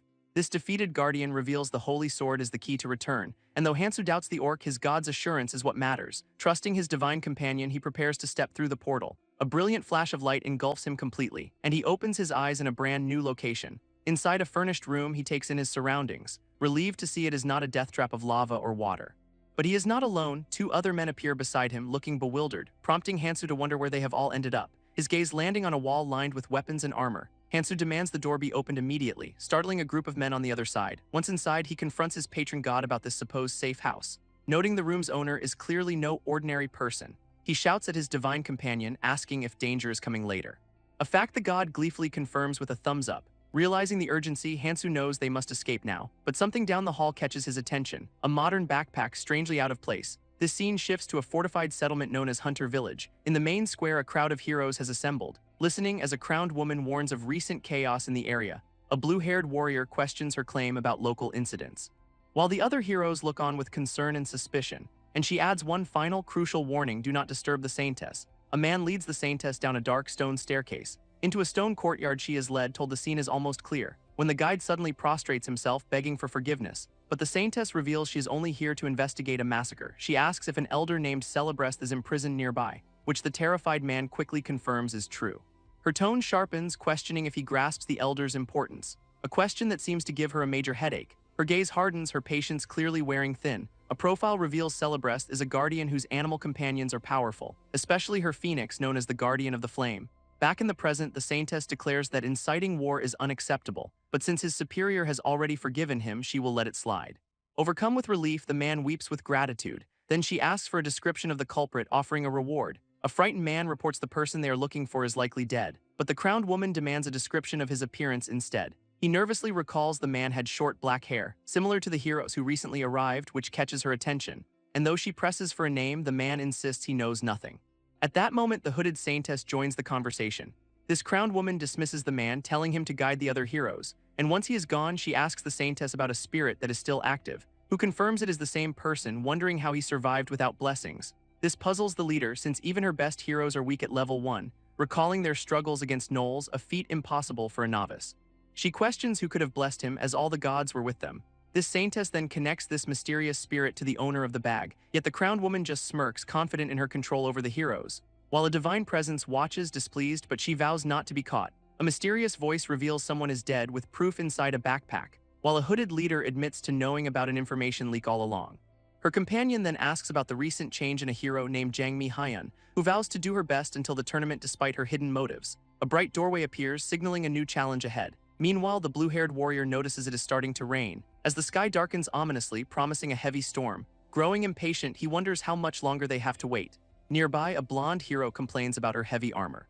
This blue-haired warrior smirks, noting her personality has not changed, and observes another pair of heroes, finding their dynamic familiar too. One hero sits apart, completely relaxed about the upcoming tournament, but the blue-haired warrior suddenly looks up, sensing something is wrong. A shadowy silhouette emerges from the misty woods, and a guard screams a warning that gnolls are coming for the princess. This mention of gnolls makes a blonde woman look on in fear. Her armored companion turns back, a bead of sweat on his face, as the sound of shifting armor echoes through the tense silence, while a red-haired woman gasps in utter disbelief. Their shock is directed at Hansu, who appears looking utterly exhausted, but his blue-haired rival just smirks, mocking his ragged state. Undeterred, Hansu grins back, calling his wounds a medal of victory, an act his opponent immediately dismisses with a scoff. To which Hansu retorts it is a token from a battle they cannot even imagine, prompting his rival to call it a ridiculous excuse, so Hansu challenges him. This challenge is accepted with a firm grip on a sword hilt, and glowing with power, the warrior vows to show the difference in their skills. Hansu calmly admits his opponent, Choi Kang-min, is at a higher level, but with a newly gained blessing, his own hand ignites in golden flames.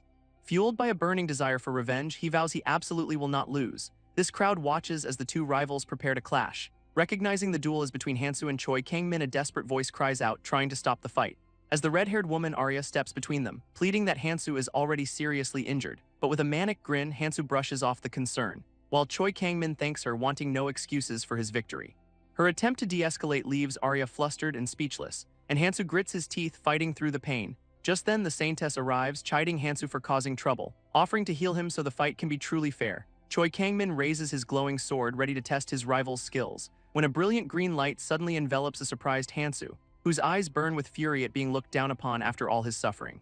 Cutting to a flashback from just a few days ago, a new hero, Oh Han-woo, lies defeated, regretting his carelessness, recalling the women he failed to protect and vowing to save them all. Suddenly, a strange notification catches his eye, revealing a new power called Revenge, which grows with his enemies. His thoughts immediately turn to his nemesis, Choi Kang-min, this perfect target to fuel his newfound strength. With a clenched fist, he declares this is his new beginning.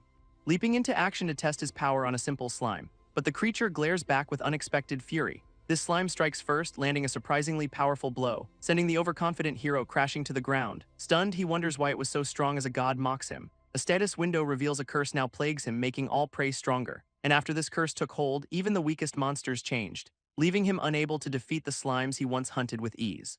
A curse that interrupts growth has fallen upon Hansu, but he grits his teeth, declaring it is all right. Golden flames ignite in his hand once more as he maniacally embraces his fate as a protagonist. Choi Kang-min's glowing sword swings down, catching the blade with nothing but his flaming hand. Their opposing powers explode upon contact, and his rival smirks, admitting Hansu has grown stronger. Straining under the pressure, Hansu asks if he is already afraid.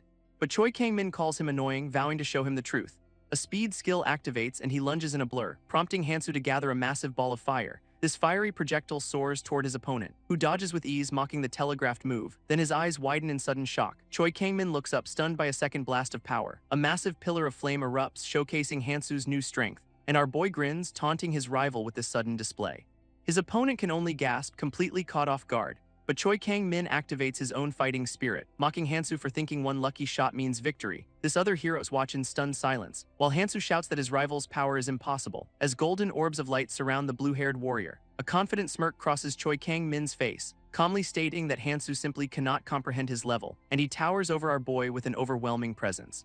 Declaring that Hansu has already lost this fight, forcing a desperate block against the glowing blade, just as a special skill activates with a surge of energy. Hansu's eyes widen in utter disbelief, as a vision shows him being completely overwhelmed by his rival, their clash culminating in a massive explosion of energy. This blast even engulfs his fellow heroes, while the hooded Saintess watches the scene unfold. Elsewhere, two gods react to a bet, one amused and the other not. And the Saintess herself lets out a weary sigh, ordered to repair the massive crater left by the duel. Suddenly, a man carrying a huge sack bursts onto the scene, complaining about an orc who sent him into danger. A man with long black hair questions his late return, who reveals he was supposed to have left yesterday, but his departure was delayed by someone he had to avoid. This traveler guesses it was the Saintess, fearing her power, prompting the simple question of who it really was.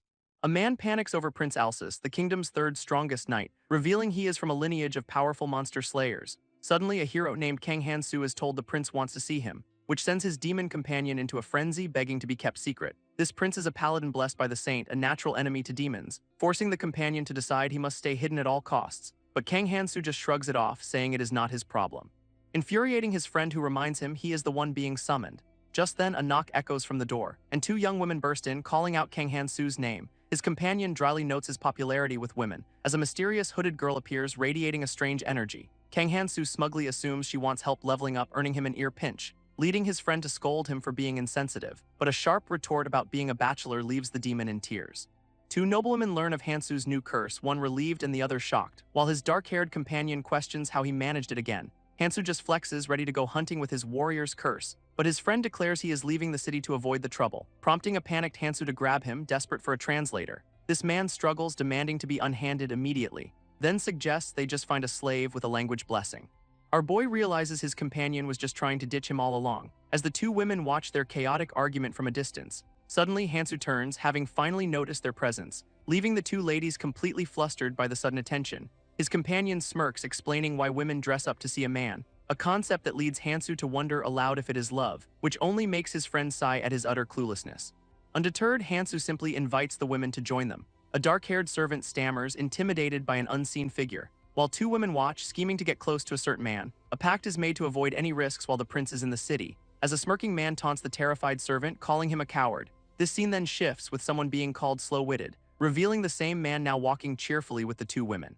He is then subjected to an awkward and forceful makeover, and the women take charge, preparing to present Kang Han-soo. Now he stands stiffly, dressed in unfamiliar noble attire, internally cursing the uncomfortable clothes he has been forced into, as he is led toward a massive guarded mansion. Inside, he is formally introduced to the household staff, catching the attention of a blonde noble watching from a distance. This noble smiles, intrigued by the interesting newcomer. But Kang Han-soo just scowls, annoyed by how handsome the man is. This blonde noble welcomes him, mentioning the two ladies' eagerness, and Kang Han-soo realizes this prince has a language blessing. He introduces himself as Prince Alsus, a royal sword master, which leaves the two noblewomen completely stunned. This prince then formally thanks him for saving the kingdom's jewels, but Kang Han-soo is just confused, wondering if they mean him. Alsus's tone shifts, revealing his curiosity about the orc-slaying skill, and he challenges Kang Han-soo to a duel with his sword. Our boy can only stare back in utter confusion, as the prince's friendly demeanor sharpens into a challenge. This request to spar hangs heavy in the opulent room, prompting a nervous Kang Han-soo to ask if he means now. His audience watches the tense standoff with bated breath, but the prince just smiles, saying he got too excited. Suddenly, a massive feast is served, catching everyone off guard. This blonde noble graciously invites him to continue their talk over a meal, and Kang Han-soo wastes no time stuffing his face with steak, leaving a nearby woman stunned by the mountains of empty plates. Panicked servants rush to bring more and more food, as the noble remarks on his very interesting blessing. He even admits to being envious of Kang Han-soo's bottomless stomach. While a god's message scolds our boy for his gluttony, this prince just laughs, saying it is better than letting it go to waste, then finally asks how he acquired the warrior's curse. Kang Han-soo spins a tale about teaching a lesson to a warrior who harassed a fairy, which makes the prince ask for a description of this other warrior. Our boy claims he does not remember, deciding to just make something up. But his host simply smiles, saying they will just investigate warriors with facial injuries. This sends Kang Han-soo into a cold sweat, realizing his lie has backfired. Before the prince reveals the true reason for the summons, his recent orc hunting record, this blonde noble reassures him, saying he has helped the kingdom. But Kang Han-soo questions the mention of an investigation. It seems the orcs have completely vanished from the plains, and the noble points to a massive pile of defeated orcs, asking for a guess. Kang Han-soo cheerfully admits he might have hunted too many. But the noble's tone shifts, stating knights could not have done this alone. With a dark smirk, he claims he would have handled it himself if possible, a sudden intensity that terrifies the two noblewomen. Kang Han-soo, however, just laughs it off, completely unfazed, which only intrigues the noble, who wants to learn more. Outside in a courtyard, the noble explains he only meant to thank him at first, but discovering our boy is only level 1 has piqued his curiosity.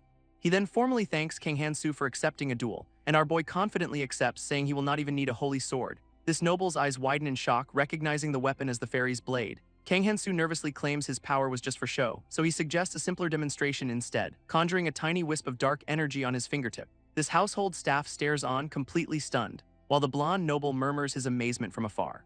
Prince Alsus gathers his own power, explaining he mastered it through pain, but a god scolds our boy for lying about his own abilities. This prince marvels at his skill, especially for a level 1 hero, offering him a spare sword as a gift of respect. He then invites Kang Han-soo to strike first in a duel, seeing this as a chance to test his full power on the kingdom's third strongest knight. A skill called Outsider activates, materializing a dark blade, unleashing a massive red aura that stuns the prince completely. With a wild grin, he shouts that he is coming for him, lunging forward to deliver a devastating first strike. Prince Alsus barely blocks the overwhelming strike, as a pillar of red energy erupts from the courtyard, sending the noblewomen flying from the shockwave. Kang Han-soo realizes he might have gone too far, and with the prince possibly dead, he spots an escape route. Immediately, our boy makes a desperate dash for freedom, leaving a faint apology hanging in the air as he vanishes. But from the settling dust, a nervous laugh emerges. Prince Alsus is alive, sitting casually by the fountain. He examines his own shattered sword, broken by the sheer force, calling Kang Han-soo an absurdly powerful individual. This aftermath shows the prince alone, a scorch mark the only trace of his opponent, until the two ladies rush to his side, frantic with worry. He calmly tells them he is okay, though they remain stunned. Then pats himself down, checking for any damage. Prince Alsus reflects on the vastness of the world, a thoughtful smile on his face, then explains to the noblewomen how Kang Han-soo was startled and fled, laughing that his own weakness nearly framed the hero for attempted murder. He asks for their help in finding Kang Han-soo to apologize, prompting the two ladies to rush off, promising a swift return. Alone, the prince feels a familiar thrill, like his first day of sword training.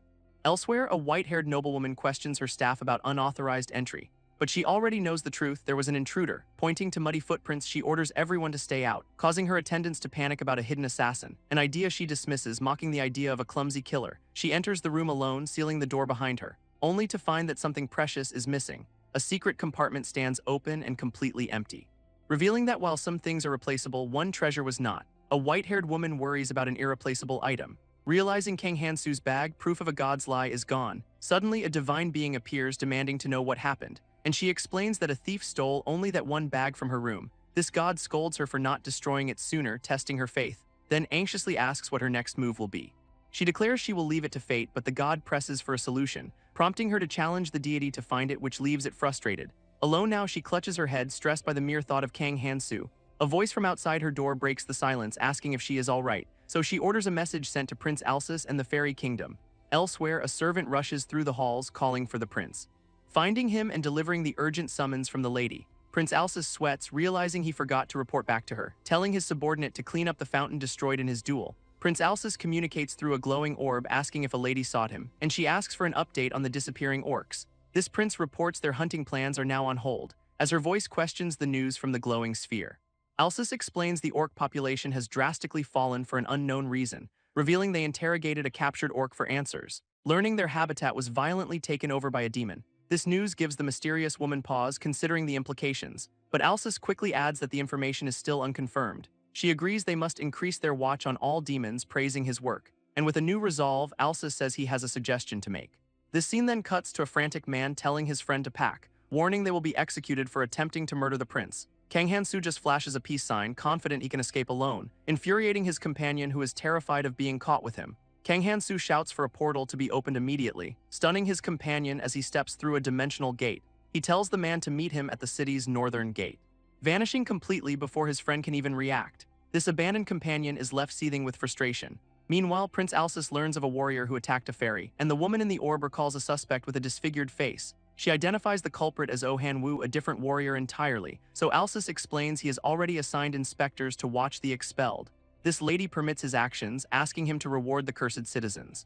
But she must depart for the Fairy Kingdom on urgent business. Alsus agrees to handle the rewards in her stead, earning her complete trust before the communication ends. Alone now, the prince considers recruiting Kang Han-soo as his knight, realizing the armor he has on hand is simply not good enough for such a hero. Kang Han-soo feels his ears burning, sensing he is being talked about. Just then, he teleports into a grand hall filled with onlookers, where a bandaged man happily greets his return.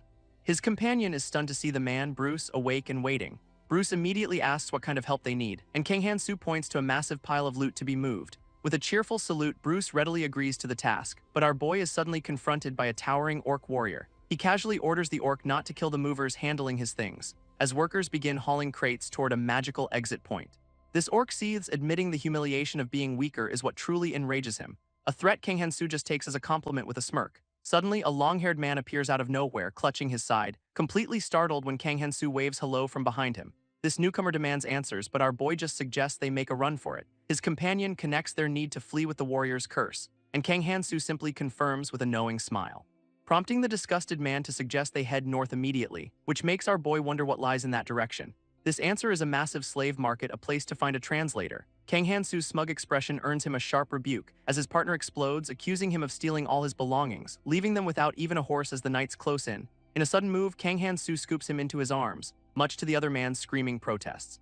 Our boy leaps away, calling his captive a princess on a safe ride, but his companion yells about not being a monster like him. So with a sigh, Kang Han-soo decides to solve the problem, summoning 2 plates of food from a golden portal, then immediately starts stuffing his face, shocking his captive. Kang Han-soo marvels at a magical glowing meal. He smugly declares it was decent but not as good as the prince's food, leaving his companion baffled by magic that both cooks and cleans. With a stretch, our boy urges them to move on, infuriating his friend, who tells him to stop fretting since their destination is close. Kang Han-soo complains they could have just eaten in the city, and soon enough they finally arrive at their destination. His friend reveals this is the largest slave market on the continent, a sight that Kang Han-soo finds surprisingly impressive. This companion scolds him for gawking like a tourist, until a guard suddenly blocks their path, questioning their presence.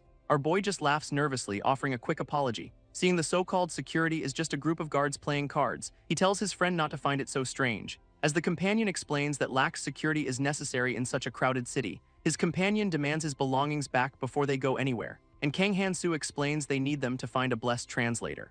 Our boy then calls for a specific brown bag from his inventory, which promptly emerges from a glowing dimensional gate, a sight that stuns his partner, who suspects it is a magic sword. He asks to inspect the blade, and Kang Han-soo hands it over willingly.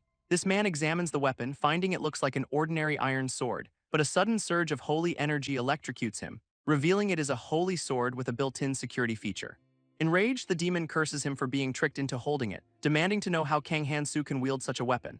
Our boy calls the sword a defective product, just like its owner. Taking offense, Kang Han-soo shoves the blade in his companion's face, causing the terrified demon to scream in protest. Elsewhere, a pointy-eared woman seems to be listening in. Inside the market, a horned woman sits chained and resigned. but her eyes open with a piercing, silent intensity. Outside, a merchant loudly advertises his wares to the crowd, while another boasts about the strength of his captives. This entire street is a chaotic spectacle of commerce and despair. Finding the whole display distasteful, his companion scoffs. As Kang Han-soo imagines a classic hero saving the day, his friend dismisses the fantasy, telling him to be realistic, a lecture that clearly annoys Kang Han-soo. Suddenly, a shout from a nearby alley draws their attention, where a young girl pleads with her master for mercy. This, the companion explains, is all a performance to manipulate buyers, pointing out her skin is far too clean for an abused captive. He urges our boy not to fall for the trick and to move on, leading him deeper into the market where various races are sold. His companion explains that a slave's level matters more than their race, telling Kang Han-soo to stop sightseeing as they have a specific destination. Revealing he knows a few shops that handle only top-tier slaves, he leads them into an opulent-looking establishment, where a voice from within greets them warmly. Our boy is met by a beautiful elf attendant, who cheerfully asks what kind of service they require. Her customer specifies he needs a slave with the blessing of language, and when she asks about level, he insists only the skill is important. He adds the slave must be able to travel, a request that stuns Kang Han-soo, who cannot believe such a person would be a slave, but his friend insists on asking, leaving the attendant to ponder the difficult request. To his surprise, she smiles and confirms they have one. This answer leaves the long-haired man completely stunned, though the elf adds that she already pities the poor soul who will serve him. They ascend a grand staircase into the heart of the auction house, where Kang Han-soo wonders why such valuable slaves do not simply escape. His companion explains they are all bound by a magical curse, telling our boy to check a nearby slave's status for proof, revealing a system that inflicts pain for any act of disobedience. As he processes this grim reality, the auction begins, and a noblewoman presents the main attraction, a demon slave. This companion confirms her identity, surprised to see one here. Finding the idea of a demon enslaved by humans fascinating, a knowing smirk spreads across Kang Han-soo's face, which completely flusters his long-haired friend. Our boy teases him, saying only a demon could satisfy his unique tastes, prompting the embarrassed man to shout that he will buy her immediately, until he remembers he is completely broke. This auction hall's lavish decor seems to mock his poverty. Kang Han-soo asks the demon slave how she ended up in this situation, and she explains she consented to slavery for a man who doubted her love. Our boy mockingly summarizes that she was simply abandoned, a story that brings his long-haired companion to dramatic tears. Both Kang Han-soo and the demon slave stare blankly at his over-the-top performance. She then glares at our boy, demanding her master dispose of the insect. Kang Han-soo wonders if they can just proceed without further confirmation, then confidently states they already checked her status window.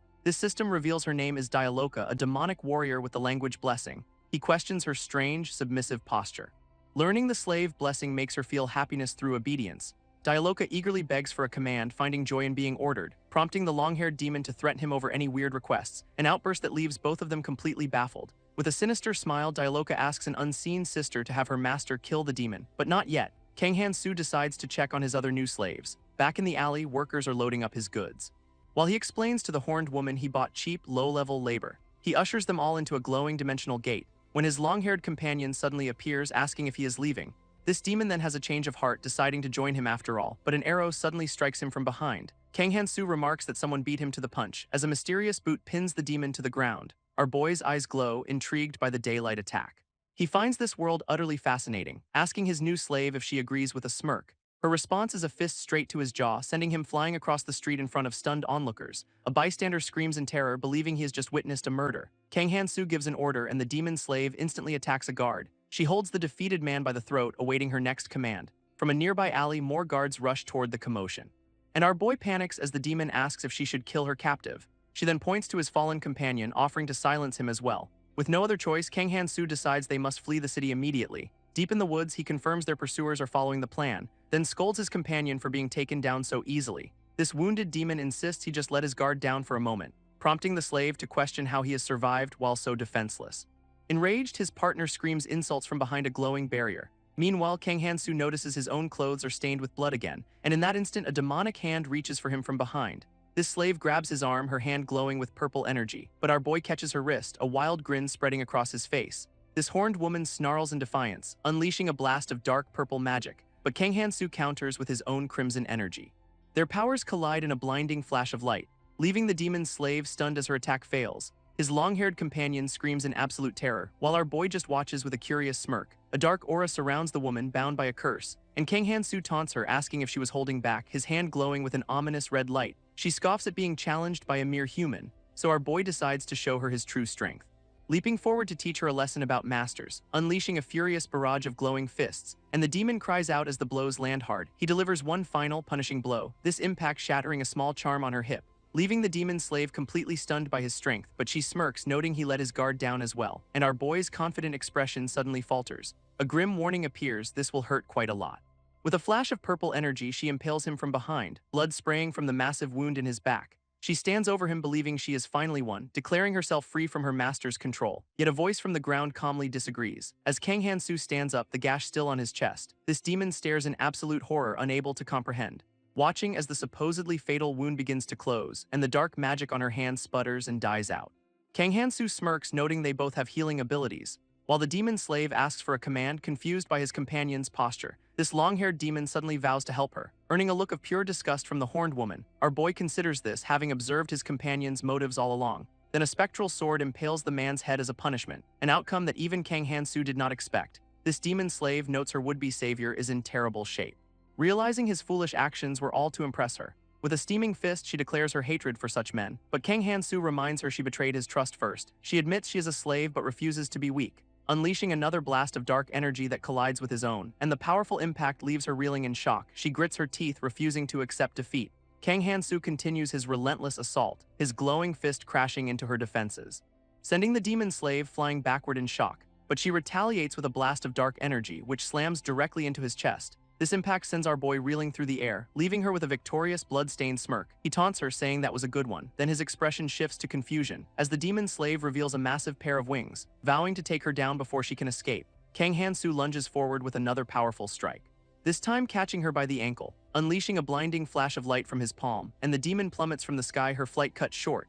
Kang Han-soo smirks, activating his outsider fairy skill, concluding that she is not as powerful as she appears. High above, the demon slave prepares a final decisive attack, her eye glowing as she unleashes a piercing scream. But our boy prepares to meet her magic head-on, his own hand glowing with overwhelming crimson power.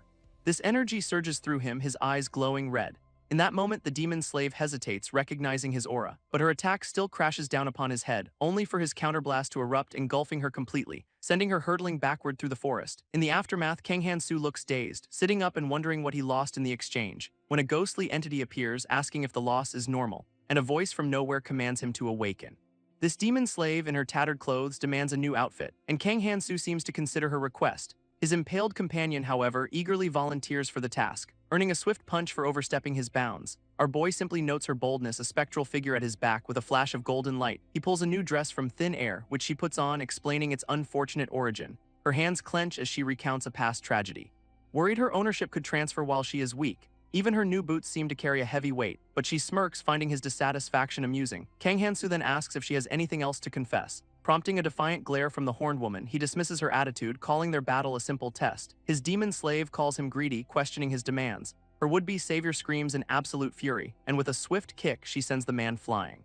Pinning him to the ground with her boot, she shows no mercy. Kang Han-soo marvels at the man's insane vitality, when suddenly her hands grab his face, forcing him to look. A golden light glows from his arm as she holds it tight, and she embraces him, claiming she did not heal him properly. Resting against him, she says the fight has left her exhausted. Our boy looks completely flustered by the sudden closeness. An enraged scream then echoes through the forest from afar. Elsewhere, a blonde man in a projection promises a reward for a head, as a white-haired woman listens, stressed by news of annihilated orcs. In her lap, a colorful slime seems to question the report, but she just smiles, dismissing its concern with a gentle touch. Elsewhere, a green-haired woman smiles, holding a rainbow slime, quietly wondering how he is faring on his journey. A memory surfaces of her in a wheelchair before a fiery bird. Back in the present, she sips her tea, joined by a white-haired woman with a curious question, and patting the slime, the host agrees to try and help. Her guest seems hesitant about the request, but the green-haired woman proudly presents the creature as a special mauling slime, holding it aloft as it seems to radiate a gentle energy. This white-haired woman suddenly apologizes for her skepticism, but the host just chuckles, mentioning its unique power. It is revealed they are at a crime scene searching for the culprit. A realization that shocks her as she spots muddy footprints in her room. She then asks Maling to reveal the intruder's identity, and the creature unleashes a brilliant flash of golden light. A white-haired woman struggles to understand her teacher's words, her gaze then falling upon a holy sword on the wall. Realization dawns on her with absolute horror. This culprit is revealed to be a green-haired woman who thanks her for the help, but her expression is strangely smug. She is then offered a surprising new role, professor at a magic institute. as a flashback shows the green-haired woman with a pained smirk, admitting that leveling up through hunting just is not her style. It is revealed she is a pacifist fairy, only level 12 despite her ancient age. Understanding now, the white-haired woman accepts the position with a confident smile. While King Hansu watches the exchange with a knowing smirk, he sits back, smugly commenting on their vast difference in levels. A truly sinister grin spreading across his face. Just then he spots a passing merchant loaded with goods, and his eyes lock onto the impressive sword hanging at the man's side. This merchant offers his wares to the world's supposed savior, but King Hansu just grins, asking for a special deal. His request is met with a surprisingly warm smile, when a sudden commotion draws our boy's attention. A crowd gathers to wish a group of warriors farewell. Suddenly, King Hansu is shoved into the departing party, utterly confused, and he gasps in shock at the sight before him. A stunning woman appears, flanked by knights and holding a rainbow slime, her confident smile capturing the entire town's attention. Stuck in the crowd with his loot, King Hansu regrets lingering. As the woman presents the glowing, mauling slime, an official pushes through the onlookers, desperate to greet her, asking if she is indeed the new mayor. He quickly leads her away, asking about the state of the basement. While King Hansu recognizes the start of a classic heroine event, a green-haired woman with a fire spirit asks King Hansu what he wants, and he just grins, activating a mysterious purple glowing item. This item shatters, leaving the woman completely baffled. King Hansu's expression sours, clearly disappointed by the outcome. He gets uncomfortably close, making a strange face as she blushes. And she gasps, suddenly seeing a vision of a blonde woman being carried off. Standing beside a knight, she tries to explain what just happened, but she can only look down, flustered and embarrassed. A man on the street points her out as she nervously agrees to something. When a system message appears, a god asking if she is okay. King Hansu watches her, calling the whole situation pitiful. Deciding there is no rush, he walks off with his supplies. That night, a group of warriors assembles under the moonlight, their blonde leader declaring their one true goal, Demon King subjugation. With a determined glare, he rallies them for the coming war. A royal figure announces a new challenge, hunting orcs, with the goal being to retrieve tags from their ankles. A group of students looks on in stunned disbelief, while others are frozen with absolute fear. Victory is declared for whoever collects the most tags. And the grand prize is a legendary warrior's sword. A determined rival seethes, vowing to win at any cost. Elsewhere, a young man named Oh Han Woo checks his status, revealing a screen full of low-level F-rank skills. He contemplates his weak abilities with a serious expression, then overhears a conversation between two armored guards. They mention admission into the Magic Academy, a single word that catches his full attention. A thoughtful look crosses his face as an idea begins to form. Recalling a lonely moment from his past, a woman tells a young man named Han Woo this is wrong. Clutching a letter as she reminds him she is his teacher, he just smirks, dismissing her concerns as trivial, and in his fantasy they embrace as she accepts his feelings. Han Woo snaps back to reality, lost in his daydream, but his low-level status is a major obstacle for admission. He clenches his fist, determined to find a way, a confident smile spreading across his face. That night he arrives at the temple under a triple moon, where other hopefuls are already gathered. A blonde man in regal attire looks on seriously, when Han Woo boldly declares he will join the tournament, despite the rules forbidding a warrior from participating. Suddenly, a hand clamps over his mouth, silencing him, and a stern-faced man glares, stopping his foolish outburst. This stern man holds Han Woo back as the blonde leader looks on unimpressed, and calmly asks for the boy to be released. An official in a rough collar tries to object, but the leader asks about a fairy, shocking Han Woo with his knowledge. A memory of a blue-haired woman flashes through his mind as the blonde man explains the strange circumstances. A white-haired woman listens intently, lost in thought. This leader's gaze sharpens, pressing his point, and a shout of understanding escapes Han Woo. A condition is set regarding the post of a warrior, which our boy happily accepts, promising to repay any debt. This casual response seems to anger the blonde man, whose hand begins to glow with a powerful blue aura, and he clenches his fist, unleashing a wave of energy. This entire crowd of hopefuls recoils in absolute shock. Han Woo gives a sinister smirk, promising a surprise. Facing the blonde leader with a hand wreathed in flames, he lunges forward with a furious battle cry, as the other students watch in utter disbelief. And a survival skill activates as he is instantly taken down. This blonde man smirks, noting there is no protection in this test, a brutal display that leaves the other hopefuls terrified of dying, until one person hesitantly raises a hand. Soon, others begin volunteering as well, leaving the remaining crowd in worried contemplation. This leader pauses, considering the situation, then addresses the warriors still hesitant to participate, turning to a white-haired woman and asking her to respect their choice. But her expression remains unreadable and cold. This command to pack up leaves everyone stunned. A white-haired woman explains the true nature of a warrior, inspiring a wave of students to volunteer for the challenge. She smiles, knowing there are no exceptions in a real trial, but a rival group protests, claiming the decision was already made. Her serene expression remains, completely unbothered by their outrage. One of the students grits his teeth, utterly frustrated by her response. As the other chosen candidates stand confidently before the trial doors, they all share a smug look, certain of their superiority, and with a gentle smile, the woman wishes them all good luck. Moments later, one of them is already stuck headfirst in the floor. Elsewhere, a lone warrior walks through a quiet courtyard, now carrying an injured demon girl as he prepares to depart.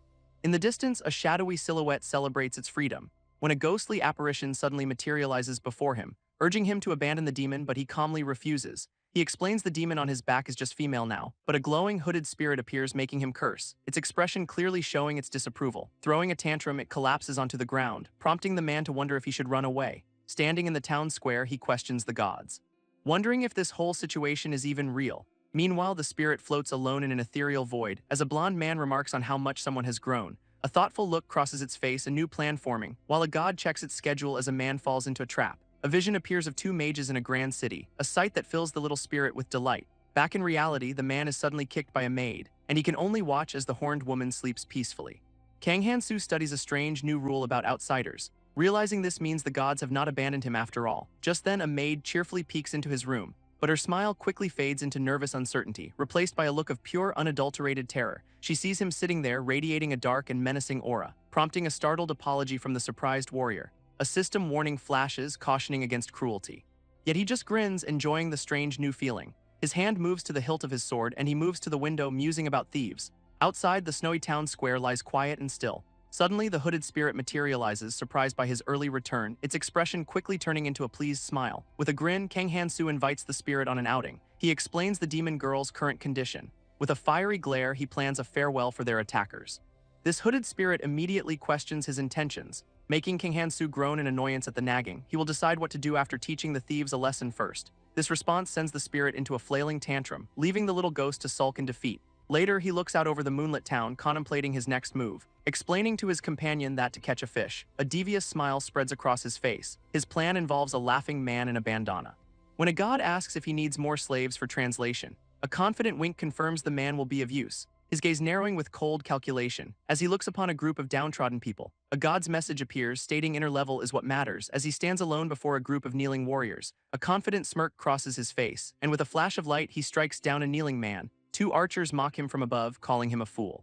But their mockery quickly turns to utter disbelief. He casually holds the crossbow bolts they just fired, when a large hand suddenly grabs one of the archers. This brute holds him up as his partner looks on in terror. Our boy calmly addresses the remaining thugs, while more armed men gather on the rooftops above. Their axe-wielding leader leaps into the fray, a sight that only makes the MC grin wider. This large man lands with a ground-shaking impact, and our boy casually announces he is about to start a massacre. A burly thug grins with manic intensity, screaming a command for his men to attack, while a small spirit companion calmly acknowledges the plan. A skill called Massacre activates for the young warrior, sending a wave of pure terror through his opponent. He moves in a blur, striking a man down instantly, then pauses, surprised by his own bare-handed power. As bodies fall, the little spirit dances in celebration, leaving the young man standing over the terrified leader. His eyes glow with a menacing orange light, promising the defeated men that he will not kill them, but the leader still crawls forward in desperation, only to receive a brutal kick to the face. This devastating impact shatters his spine, leaving him broken and gasping on the floor. He remembers the ferocity of the thieves' attack, a brutal memory flashing through his mind. Back in the present, a sound echoes through the town, as someone remarks on the state of the thugs. Two guards stare in disbelief, wondering if they are still alive, finding the entire group bound and defeated but breathing. A bag of coins is handed over as a reward, and the guards thank Kang Han-soo for handling the problem. He peeks from behind a soldier, observing the aftermath, noticing two slimes playing with a bone instead of cleaning, which gives him a rather clever idea. His spirit companion appears, looking unamused by the academy, telling him not to ignore the new situation. But the little ghost seems excited by the prospect, just as a guard suddenly cries out in alarm. A young man looks up, utterly confused by the interruption, as a large knight makes a polite but firm request. Kang Han-soo's expression goes completely deadpan, clearly unimpressed by whatever the man is saying. A god's message is translated, asking him to sell a bone, revealing the knight wants it as a gift for his son's academy entrance. Our boy crosses his arms, thoughtfully considering the offer, then suddenly proposes a condition of his own. With a sly grin, he gives a confident thumbs up, leaving the knight completely bewildered by the counteroffer. This little spirit companion begins to swarm around the man, who panics as the ghost screams in his face, throwing a furious tantrum right at his feet. Just then, the demon girl appears, startling Kang Han-soo mid-thought, and he jumps, asking when she even got there. This demon girl slumps against an annoyed Kang Han-soo, when a mustached knight suddenly begins to speak, his voice rising in alarm at their presence, while the demon girl peeks out, questioning who he is. A tense standoff begins between them and the armored man, so Kang Han-soo asks his companion to translate the knight's words. This knight's expression hardens with suspicion, but the demon girl simply calls him an empty-headed fool. Behind them, the hooded spirit cackles, tired of the repetition, its laughter fading into quiet contemplation. A system message announces a god is leaving, confusing our boy, who now yells at the knight about some academy. This air crackles with tension between the two men, leaving the knight gritting his teeth in frustration, while Kang Han-soo and the demon girl shout back in defiance. Suddenly, city guards shout in alarm. A noble looks up, his face pale with fear, as a massive clawed hand descends from the sky, revealing a fearsome red dragon circling above the city. It snatches the defeated thug leader from the ground, then confronts Kang Han-soo, vowing to destroy them both. But the dragon suddenly freezes in surprise because our boy just grins, finally understanding the situation. This beast's attention shifts to the small, hooded spirit, and Kang Han-soo nervously introduces his companion, whose true intimidating form is revealed in a flash, sending the townsfolk scattering in pure panic. This red dragon roars, its presence terrifying the city, its glowing red eye filled with malice, but the demon girl simply observes it with a calm expression. This demon girl notes his carefree attitude, but he claims he can just run away. While the red dragon glares down, its eyes burning with malice. Realizing its target is the warrior, the beast prepares a fiery attack, unleashing a torrent of flames that scorches the ground below. An explosion rocks the town, setting rooftops ablaze. Amidst the chaos, the mustached knight draws his blade, only to immediately announce his retreat from the battle. A god's message urges Kang Han-soo to act quickly, much to his annoyance, but his spirit companion seems more than eager for the fight. Kang Han-soo reveals a glowing blade, which the demon girl recognizes instantly, though her expression quickly shifts to suspicion, as she examines the weapon and declares it defective.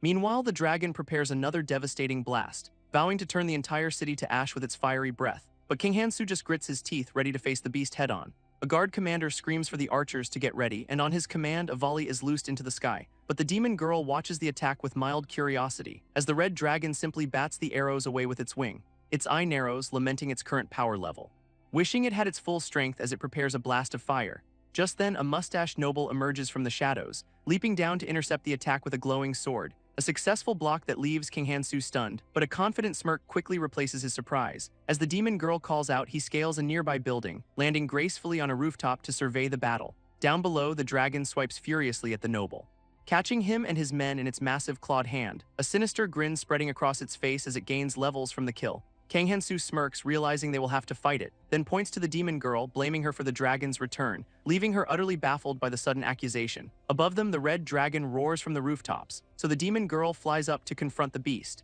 This massive creature questions her presence in this land, as she gathers dark energy for a powerful attack, firing a beam of purple energy toward the dragon, which strikes the beast directly in its chest, making it roar. Its eye glows with pure, unbridled fury, and it invokes its power as the Red Dragon King, unleashing a torrent of flames at the demon girl. She is engulfed by the inferno, crying out in pain, while the hooded spirit cheers on the chaos below, but Kang Han-soo simply signals for silence.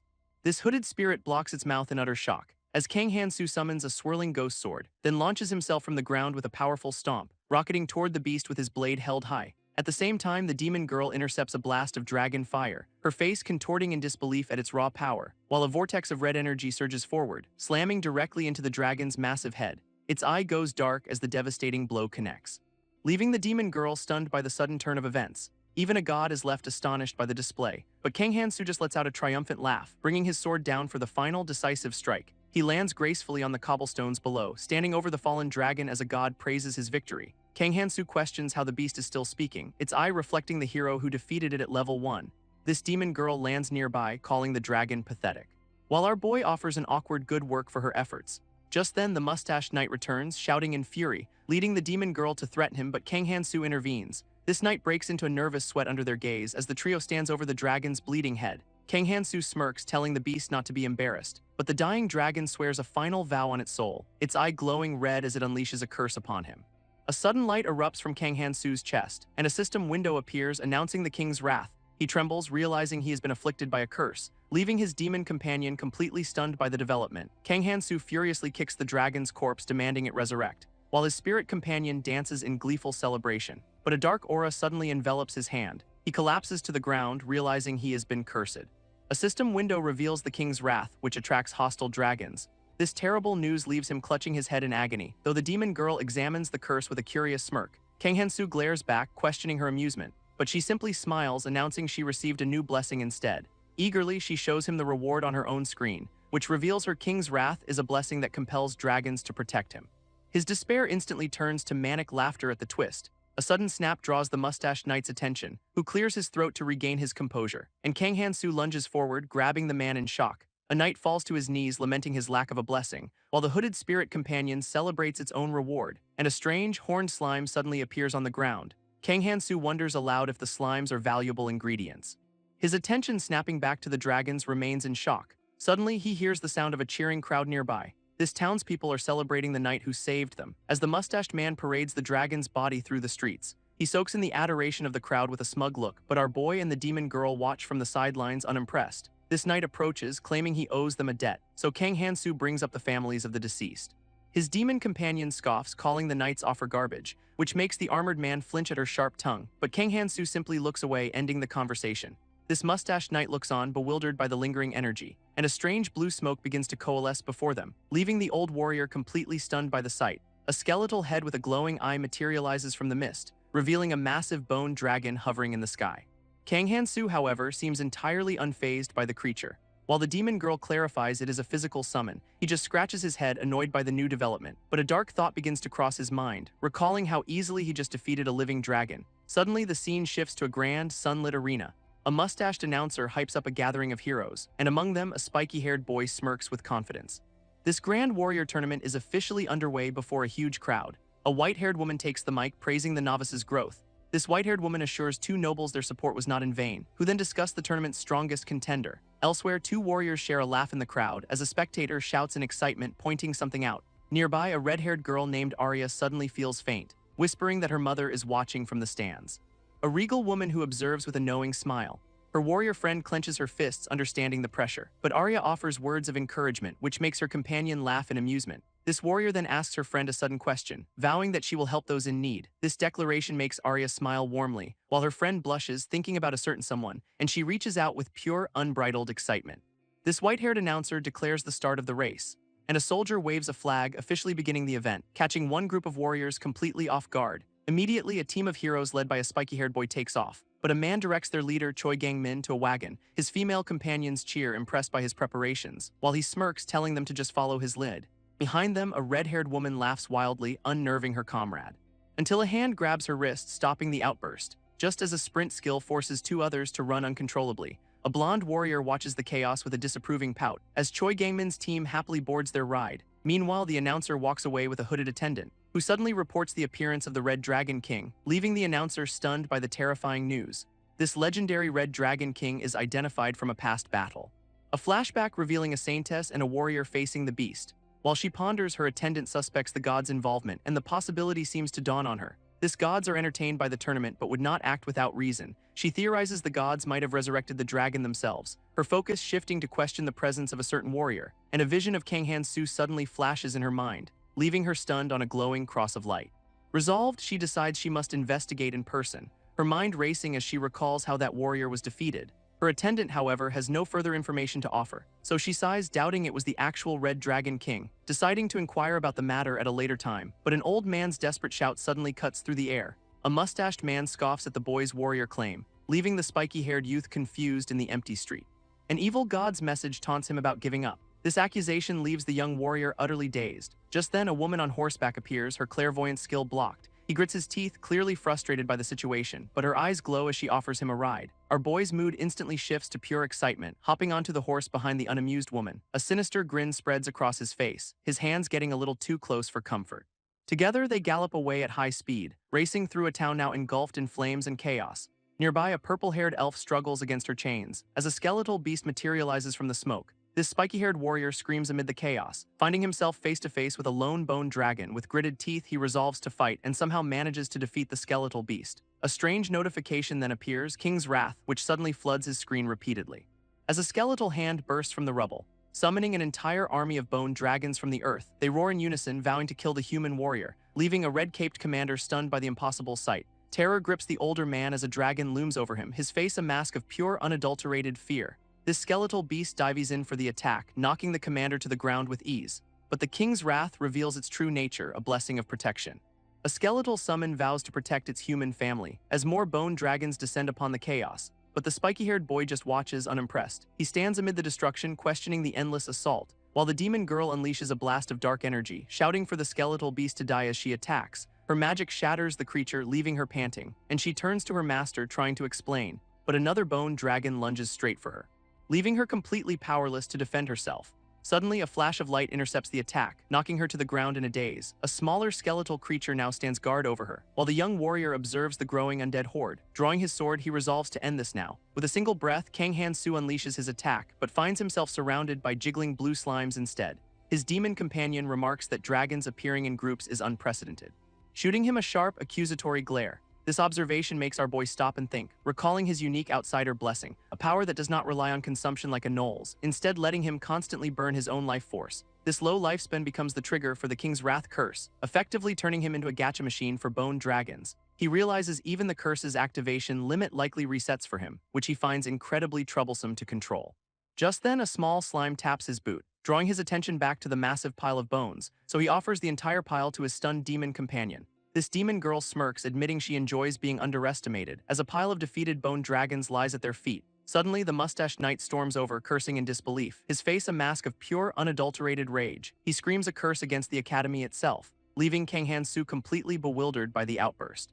His demon companion explains the man wants them at the academy, while the hooded spirit celebrates the invitation with glee. She adds he is offering a reward for their help with the dragon, and the knight's expression suddenly shifts to a proud beam. Kang Han-soo plays along, shaking the man's hand with a grin, his eyes scanning the bone-littered streets. He worries that more people will start gathering soon, so the demon girl suggests they get out of there. Kang Han-soo silently agrees as a new day dawns. This mustached knight curses, ordering them to follow. His frustration aimed directly at Kang Han-soo. Arriving at their destination, the boy calls it humble, but they stand before a massive guarded estate. He questions his companion's presence, noting he was the invitee, as a well-dressed man in a window gestures for them to halt. Inside, a lavish dinner party is already in progress, where Kang Han-soo wastes no time digging into the food, happily slurping down a forkful of noodles. Another diner, however, questions the presence of the first son, while the man from the window sits dejected outside the hall. This leaves Kang Han-soo with a sudden feeling of unease, as his demon companion reveals their host's true intention, an offer that makes Kang Han-soo slam his fist in fury. But his anger quickly turns into a manic, excited grin. This hooded spirit celebrates their new opportunity with glee, while the mustached knight embraces his wife in pure bliss. Overcome with emotion, she wipes away a tear of joy, as his demon companion teases that they are trying to tame him with money, leaving Kang Han-soo to angrily deny her accusation. This demon then declares her master wants to see their disgraceful son, a demand that leaves our boy utterly speechless. Her words suddenly send the couple into another fit of tears, making him question why he had to hurt his parents. He collapses onto the bed, exhausted by his companion's meddling. Changing the subject, she asks what he knows about the academy, explaining it is one of 4 human institutions built to oppose her kind. They teach violent savagery, but she insists humans are still weak, reducing the academy to a place for networking and cliques. Just then, a panicked student with a sword sprints down a hallway. A pink-haired youth bursts into the room, out of breath, drawing his sword to challenge his father to a duel. This demon girl asks if a translation is needed as Kang Han-soo laughs, leaving the young noble utterly confused by the reaction. Kang Han-soo explains the father's true intentions for his son, to make him a proper student at the academy, but our boy decides to teach him a different kind of lesson, a promise that fills the young noble with pure terror. A fist connects, sending the boy reeling back, who staggers but refuses to fall just yet. He lunges with his swords, only to be blocked effortlessly, Kang Han-soo's grip holding firm against the steel. This noble strikes again with a desperate flurry, but finds himself completely defeated on the floor. Kang Han-soo looks down, surprised by the easy victory. A haunting memory questions a hero's duty to his family, leaving the mustached knight gripping a doorframe in anguish. A sudden, panicked realization hits him too late, as he finds himself on the floor, weak and defeated. This demon girl casually asks if she should kill him, sending a wave of pure terror across the knight's face. He screams, completely at their mercy, until a blast of dark magic slams him into the wall. Kang Han-soo watches the aftermath, slightly surprised by her power, now wondering what to do with the body. His demon companion, however, gets a brilliant idea, and our boy quickly catches on to her morbid plan. She gives him a sly, knowing glance. Later, the knight returns with a cleric, utterly bewildered, while Kang Han-soo just laughs it off nervously. This cleric begins healing the defeated noble with a gentle light, a process that makes him scream as Kang Han-soo watches in surprise. Suddenly, the boy leaps up, pointing an accusatory finger, but Kang Han-soo just smiles, musing that he has not learned his lesson. A dark, menacing aura erupts from our boy, terrifying the onlookers. As his King's Wrath curse summons a massive bone dragon, its colossal jaws snap with a sickening crunch, looming over the utterly petrified young noble. With a single punch, Kang Han-soo shatters its teeth, leaving the noble staring in disbelief at the display of power. Now inside its mouth, he offers a terrifying brand of friendship. Meanwhile, a white-haired woman stands exhausted in a doorway. She worries aloud about the difficulty of supporting the warriors, before suddenly collapsing from apparent exhaustion, her face a mask of quiet desperation on the cold floor. A glowing orb calls out to a startled saintess, identifying itself as the head of the Hogwarts school, leaving the young woman completely flustered. Her expression hardens as she listens intently, and she rises to her feet to address the call. Inside the orb, a hooded spirit announces the connection is closed, which seems to be a relief for the saintess. She turns to address the orb once more, as it glows with another incoming message. A green-haired woman appears asking how she has been, but the saintess retorts she is busy and annoyed by the interruption. This witch casually thanks her for protecting the human race, prompting the saintess to threaten ending the call. Unfazed, the witch simply takes a drag from her pipe, much to the saintess's fury as the spirit laughs at her expense. A green-haired witch remarks on the promising freshman this year, while a white-haired woman notes the unsealing of a divine seal. This news makes the witch laugh with sheer delight, leaving the white-haired woman deep in thought. Their discussion turns to a confusing stone labyrinth and the powerful relics excavated from within it. A look of concern crosses the lady's face, as the witch reveals a glowing orb that must be opened soon. This white-haired woman speaks of warriors who currently lack prey, while the witch agrees to act once a tournament concludes, a decision the lady seems to accept silently. This glowing orb pulses with contained energy, prompting the white-haired woman to bow her head. She then looks up, her eyes filled with resolve, just as a new sorcerer named Leisha makes her entrance. Kang Han-soo sits blankly by the campfire, lost in thought, while his companions, Leisha and Julia, share a laugh. He daydreams about being a popular hero with both of them, but in reality, he is just dancing like an absolute fool, prompting Leisha to question his role as a warrior. Our boy just smirks, complimenting her sharp intellect, a response that leaves the sorcerer completely stunned. Suddenly, Julia embraces her, announcing he is coming, and Leisha's eye glows, activating an analysis skill, revealing his surprisingly complex status screen. Kang Han-soo boasts about what a real warrior is. As Leisha admits she almost fell for his act. Later, under 3 moons, they wonder about the lack of orcs, and Leisha finds faint tracks on the forest floor. Julia warns that other parties might beat them here. Leisha watches as 2 slimes continue cleaning the area, while Julia notes the strange burns on a dead orc. Kang Han-soo erupts in fury, realizing what has happened, and points toward the sounds of a distant battle. This scene shifts in a blur of motion. As our boy sprints to reclaim his stolen prey, his entire party arrives, completely stunned by the sight. Another group is already fighting the orc horde. A red-haired warrior leads the charge with a glowing blade, but she finds herself cornered by a massive axe-wielding orc. Just then, her companion intercepts the deadly blow, her own fist crackling with fiery energy, unleashing a rapid barrage of powerful strikes, her eyes burning with fierce determination. A final explosive blast engulfs the monster completely. An armored woman stands over a defeated orc, its spirit fading. A warrior named Hanwoo arrives unexpectedly, yelling down at them, his face contorted in sheer panic. She explains the top student always becomes class president, but Hanwoo vehemently rejects the idea. As she notes, even physical education scores are considered. This revelation clearly disgusts him. Turning away, the armored woman tells her companion they will cross over, abandoning Hanwoo as he vows to be the first to succeed. This declaration earns a knowing smirk from her. He wonders if she is just going to cheer for him, a thought that brings a devious grin to his face. He is convinced she is the female protagonist and she likes him. Meanwhile, Kang Han-soo celebrates wildly in a clearing, leaving the armored woman utterly baffled by his behavior. Suddenly, 2 massive orcs appear, demanding the women be left behind. His companions ready their weapons and magic, but Kang Han-soo just strikes a pose, casually dismissing the threat and leaving Julia utterly bewildered. With a wild grin, he summons a massive fireball, then hurls one of the flaming orcs directly at its companion. This system announces the hunt has begun as the remaining orc looks up in terror, a look of pure, unhinged joy spreading across Kang Han-soo's face. This monster brings its club down with immense force, only for our boy to meet the blow head-on. Its impact sends a shockwave through the forest, leaving Kang Han-soo dazed as a new objective appears: survive. His companions watch on, with Leisha remarking how different he is from a certain someone, as Julia wonders aloud if they will ever meet that person again. With their companion down, the 2 women take over the hunt themselves, leaving the orc to stare in disbelief as its weapon shatters before its eyes.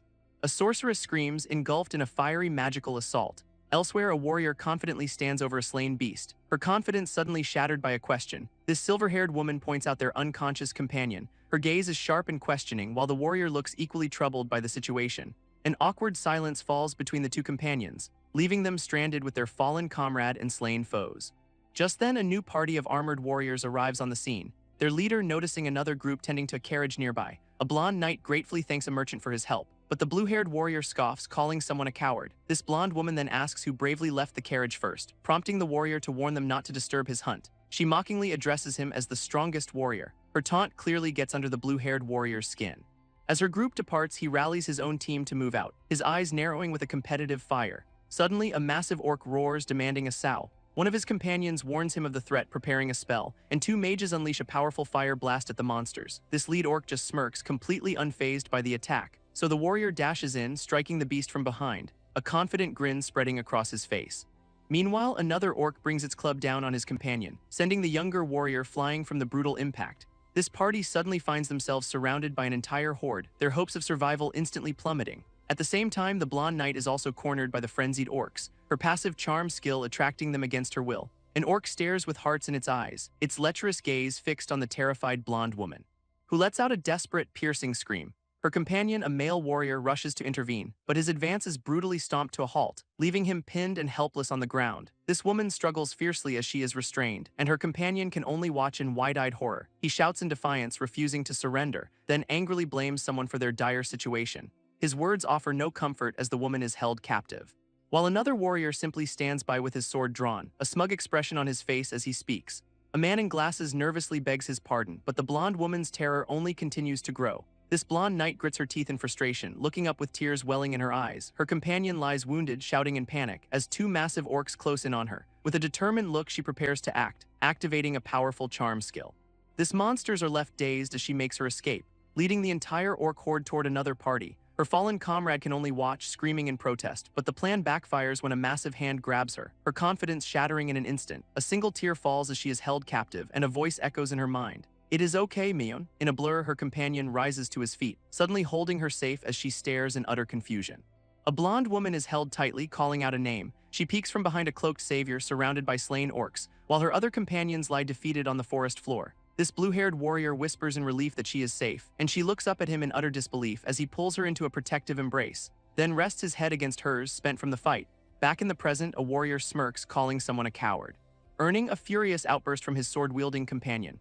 Her anger momentarily stuns him into silence. As she confronts him about his earlier claims, he just smirks, remarking on the class president's special status, but she retorts that this world is a long-term game. A confident smile spreads across her face, leaving her two companions utterly baffled by her words. Inside a grand administrative building, a decision is being made, where a silver-haired official ponders a hero's strange behavior. Her small, hooded attendant listens intently from behind her chair, nervously suggesting they inform a hero about a certain backpack, but the official questions the motives of such an instigator. Her eyes flash with a sudden, sharp intensity, causing her companion to quickly apologize for misspeaking. Standing, she declares they will leave the outcome to fate, then opens the doors to begin the tournament's reward ceremony. Outside, the blue-haired warrior waits with his companions, as do the other teams who survived the brutal hunt. This official emerges onto a balcony overlooking the crowd, picking up a device to amplify her voice. She prepares to address the assembled warriors. At that moment, a carriage speeds away from the capital. A man in a suit covers his face in utter despair, while his companion casually asks if she really hates it that much. Leaning back, he smirks that he is the one who should be upset, leaving his horned companion to listen as he explains his reasoning. Outside the window, a small hooded spirit suddenly appears, and his gaze shifts toward the strange apparition. This little spirit seeming to gesture with a sad tilt of its head. He simply tells the creature to run away, just as a system message warns that a god is threatening them. Looking out, he asks his companion to read the sign on a distant bridge, and she reveals the name of the massive school ahead, Hogwarts.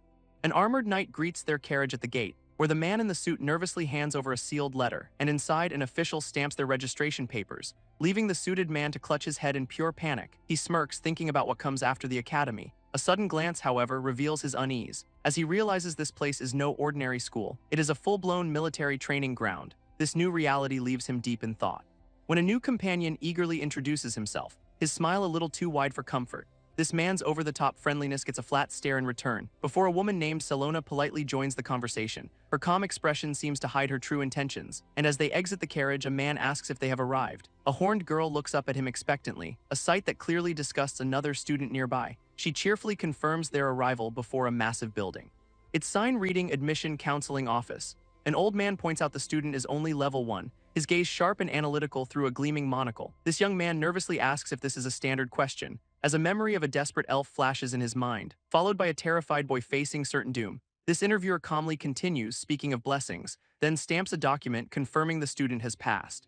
Extending a hand, he reveals a fairy has taken office this year, and the young man eagerly accepts, promising to do his best. This response earns a satisfied smile from the old man, though the student's own grin seems a bit strained. Alone now, he considers heading to the dorms when a small spirit appears, placing its hands on his head as he looks on annoyed. This ghostly figure suddenly starts shaking him vigorously, then floats up to a massive statue as a god casually whistles.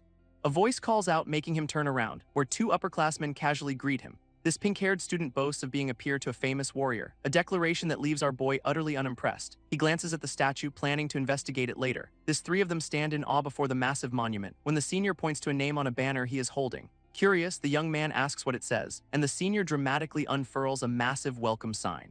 It is for the legendary warrior's admission to the academy. A flash of faces reveals the intense competition he is up against, and his smile strains as the hooded spirit reappears beside him. This thought of running away flashes through his mind, and he pinches the bridge of his nose in frustration, calling the strange little creature an outsider. This little spirit taps its fist with purpose, as our boy resolves to meet the gods of this world. This plan seems to delight his ghostly companion, who points at him with a mischievous grin. Nearby, a banner with strange runes hangs from a statue. Suddenly, an angry student shouts at him, but the kid just stares back completely unfazed, then breaks into a disarmingly cheerful smile, a look that only fuels the other student's rage. This bully grabs him by the collar, demanding he follow, and our boy meekly agrees with a laugh. Two other students watch them go, this girl reassuring her worried companion. Down an alley, the bully shoves him against a wall, while the other two peek around the corner. A blonde girl bursts into laughter as a bully corners our boy against a wall, shoving him into a secluded alleyway. This aggressor mocks his status as a level 1 student, then grabs him by the throat, lifting him up. But our boy just gives him a confident smirk, summoning a strange, dark energy in his palm. His attacker's bravado instantly vanishes, as a small mallet materializes from thin air. He playfully asks if he should use it, then casually lets the bully go, sending him stumbling to the ground. This bully can only clutch his knees in shock just before a powerful blow sends him flying. Nearby, two students watch the whole exchange in disbelief. Two students watch as Kang Hansu stands over a defeated classmate, while he calmly sips from a mug with a smug grin. His actions earn a furious outburst from the red-haired woman, but his eyes glow red as he turns the insult back on her. In a blur of motion, he grabs her by the collar, his hand reaching through an unseen barrier, lifting her off the ground as she struggles to breathe. He cheerfully addresses her stunned companion, whose face is a mask of pure horror. Introducing himself as Kang Hansu, he offers a greeting, a chilling contrast to the two students he holds captive. He then expresses his hope that they will all get along. The sun sets over the Grand Academy building. Back in his room, someone grabs a woman by the ankle, and his horned companion asks how his first day was. His companion asks what he plans to do with his captive, then casually stretches, offering him the floor to sleep on. Kang Hansu stammers, flustered by her presence, a stark contrast to the polite Selona he remembers. This horned girl simply gives him a playful wink, explaining that she is no ordinary slave. She then sits on his bed, calling him master with a laugh, which only fuels his growing irritation. Annoyed, he turns his back on her completely, finally sighing and telling her to just follow him. She eagerly raises her hand in agreement, a bright, mischievous smile on her face. Kang Hansu smirks, pointing to the late-night school, a tavern where students gather after dark. Inside, his arrival immediately draws attention to his level 1 status. A blonde man at a tavern calls him a greenhorn, but Kang Hansu claims he is seeking an expert, leaving the man to take a skeptical sip from his mug. He vaguely mentions his recent troubles with a nervous laugh, offering a large sack of coins as payment for a job. This offer earns a greedy smirk from the blonde man, though his horned companion calls the whole thing a bluff. Kang Hansu whispers that the man is not buying his story, his confident facade beginning to crack under pressure. Suddenly, the man slams the table, enraged by the deception, then tells Kang Hansu to leave his companion behind. A golden staff is suddenly thrust in the man's face, and a powerful blow sends him flying across the room. This other patrons erupt in fury at the sudden violence, while the horned woman pins the man down, asking why she was the price. This horned woman's eyes narrow with deadly intent, as she and a friend are surrounded by thugs in a tavern. Her companion can only watch in abject terror, before she unleashes a flurry of devastating kicks, sending the brutes flying with bone-shattering force. This staff can only stare, shocked by the violent display. Her friend facepalms, wishing he'd stopped her sooner. Elsewhere, a hooded person walks the grounds at night when a glowing-eyed assailant ambushes them from above. A sudden crash echoes through the darkness, leaving the hooded student on the ground as Kang Hansu appears. He holds up their cloak, remarking on its usefulness, while his horned companion questions the late-night intrusion. Pointing toward the gate, Kang Hansu gives a simple direction, and the mysterious student makes a swift escape. She explains the history of the warrior's comrade, revealing that this companion was eventually expelled. This student, Protagonist, became a vampire out of pure resentment, a story that seems to greatly amuse his horned companion. She then reveals the statue they saw earlier holds a clue, playfully teasing him with the answer. Meanwhile, an observer notes the statue's strange, unobstructed path. Realizing its gaze is fixed on a specific point, this two of them begin to walk in that direction. Following the stone warrior's line of sight, their path leads them into an overgrown, misty garden, where Kang Hansu spots a strange marking on the ground. Leaning in, his companion identifies the location as near a lake, but she dismisses the clue as impossible to solve. She then recalls a legend of an eel turned to stone while waiting for Protagonist. She finds the tale of resentment rather amusing, and just as the legend foretold, they find the statue, a stone mermaid exactly as the story described. His companion is thrilled by the discovery until she realizes it is just a legendary fish. Kang Hansu, however, notices something strange about its expression, kneeling down to inspect the ground around it. His eyes widen as he spots a hidden object, pulling a glowing ring from the dirt. He slips the mysterious artifact onto his finger, watching as it pulses with a strange energy. A system window reveals its name, Forgiveness, an item that compels others to confess their sins. Suddenly, the hooded student from before reappears, clutching their chest, and Kang Hansu realizes he has found the ultimate interrogation tool. A tiny blue spirit throws a comical tantrum. As Kang Hansu and his companion are surrounded by cloaked figures, one woman questions his identity, wary of the demon at his side, but Kang Hansu just raises his hands with a cheerful greeting, a strange light beginning to envelop him. His expression then shifts to one of profound sadness, activating a powerful skill that compels forgiveness. His students are suddenly flustered, deciding to let him go, and he waves them off with a smile as they depart. His horned companion warns him against using that power on her, insisting it is for his own good that he does not, but he casually reveals the skill is already active. A smug grin spreads across his face. Elsewhere, students gather for a new day at the academy. Among them, a voice declares that it is all starting. An assembly begins with the principal's instructions, while his companion notes the powerful students gathered here. Kang Hansu is shocked she followed him, but she was just bored. This headmaster then announces a new professor for a special subject. A woman with a fiery familiar steps forward, holding a slime, offering the crowd a serene, knowing smile. A student in the crowd wonders if her companion is a phoenix, recalling a legend of a hero and the mythical bird. This tiny fire creature seems utterly confused by the comparison, leaving the student to ponder its true nature. Nearby, another student celebrates the exciting return to school, pointing out the new professor and her strange fairy.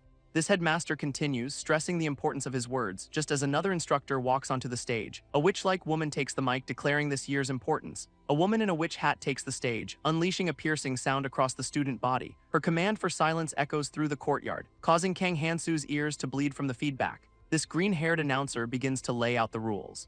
A wide, excited grin on her face. With a single word, she unleashes total chaos, as the students immediately turn on each other. Fists fly as the academy grounds erupt into a brawl, and a certain god seems thrilled by the violence. Kang Hansu simply cracks his knuckles, ready to join. While a masked student weaves through the fighting crowd, a bully grabs another, ready to throw a punch, but the masked student reveals a sinister, toothy grin, sending bodies flying as the battle royale intensifies. One student with glowing red eyes dominates the brawl, while a hooded girl calmly prays amidst the chaos, and a fallen student laments the academy's madness. He tries to force another into the upper class, only to be defeated and told to join the lower class himself. Later, an instructor addresses the successful students, with Kang Hansu standing among the chosen few. This teacher adjusts her glasses with a sharp look, explaining they must choose between knight and mage paths. Kang Hansu listens with a skeptical expression as the instructor introduces the esteemed Prince Razel. This blonde prince offers a welcoming smile to his classmates, but our boy remains thoroughly unimpressed. This scene then shifts to a grand assembly outside, where the winner of the tournament is called to the stage. A priestess with white hair offers her congratulations, telling a young warrior to declare his desire for strength. With his sword held high, he shouts the required words, and the blade erupts in a brilliant, holy light. But a strange, dark energy suddenly appears before the priestess. His fellow warriors can only watch in total disbelief, as a voice from his world calls out his name one last time. This summoned hero looks completely bewildered by the transition, finding himself suddenly alone on ancient stone steps. He gazes at the unfamiliar architecture, wondering where he is. Where a bandaged man with a missing arm greets him. This young man is stunned to see another human, in a world seemingly filled with imposing non-humans. This veteran explains they are all warriors summoned by the rules, but an instructor declares that Kang Hansu is unprepared for his class. Kang Hansu coolly asks what requirement he is missing, sending the instructor into a state of pure shock. He is forced to comically dodge a sudden attack. As a barrage of energy blasts fills the training hall, taking cover, he tries to calm his racing heart, recalling the blessing of the warrior and its righteous conditions. But his past deeds do not exactly align with love and justice, so he channels a dark power to reject the blessing entirely. This instructor suddenly gasps, feeling a strange backlash, demanding to know how he mastered swordsmanship without it. Kang Hansu just smirks, a red aura flaring from his hand, leaving his opponent utterly speechless at the display. With a subtle threat, he forces the instructor to back down, who can only watch in frustration as he rejoins the class. Meanwhile, other students discuss their own unique training methods. Kang Hansu grits his teeth in annoyance, while the professor discusses gaining blessings through drugs. A blonde student leans in, claiming to have seen his drugs, giving Kang Hansu a smug, knowing look. Suddenly, the student's confident facade shatters, revealing Kang Hansu's forgiveness skill is active. A small hooded spectator enjoys the show with popcorn, while the professor laments the day's boredom, until he pulls out a massive, gleaming tooth. He reveals it belongs to a recently slain dragon, boasting about its impressive size and color. Kang Hansu, however, is completely unimpressed. Hours pass with the professor just bragging about himself. After class, a few students gather to discuss the lecture, and the blonde student asks for Kang Hansu's opinion.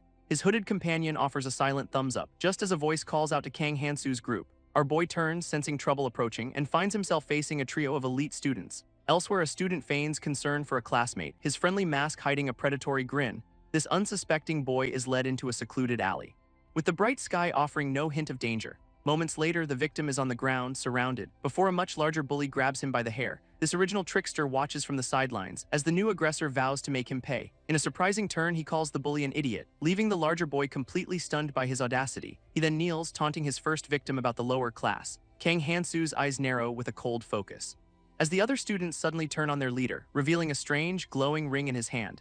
He then pulls out a massive bone, taunting them with a grin, prompting the group's strongest to step forward. But a single brutal blow sends the challenger reeling, and the entire group is sent flying back in shock. This remaining students can only stare in utter confusion, while our boy casually waves them off with the bloody weapon, his eyes glowing red as he challenges them all at once.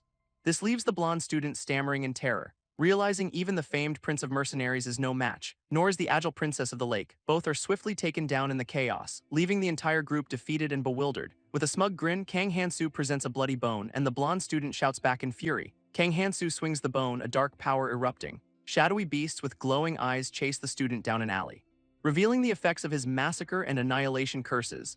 This terrified student is cornered, calling him a monster. His classmates are thrown into chaos by the spectral assault, leaving Kang Hansu standing over the fallen crowd. He is suddenly confused, wondering why a curse activated, as his rival's mind seems to completely shatter. This entire group lies defeated on the cobblestone street. His hooded companion floats beside him, equally perplexed, and they both look down at the unconscious student, whose hand suddenly begins to twitch on the ground. A different student slowly rises, his expression grim. A young man with a cocky grin addresses his master, standing over a defeated foe and a terrified servant. This bruised man clutches his head in total confusion, before being grabbed by the collar with a menacing smile, and a whispered threat forces his terrified agreement. This young master then pats him down with a laugh, while the hooded spectator watches the scene unfold. As the master's cheerful facade continues, he then presents a large, bloodied bone, pondering if the blame should fall on him, then casually waves to his hooded companion, a sinister plan forming behind his eyes. This scene shifts to a sun setting over ancient ruins, where a warrior is violently thrown to the ground. He coughs, struggling to rise as a new foe appears.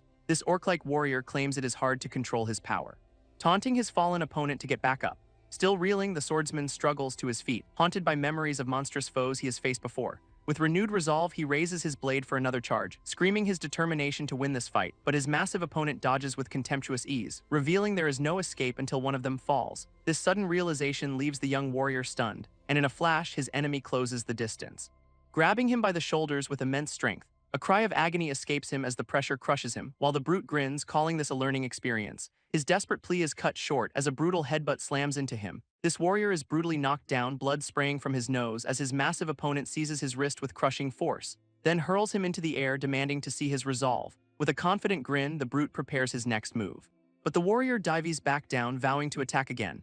Elsewhere, a horned man walks through a desolate canyon, annoyed by a vision of a woman he knows with a rival, when suddenly small goblins rush to greet him, hailing him as their king, a title that seems to catch him completely off guard. They crowd around him, tugging at his coat and repeating the title, leaving him utterly perplexed by their strange devotion.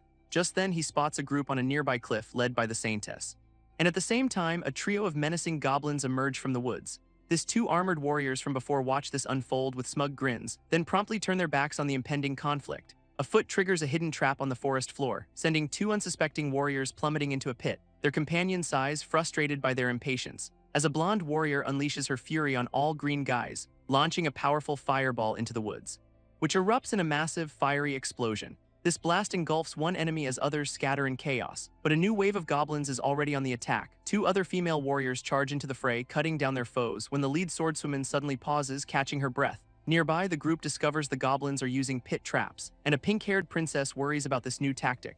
A spectral dragon materializes behind the lead swordswoman, while the princess seems to be concentrating intensely, and two warriors share a triumphant high-five. A princess offers to join the mission, compensating for their losses, while two women watch new recruits arrive through a portal. In the forest, a healer tends to two fallen companions, and the princess celebrates their progress with a cheer, but one of them senses something wrong with the ground. This group discovers the area is littered with traps, though a female knight notes their sloppy construction. Her companion complains, wishing she were back at the academy, as the blonde prince just smirks with confidence. Later, his soldiers gather around a roaring campfire, and a guard approaches with an urgent report for the prince. They have discovered mysterious footprints in the dirt. This prince ponders if they belong to a human or a demon, ordering his man to report the finding to the Saintess immediately. Suddenly, two fiery blasts tear through the night sky. This fiery blast sends goblins flying in every direction. While the princess cheers them on, her companion exhausted. Another warrior intercepts a goblin's powerful swing, and her armored comrade barely holds back a similar strike. A goblin grins with malicious intent, only to be sliced in two by a flash of light, revealing the blonde prince standing over the fallen creatures. His display of power leaves the female knight stunned. As the prince watches his troops continue the fiery assault, shouting orders, he tells them to cover the front lines, his expression hardening with resolve. Elsewhere, a goblin shaman bows before a horned figure on a throne, this shaman trembling in absolute terror. This new master seems unimpressed, asking for a report, and the goblin struggles to deliver the news. This horned man recoils in utter disbelief, his red eyes widening with shock at the sight of a familiar, grinning face. His hand clenches, his composure shattering, and he covers his face in pure frustration, before a sinister smile spreads across his lips. With a roar, he orders all goblins to be summoned, declaring it is finally their turn to attack. His goblin minions raise their weapons, ready for war, surprising a female warrior with their organized defenses. A fiery blast obliterates one of the creatures instantly, unleashed by the furious blonde warrior. Meanwhile, a new breed of goblin emerges from the shadows, their master taunting the inexperienced heroes from afar. This blonde warrior prepares another fireball, facing the horde alone. Fiery blasts send two goblins flying through the air, but another one just laughs maniacally at the chaos, infuriating the blonde warrior even further. As a new wave of goblins charges from the woods, surrounded, the warriors watch their allies get struck down, leaving the dark-haired knight stunned by the sudden turn. Her caped companion suddenly leaps away from the fray, revealing a new, more menacing type of goblin, one seemingly controlled by the horned man himself. Elsewhere, he conducts a strange experiment on a captured goblin. While back on the battlefield, the blue goblin prepares an attack, unleashing a piercing, high-pitched shriek. This sonic blast incapacitates the warriors, who cry out in agony. And one of them desperately tries to protect her companion, just as a massive goblin horde swarms in for the kill. A demonic figure looms over a monstrous horde, a vision of what is to come. Back at the camp, the situation is dire as supplies run low, and a warrior worries they are completely out of food. Another companion complains about the relentless enemy attacks, while a dark-haired girl just smirks with unsettling confidence. This blonde prince mourns a fallen blue-skinned ally, remembering the sacrifice that was made for them. With a heavy heart, he recounts the loss of a trained knight, just as the princess arrives with urgent news from the Saintess. This other warriors are shocked to learn the enemy is a demon, and the princess immediately points them toward the target. Meanwhile, the Saintess stands alone on a high cliff, her expression calm despite the grave situation. She commends her hooded subordinate for the discovery, revealing a plan to accelerate the warrior's growth. She explains her plan to her subordinate, who listens with a grim expression, as the Saintess praises a warrior's strong mind, and together they ascend a long stone staircase. They arrive in a desolate, lifeless wasteland, where the Saintess unleashes a torrent of holy light, instantly transforming the dead land into a field of flowers. With this, she declares their food problems are solved.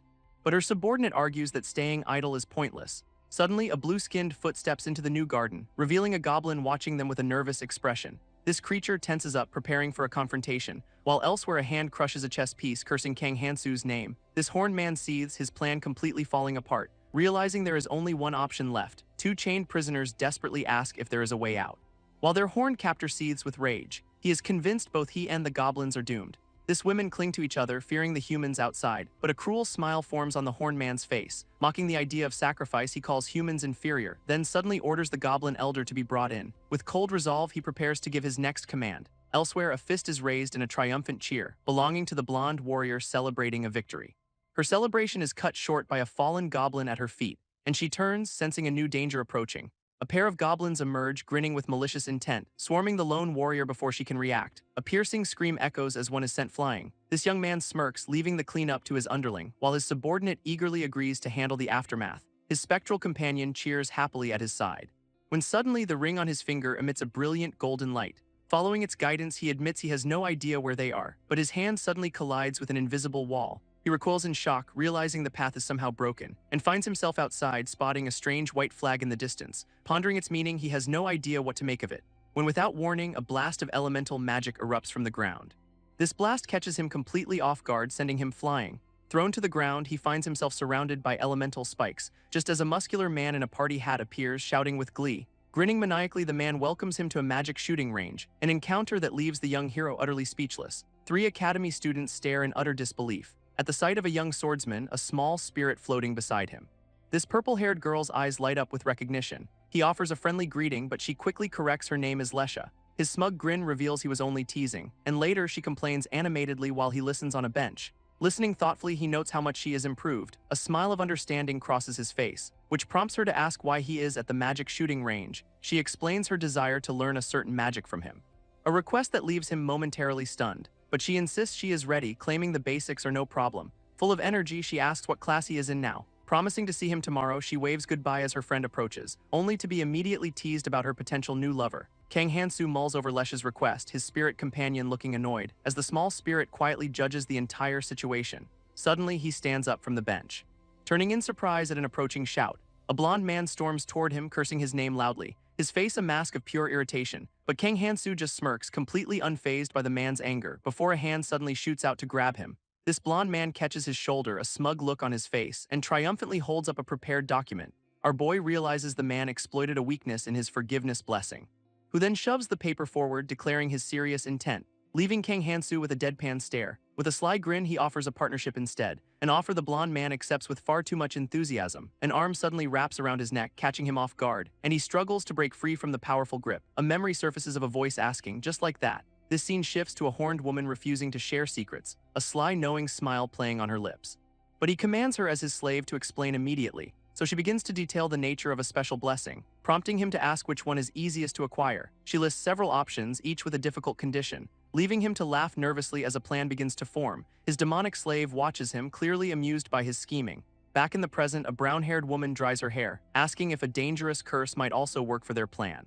This idea immediately piques her interest, annoying the horned woman, who stands on the bench ready for the challenge. A horned woman terrifies a helpless captive, while our hero imagines a greedy monster guarding its treasure. This horned woman leans in, threatening her prisoner, offering a tempting but dangerous deal. With a sharp grin, he declares the deal is made. He strikes a pose, calling himself a demon god, arriving at what looks like an adventurer's guild. But the only available quest is to hunt a weak-looking monster. He and his new horned companion review the simple task, explaining his need for wealth and power, and how all of it depends entirely on her. His plan is to power level her to an insane degree, a proposal that leaves her completely stunned. He warns her not to underestimate the dangers of the hunt, imagining her being overwhelmed by vicious beasts. Our boy wonders aloud about the strength of ogres, and his companion confirms they are as strong as a human knight.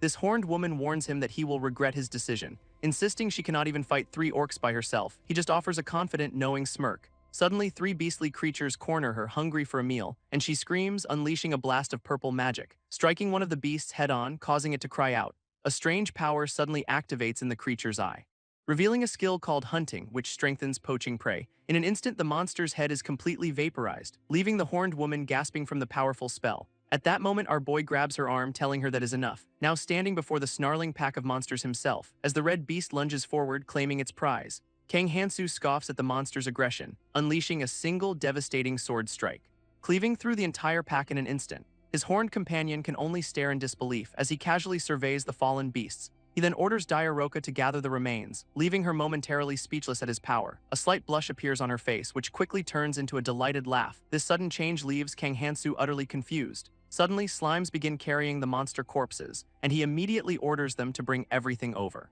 While Diaroka watches with a smug, satisfied grin, a voice from off-screen confirms the order. Setting the stage at a grand, sunlit cathedral, a new student and his companion arrive looking unbothered, when a pink-haired boy immediately confronts him with an accusation. This accuser trembles, insisting he will complete some unknown task, but his rant is cut short by a sudden gasp. A silver-haired girl makes a grand entrance, radiating energy, instantly capturing the adoration of the entire room. At that moment, the new student's fist clenches with resolve, grabbing the pink-haired boy with a menacing grin. He pins his rival down, snarling with surprising ferocity, which is when the girl offers to teach him magic. Standing over the defeated boy, he listens to her offer, his face twisting into a look of sheer annoyance. She just smiles warmly, beckoning him forward. As the other students watch their idol from a distance, it dawns on him that she is incredibly popular here. A crying student is dragged away by his collar, leaving an old man to wail as his last hope is taken. They are brought before a tall, imposing academy building where Kang Hansu scoffs at the low-class facilities. He turns to find a group of students waiting for him, one of whom introduces himself as Prince Alpes. In an instant, the entire group is forced to their knees, a sight that leaves our boy completely bewildered. His students look up at him, awaiting his judgment, and the prince begins to explain their desperate situation. He declares they want to reconcile with him, but his spectral companion immediately signals her disapproval. Kang Hansu tries to process this bizarre turn of events, standing over the kneeling nobles with a simple "yeah." A system window reveals the truth. His noble trait forces his experience onto his bloodkin. Kang Hansu denies having any particular intention, but the blonde man is overcome with sheer joy. His classmates now praise him for being surprisingly kind, a reaction that leaves him absolutely furious.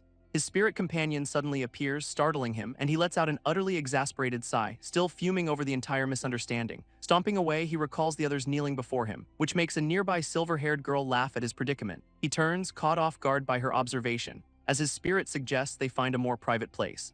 This girl plays along, walking away with a sly comment, prompting a shocked Kang Han-soo to call after her. She then reveals she once worked with a warrior named Han Wu, giving him a knowing smile that hints at a deeper secret. She recalls a reckless hunter she once worked with. This revelation leaves Kang Han-soo deep in thought, remembering a past life as a wild-eyed student. His spirit companion senses his confusion, but the silver-haired girl eagerly suggests they begin magic training.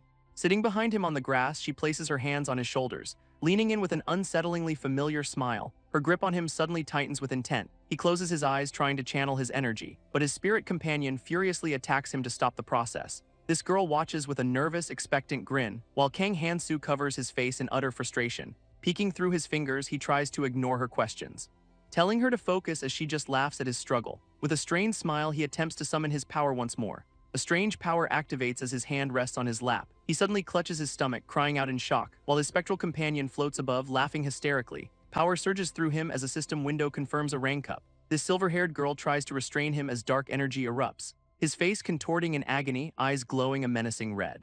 But despite the blood on his hand, he insists he is fine. She calls out his name in alarm as he stumbles to his feet. When a sinister red orb of power begins to form in his hand, Kang Han-soo struggles to contain the overwhelming energy, unleashing a massive pillar of light that tears into the sky. Stunned, his companion can only watch in silence, wondering what on earth that power could have been, yet he just laughs, wiping his brow as if nothing happened.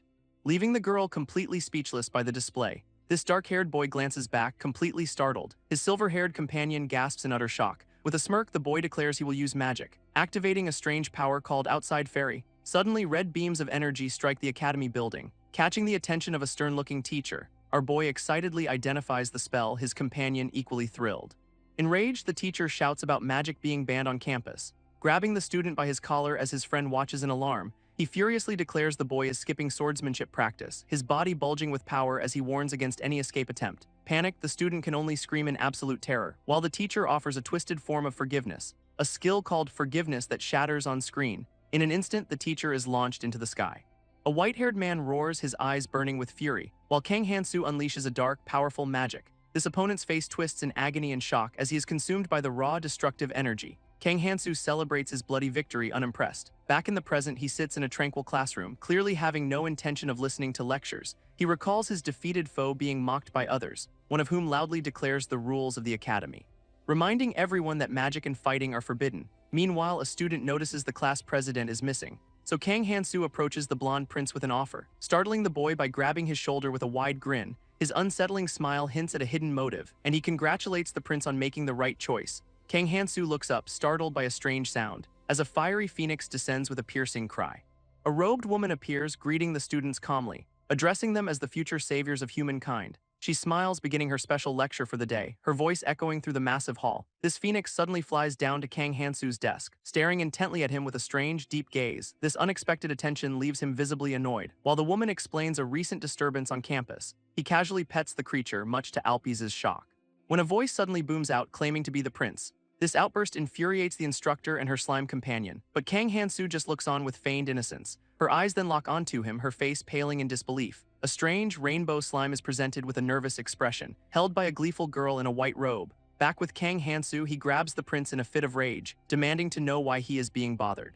A vision flashes of a dark-haired man laughing maniacally, before the scene cuts to a blonde warrior collapsing. Her eyes snap open, suddenly awake and alert, finding herself in a dark throne room before a horned man. This warrior cautiously asks for his identity, but her captor just stares back calmly, a realization dawning on her: he is the Dark King's son. This shocking revelation leaves her completely stunned, yet her shock quickly turns to admiration for his looks. This horned man begins to speak, his expression unreadable, sending the warrior into a fit of flustered excitement. A blonde woman casts an allurement spell demanding a slave. Her magic is instantly shattered by dark, piercing energy. Stunned and bleeding, she can only stare in disbelief. As a horned man reaches out, his power overwhelming hers, this blonde woman lies defeated on the floor, but her attacker seems completely bewildered by the outcome. As a system window reveals a warrior curse that reduces experience, slumped in his throne, he realizes he has killed the hostage, Now he fears he cannot save Miss Diaroka from Kang Hansu. Remembering the overwhelming power of his target, deep in thought, he tries to figure out his next move, his expression hardening with sudden resolve. Just then, a heavy stone door creaks open nearby. A young woman in armor stands in the doorway, catching the horned man completely by surprise. A warrior screams as his companion falls from above. In another place, a new warrior is welcomed into this world, greeted by a sinister, horned man with a wicked grin. Nearby, a female warrior senses a hidden presence, and the horned man uses a skill to observe the intruders. He spots a blonde warrior questioning his authority, a challenge that only makes the demon smile. He proudly declares himself the ruler of this mountain, this two sizing each other up for the coming fight. His pink-haired companion believes the final battle is at hand, but the demon's grin suggests another trap awaits. This blonde warrior draws his massive blade, charging forward with a determined battle cry, but the demon simply taps his foot on the floor, triggering a massive stone block to fall from above. This blonde warrior screams, desperately reaching for his companion. In response, the female warrior activates a sprint skill, grabbing him and bolting away at incredible speed. But the horned man just laughs, yanking on a strange purple tether. He's captured another blonde woman, hoisting her into the air. Below, the fleeing warrior looks up in horror at the falling stone, her sprint skill forcing her to run without stopping. Her companion suddenly shoves her, trying to break the momentum, leaving her completely bewildered by his action. Meanwhile, their pink-haired ally prepares a spell to intervene, but it is too late as falling debris strikes the running warrior. Her blonde friend grits his teeth, raising his sword to retaliate, his expression suddenly shifting to one of pure shock. High above, the horned man watches the chaos unfold. As the warrior is unable to halt her forced sprint, this warrior grunts, straining under the pressure, her feet slamming hard against the ground, with hands reaching out to catch her ally. She manages to grab the falling blonde woman, looking up with a startled and concerned expression. A masked man extends his hand towards them, but the horned captor glares back with pure contempt. Suddenly, the masked man is pierced by arrows, accused of betrayal, sending a pink-haired princess into a state of shock. She furiously prepares to unleash her magic, but the horned man grabs his hostage, warning her to be careful. This princess can only watch, clenching her teeth in rage as the demon's eyes glow with malevolent intent, in a blinding flash of movement. He strikes the blonde captive down without a second thought. A princess is suddenly struck by an arrow, her eyes wide with shock. This horned man stands over a fallen warrior, crossbow in hand. He addresses a new armored woman holding her unconscious companion, leaving the knight completely on edge and sweating nervously. With a cruel smile, he aims the crossbow directly at her, but her expression hardens with resolve despite the danger. He questions who the real coward is in this situation. His dark silhouette looming over the two women menacingly. In a burst of fury, the knight lunges forward with her sword, clashing directly against his arm with a shower of sparks. A system window reveals her body itself as a weapon, and her ability reflects damage back at her attacker. Though he feels the sting, he dismisses the pain as nothing, then instantly disarms her with a lightning-fast grab, trapping her completely within his cloak as he mocks her ignorance. This horned man taunts Kang Hansu about human magic. Kang Hansu's eyes widen in utter shock. A woman's voice calls his name in a desperate plea, when a blast of holy energy strikes the demon down, consuming him in a vortex of divine power. A silver-haired woman descends, declaring he has crossed the line. Elsewhere, an elf teacher asks her colleague about a certain student, her colleague calmly preparing tea in the background. This man explains that without achievements, there will be no rewards, adding a strange red substance to her tea. This news sends her into a fit of frustration, and she collapses onto the desk in utter despair. Defeated, she reaches for her cup of tea, while the older teacher watches with a knowing smile. Suddenly, she perks up, eagerly asking if there is any news. Her colleague reveals a plan involving a C-rank freshman, and a young man introduces his cheerful, blue-haired companion. But she is immediately annoyed, questioning the arrangement, forcing the student to sweat and laugh awkwardly. Internally, he realizes his plan has gone completely wrong. This scene flashes to students fleeing from cute blue slimes, where he brandished a simple bone to get their attention, a move that successfully calmed the rampaging creatures. This display of skill leaves his companion absolutely delighted, prompting her to offer him special, private classes. Back in the present, the student nervously accepts her offer, her expression turning sly as her plan comes together. With a simple gesture, she leads him deeper into the garden, settling down in a secluded spot with her magical companions. But the young man is suddenly on the ground, looking utterly dazed. A young man admits he might have rushed things a bit, his eyes wide with nervous energy. Nearby, a hooded figure looks on with clear suspicion. But the light-haired woman just offers a warm smile. Elsewhere, a student questions the academy's sanity, wondering if the entire world has gone mad. In another place, werewolves corner a horned woman, calling her prey. Her expression remains completely unfazed by their threats. One of the beasts lunges forward, intent on killing her, but she effortlessly catches its arm mid-swing, stopping the powerful attack in its tracks. With a sickening crack, she shatters the werewolf's arm, leaving its companions staring in utter shock, as a powerful energy suddenly erupts from her body. Her eyes now burn with pure, unrestrained rage. A horned woman walks past fallen beasts, searching for someone. Suddenly, a young man on a wolf beast charges in, yelling. He chases down another monster with wild abandon, leaving the creature defeated and covered in slimes. He laughs, reveling in the feeling of accomplishment. then checks on Miss Diaroka's growth through a status window. Noting her level has jumped from 27 to 31, Diaroka watches him as he realizes leveling her further will be difficult, so he pulls out a scroll, a new plan already forming. Elsewhere, a man presents a bag of monster parts looking utterly defeated. A stern, horned woman tells him to change the request if he is unhappy, her gaze burning, sharp, and unforgiving. Back with the young man, he seems confused by a new companion. While the quest giver offers a dangerous S-rank job instead, a task our boy seems to accept with a cheerful smile. A shovel strikes the hard ground with force, as a young warrior complains about his S-rank digging quest. His horned companion watches him toil in frustration, shivering as she complains about the cold. Suddenly, a god sends a message of encouragement for the lone wolf. This warrior warns his companion that failure is not an option, but she coolly reminds him the consequences are his alone. With a confident smirk, he leans on his shovel, then calls out for an orc to appear. A brilliant golden portal opens before them, revealing the faces of summoned workers inside. An entire crew of laborers steps out from the light, leaving his horned companion completely stunned by the sight. He cheekily compares her to one of the workers, much to her annoyance. While the summoned men get to work on the digging task, this warrior and his companion relax after a hard day's work, and he boasts about letting others handle the labor. A god suddenly acknowledges the wisdom in his laziness, while his companion recalls a conversation about using slaves. Just then, a kind woman arrives with a basket of food, which our boy immediately devours with gusto, sharing the unexpected meal with his horned friend. But a divine presence suddenly makes itself known, startling the trio out of their peaceful break, and he asks his companion what is happening. This workers whisper nearby, calling her a controlled demon. Elsewhere, a student ponders the mystery of a certain teacher, while our hero holds hands with a beautiful silver-haired woman, earning him the title of fairy and its powerful blessings, much to the absolute fury of his hooded spirit companion. A young student nervously approaches his teacher, who explains his class placement has been fixed, and he demands to know why he is getting special treatment, but she just smiles, enjoying his confusion. This condition for this favor is passing the term exam, and she suddenly grabs him, revealing a shocking secret. This head of the academy is directly involved. He laughs awkwardly, trying to defuse the situation, leaving the teacher flustered as he walks away, his small hooded companion floating silently beside him. This spirit-like ally smirks with a mischievous glint, proposing a plan to put another teacher to shame, and the student agrees, tired of his own perceived weakness. His companion immediately bonks him on the head for his attitude, then clenches its fists, ready to execute their new scheme. A man and his one-eyed companion cheer enthusiastically just as our boy arrives, calling out for Diaroka. She greets him with a smile, asking if his class went well, but then chides him for leaving her behind all alone, getting right in his face to cut off his excuses, only for her mood to shift to a cheerful yes. Later, they are perched on a cliff planning to capture a monster, explaining that a surprise attack is their best option. This thought of the danger seems to terrify Diaroka when a god suggests they hunt an aggressive dragon. She immediately pictures him with a fearsome dark dragon, an idea that leaves our boy completely horrified. Diaroka suddenly gasps, looking up with an idea, then points to herself with a confident, sly grin, a suggestion met with a deadpan stare from her master. This young man reflects on the true nature of monsters, remembering how a fearsome beast once terrified a slime, only to end up cuddling it with surprising gentleness. Now a massive armored elephant roars among the slimes, and he watches the strange creature charge past him. His horned companion reveals its ridiculous name is Lalamborsini, a beast once used as fearsome cavalry to break enemy lines. He even recalls a goddess-like woman cherishing a rainbow slime.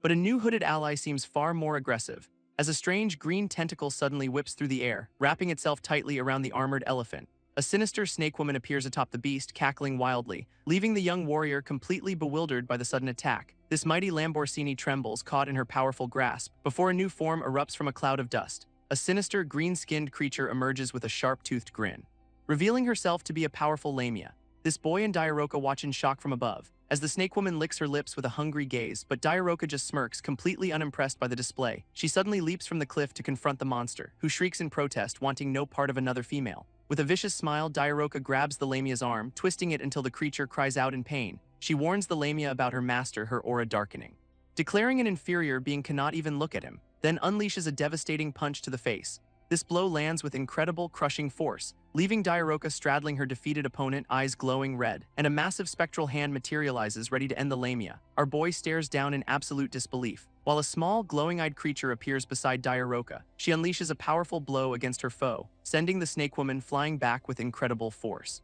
This defeated monster glares, promising to return for revenge, her eyes burning with pure, unadulterated hatred. Its tail is brutally severed in the attack, leaving Diaroka stunned by the sudden turn of events. From the shadows, a massive new beast emerges, and a god's message declares its satisfaction with the outcome. This divine being calls the creature a cute dragon, but the young man can hardly believe his eyes, recalling a far more traditional-looking dragon from his memories. A system alert reveals the kill has angered the beast, triggering a hunting quest as the dragon looms over him. With a confident smirk, our boy prepares for battle, unleashing a brilliant flash of holy power, which shatters the horn of a blue monster instantly. Now he leaps towards a small dragon, calling his sword a pitchfork. As his unique titles Fairy and Outsider activate, a surge of red energy envelops his attack. He dedicates this strike to the goddess who trapped him here, sending a crimson wave of power hurtling downward, and the small dragon can only watch in absolute terror, its eyes wide as the attack looms over it, frozen in place by the overwhelming force. This creature is left speechless after the strike lands just beside it, while the young man smiles, pleased with his display of power. Turning to Dairoka, he seems confused about what to do next, finding the little dragon now trembling in submission. Dairoka inspects a piece of dragon hide as he grins at the possibilities, while their newly tamed sea dragon looks up timidly. He gently pets the creature's head, forming a bond, and expresses pity for the sea dragon's fate, a mischievous grin suddenly spreading across his face. They leap onto its back, soaring into the sky with a cheer. While elsewhere, two adventurers joke about their skills being censored. This warrior mentions needing to get to Hogwarts soon, as a god complains about feeling dizzy from their banter. Later, the warrior arrives at the mercenary guild, where a receptionist greets him with a warm compliment, and he smiles back, ready to check the requests. Suddenly, her eye glows as she senses his hidden power. He reacts with utter shock to her sudden revelation, then steps forward, confidently offering his help. Cassandra, the receptionist, offers him a spot in her mercenary corps, and our boy's face absolutely beams at the incredible offer, only to complain that he expected a corps of beautiful women. Suddenly, a blonde man yanks Han-Woo into a headlock, as a brawny warrior laughs, telling him it is time to adjust. This teasing leaves Han-Woo completely exasperated, but their banter is cut short by a sudden presence. A massive, glowing green creature confronts them in the clearing, its identity revealed as a cursed being protecting its daughter. Panicked, the blonde mercenary shouts at Han-Woo for answers, while the brawny warrior draws his sword, roaring for them to fight. He charges forward, swinging his blade at the creature, and the attack connects with a brutal impact. His blade is caught ensnared by the creature's body, leaving him utterly shocked by its impossible defense. A glowing green monster smashes down on a warrior, sending the man reeling in agony. His bald companion leaps in for a coordinated strike, but the strange creatures just roar in defiance. These two adventurers struggle to hold their ground, and our boy watches the scene unfold, completely stunned, questioning how anyone could face such a powerful enemy. Suddenly, he leaps over a fallen female companion, catching the injured woman in his arms. His expression hardens with grim determination as he glares ahead, protecting his new ally. This headband-wearing warrior looks back in disbelief, while his partner readies a sword for another charge, but our boy shouts out, stopping them in their tracks. A system window materializes, displaying a single command: reverse. A skeletal dragon is summoned into existence, facing off against a grinning green monster. This skeletal beast stands with its monstrous allies as a female warrior watches the confrontation unfold. Suddenly, the dragon dives at its own ally, grabbing the creature in its bony claws, then sinks its teeth into the monster's head, tearing it apart in a vicious attack. Nearby, two adventurers laugh with their female companion, but our boy watches them, completely unimpressed. His thoughts are interrupted by distant cheers for Cassandra, as students admire a massive warrior statue. Their admiration turns to terror as a sea dragon appears, but a young hero lands a powerful blow to its head, leaving the massive beast defeated on the ground.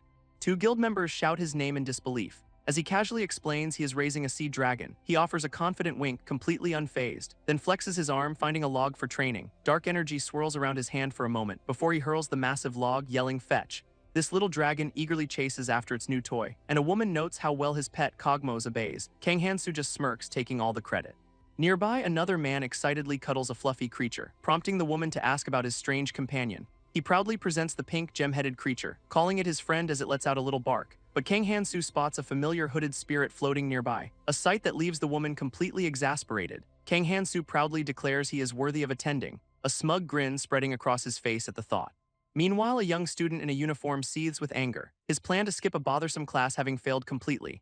This blue-haired woman had rejected an offer, already having a phoenix deity. Just then, a new instructor steps to the front of the lecture hall, summoning a wisp of dark energy as she addresses the students. Her eyes widen with a manic glee that unnerves the entire room. She begins her lesson, claiming dark magic is simply misunderstood. This student watches with his arms crossed, completely unimpressed, before finally slumping onto his desk in utter boredom. This scene shifts to a desolate graveyard under two moons. Here, Kang Hansu meets a mysterious horned woman who gives him a sly, suggestive smile. He is caught off guard by the situation as a small spirit appears beside him. Dairoka demonstrates her healing power's strange limitations, smiling brightly as she explains her unique skill. She then leans in, whispering a devious idea to Kang Hansu. Our boy immediately grasps the problem as the healing rate, just as a strange symbol appears overhead. Down below, two mercenaries celebrate their breakthrough, embracing tearfully as our heroes watch from above. Dairoka smirks as he prepares to descend, and soon they are peeking through the new opening, sharing a look of pure, unadulterated mischief. With that, they leap into the chasm below. And Kang Han-soo lands thinking he hit something, but the room appears to be completely empty. Diaroka turns to him in confusion, just as a massive slime monster materializes behind them. A hooded green monster grins, taunting them about their ignorance. But Kang Han-soo charges forward, shouting defiantly. Diaroka watches on, completely exasperated by his recklessness. Suddenly, two massive green creatures materialize, looming over the pair. Covered in green slime, Kang Han-soo looks disgusted as Diaroka mocks the creatures. When a sudden glow from his ring catches his attention, its light intensifying as the artifact reacts to something nearby. He turns to Diaroka, asking for her thoughts on the matter, and in the empty corridor, he questions her commitment to their quest. His eyes glowing red, he demands to know how she discovered his secret. But she simply smirks, teasing that he'd be more popular among demons. Brushing off her comment, he turns away, the ring still guiding him, and following its light, they proceed down the dark corridor. This ring pulsing with power, clearly pointing toward a destination, leading them to a solid wall as they wonder if this is their goal. This horned woman looks on, puzzled by their surroundings, until she notices wind blowing from a crack in the wall. With a wicked grin, Kang Han-soo charges his fist with power and smashes through the stone in a brilliant flash.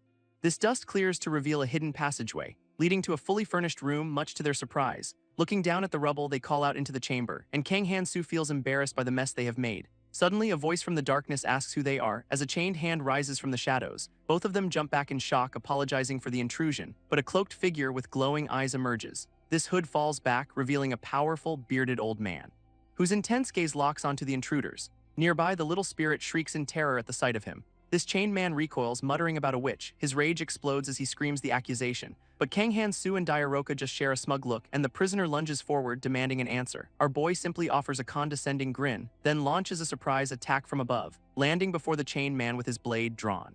He readies his stance, preparing for a fight, but the old man just roars in defiance. With a smirk, Kang Han-soo grips the glowing sword, activating a skill as he raises the blade high. This prisoner shields his face, caught in the brilliant light, while Diaroka watches with manic excitement. Incredibly, the old man catches the blade with his bare hands, stopping the confirmation kill and proving he is no mere human. Without hesitation, Kang Han-soo slams the old man's head into the wall. A memory flashes of a young adventurer shocked by a defeated orc. This adventurer then dives into a chasm, sword first, landing in the ruined chamber with Diaroka. He grins foolishly as she inspects his eye, her own eyes widening in shock at what she sees. Suddenly, strange tendrils wrap around a foot on the ground, revealing the old man is very much alive and lunging forward. Kang Han-soo shouts for her to stop him, a system command appearing, but Diaroka digs in her heels, refusing to obey. As the old man is flung away and she glares back at Kang Han-soo, our boy just smirks, seemingly pleased with the outcome, leaving the old man's headless body to fall to the ground. Diaroka crosses her arms, completely unimpressed by the display. While elsewhere, a shackled prisoner sits alone in a dark cell. A red-eyed man watches from the shadows as a female warrior stares back in disbelief. This prisoner seems completely unfazed by her presence, her shock turning to utter confusion. Then to a look of grim resignation. She explains he chose this fate knowing the risk of execution, but he just smirks, understanding completely. Suddenly, he begs her to end his suffering, leaving the warrior momentarily speechless. His outburst fades into an awkward silence. Then he begins to speak again, his tone shifting, which catches the warrior's attention once more. He asks why she is hesitating to act, her mind flashing back to a demonic encounter. A cunning smile spreads across her face. This red-eyed man listens with a skeptical expression. As a woman in a nearby cell asks who they are discussing, he recalls a ruthless warrior from his past, a man who rendered all dungeon defenses completely useless. This warrior relished every moment of the slaughter, even taking on demonic foes without hesitation. He was an unstoppable force of destruction. This woman clenches her fists, listening intently, her face a mask of shock at the brutal tale. But then a subtle, knowing smile appears on her face. While the man in the cell looks up from his restraints, he seems completely unimpressed by the story, just as an armored guard walks past his cell. Suddenly, a strange symbol materializes on his lap, and he grabs his wrist in disbelief at what is happening. This female warrior offers a confident smile, confirming her question to the shackled prisoner. Meanwhile, a white-haired woman with glowing eyes watches from her cell. As the barefoot prisoner considers the proposition, she agrees to help despite her own limitations, and the two join forces for a new mission. Elsewhere, a commander briefs his troops on a new threat, explaining that displaced monsters are on the move. One of the recruits complains about a prior engagement, but the commander's look makes it clear this is mandatory. In the crowd, a red-eyed man and his companion observe the briefing, while the complaining recruit looks absolutely terrified.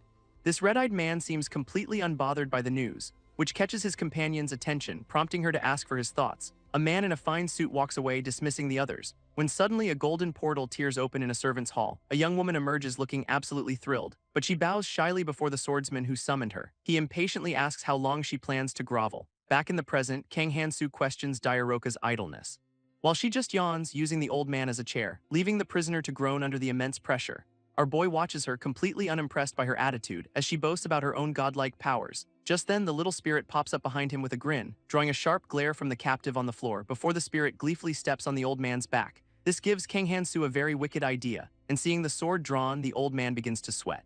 A golden portal swirls open in the wall. As Kang Han-soo leaves the old man buried under rubble, he calls it a gift, a chance for the man to live well. Diaroka admits she was quite shocked by his actions, a wicked fanged grin spreading across her face. Alone, the old man clutches a small pouch and some bones, a final, terrifying memory of his defeat flashing before him. Meanwhile, the heroes continue down the corridor, the spirit trailing behind. And Diaroka laughs, suggesting they stop the other mercenaries. But the little spirit suddenly cries out in alarm, catching Kang Han-soo's attention with a strange cackle. Suddenly, a horde of green monsters blocks their path, swarming our boy from all sides in a blur of motion. Diaroka leaps into the fray, kicking with deadly precision, but lands, realizing they are completely outnumbered. Kang Han-soo realizes the slimes just keep multiplying. And without warning, he scoops Diaroka into his arms, explaining he cannot afford to lose his translator. A red glint in his eyes reveals his true power, as two titles flash before him, Fairy and Outsider. Activating his reverse skill, he summons skeletal beasts, and even a bone dragon materializes, eager for the kill, his undead army now confronting the endless wave of slimes. Caught in the crossfire, Kang Han-soo laughs with glee, his crazed shouts echoing as he demands their destruction.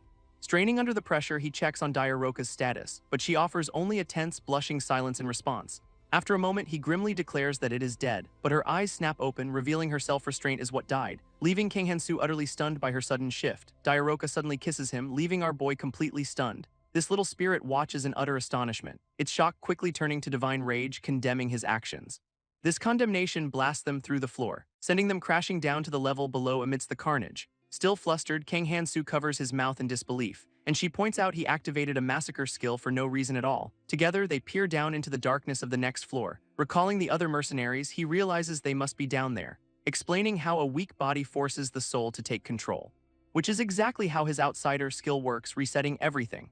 A dangerous red glint appears in his eye as the spirits of his victims manifest due to his massacre skill. He grabs one of the ghostly apparitions, demanding answers from it, while Diaroka watches his bizarre interrogation with a cunning smile. This little spirit floats by, looking thoroughly unimpressed, but Kang Han-soo just flashes a confident, scheming grin, as his ring begins to glow, signaling their target is near. Following the light, they race down the long corridor. Its glow intensifies, confirming they are getting closer. Suddenly, Diaroka calls out to her master in surprise, for they have arrived at a massive, ornate golden door. He asks about her progress after the last fight, and she proudly reveals her status has jumped to level 35. Kang Han-soo stares in shock at the massive increase. Diaroka just smirks, recalling her training on the old man. Our boy seems to put the pieces together, a bit disturbed, just as the heavy golden doors begin to creak open, revealing a brightly lit chamber beyond the threshold. Both of them stare inside, taken aback by what they see. They arrive in a dense, blinding fog. When a strange voice welcomes her husband, Diaroka's face twists into a furious scowl, as the spirit notes there is still experience to gain. Kang Han-soo looks utterly bewildered by the situation, while a red-eyed woman smirks from the mist, revealing herself as a finned, mermaid-like being. This sight leaves Diaroka completely stunned, our boy sweating, equally caught off guard. This newcomer proudly calls herself a demon king, claiming she has abandoned her past love, a monster who betrayed a warrior friend. Suddenly, water begins to surge around her, summoning two massive water dragons from the depths, her confident grin promising a dangerous fight. Kang Han-soo grins, finding the methods of death fantastic. Suddenly, two water dragons materialize from the depths, one lunging forward with glowing eyes. He is launched into the air, unable to counter her speed. As a finned woman laughs at his predicament, she mocks his inability to fight while airborne and with a snap of her fingers prepares another attack, unleashing a powerful blast of water. But Diaroka's wing suddenly appears to shield him, pulling him to safety with a triumphant grin. This system confirms her status as his slave, his own titles flashing as he dives for the attack, catching the water wielder completely by surprise. His eyes glow red with a confident smirk, leaving his foe both flustered and intrigued by his power. He is suddenly ensnared by tendrils of water, a powerful blast slamming directly into his gut. But Kang Han-soo just grins, asking why she is holding on, his expression shifting to a dark, calculating smirk. A glowing white orb of energy forms in his hands, leaving the mermaid woman completely stunned by the display. As a massive red blast erupts from our boy, her lower body dissolving into a cloud of foam. This water bubbles and churns where she once stood, only for her to reappear, thrilled by his dark magic, wishing for him to fall completely under her spell. Kang Han-soo realizes her regeneration makes this fight impossible, just as she summons her water once more, surrounding him again with her massive water dragons, but he vows to just keep attacking anyway. Kang Han-soo smirks, a new plan forming. His titles flash as he activates the holy sword, gripping the hilt with intense, focused resolve, just as a massive energy beam rips through the air, leaving the finned woman with a confident smile. This attack erupts in a blinding flash of light, but our boy declares it does not even matter, his eyes glowing with a crazed, battle-hungry grin. Admitting a similar fight would have been a struggle, then plunges his hand into a golden portal on the floor, his sword glowing as he reaches through the void, yanking his surprised opponent through by her tail and pulling her completely out of the watery depths. He proudly pats himself on the back for his genius, until a sudden shriek makes him cover his ears in shock. Roka tells him to focus on more urgent matters, leaving Kang Han-soo completely baffled by the mention of rewards. She just offers a sly, knowing smile in response, explaining that defeating the boss will destroy the ruins. Just then, the water around them begins to drain away, forcing them to flee as the chamber starts to collapse. They emerge onto a vast platform overlooking the ruined city, where a massive, tusked warrior looms over a fallen man. Suddenly, a mermaid's tail drops from a golden portal, a sight that clearly disgusts the hulking figure. It is a bizarre offering, looking like a piece of sushi. From the light, a woman with finned ears gracefully appears, her feet adorned with small, bat-like wings. She senses a new set of rules governing this strange place, and speaks of a plan to nurture a warrior within herself. Her story reveals a brutish partner using a captive as a chair who scoffs at the weakness of the man beneath him. This prisoner can only groan, trapped under the immense weight, while the finned woman watches with a smug, satisfied smirk. She boasts about her companion's overwhelming power, leaving the captive warrior utterly terrified by their alliance. Together, they present a united, intimidating front, and the man realizes he stands no chance at all. Meanwhile, back in the city, citizens protest in the streets, their outrage reaching the academy's highest offices. A green-haired woman despairs over the chaos from the earthquake, as an older gentleman offers her a calming cup of tea. He tries to soothe her with a gentle smile, but a white-haired woman appears from behind, urging for silence. This only sends the administrator into a childish, table-pounding tantrum. This administrator peeks from behind her teacup, a new idea sparking. Suddenly, she leaps to her feet with manic energy, demanding they find a way to profit from the chaos. Elsewhere, a small, dragon-like creature yawns in the sun, watched by a young man who is preparing for a festival. His plans interrupted by the activation of his avarice skill. A tiny spirit bounces happily on the sleeping beast, and the young man smirks, relieved he was able to handle it. Just then, a purple-haired woman appears behind him, her unsettling yellow eyes fixed on him with a strange smile. She leads him to a chamber with a coffin, asking about its purpose, leaving the man stunned by her sudden interest. With determined steps, she approaches the casket, her excitement growing into a wild, unhinged grin. He nervously calls her professor, trying to play along. A purple-haired woman explains the grim situation. Turning her back on a brown-haired man, his thoughts drift to the finned woman's taunting smile. As they stand over a coffin, vowing to find a killer, this man agrees, a small, hooded spirit at his side, and his companion eagerly volunteers for the dangerous task, while he just smirks, flexing with confidence. Extending his hand with a solemn offer, his touch on the coffin makes the body within glow, invoking the memory of a sinister, robed man. This man offers his own life energy as a sacrifice, unleashing a massive ritual around the coffin, his eye glowing red from the immense strain. This purple-haired woman is stunned by the raw power, as the entire room is consumed by a blinding flash. A ritual begins, a bright light erupting from a stone pedestal, and the man is suddenly engulfed in a thick cloud of smoke. As a hand grips the edge of the altar from within, this purple-haired woman gasps while her companion just smirks, for a shadowy silhouette demands to know who summoned her. Golden flames begin to swirl and coalesce, revealing a stern-faced warrior wreathed in fire. She hovers before them, demanding to know why she was resurrected. Her gaze is cold and filled with fury, leaving both of her summoners completely stunned by her presence. But the woman quickly composes herself, ready with an explanation, introducing herself as the one who brought back Duchess Thanastana. Her eyes gleam with a manic smile as she mentions the academy, and her male companion seems to be processing this new development before breaking into a smug, self-satisfied grin. A young man with brown hair observes from the shadows, witnessing a group of assassins subduing their targets. This hooded attackers share a silent, deadly glance. But the boy suddenly speaks up with a goofy expression, trying to play off the tense situation with a nervous smile. Unimpressed, two of the assassins draw their daggers, leaping from the shadows to strike him down. A blade sinks deep into the boy's shoulder, sending him flying back from the force of the blow. One of the assailants catches him by the face, pressing the cold steel of the dagger to his throat. This blonde-haired assassin watches the scene unfold, while her green-haired companion suddenly looks shocked, as a red beam of energy blasts through one of their own, who clutches their chest, crying out in agony. This blonde-haired decoy slumps to the ground, defeated, while the green-haired assassin watches with a cold stare. But the real attacker reveals himself, hand glowing red. Realizing the deception, she drops the useless wig. She channels a swirling green orb of energy, forming a thorny blade from the volatile magic. Unleashing the poison power of a demon king, their daggers meet in a shower of sparks, but she dismisses his defense as nonsense. His red eyes narrow, needing to keep her alive for answers, and the two trade blows in a lightning-fast exchange. Suddenly, the assassin's eyes go wide with shock, a reaction that even surprises her opponent, as she collapses to the ground, completely paralyzed. He turns back, stunned by what his spirit just did. This young man looks on in sheer panic. As lightning cracks across the academy spires, a blonde woman grits her teeth in frustration, annoyed that she has been brought back to life. while the purple-haired woman recalls his sacrifice with a smile. This leaves him completely flustered as his spirit floats nearby. She explains the ritual required the life force of 5 people, a fact that makes the little spirit puff its chest with pride. Her expression turns serious as she considers the implications. And the resurrected Duchess acknowledges his great contribution. Then her head suddenly pops right off her shoulders, held casually by the smiling purple-haired woman. This man and his spirit can only stare determined, as the Duchess's head looks on with weary annoyance, her gaze finally settling on the stunned man on the floor. Duchess Thanastana considers the aftermath, her companion visibly relieved, while Kang Hansu rubs his eyes, then glares with renewed determination. He loudly confronts the Duchess, who calmly considers living with him, until a glowing status window appears, leaving him utterly horrified. She explains the blessing of marriage has bound them together, and as her aide eagerly takes notes, Kang Hansu points accusingly. Thanastana grits her teeth, furious at being tied to this master. Our boy can only point to himself in utter confusion, which sends the son of the Empire into a fiery rage.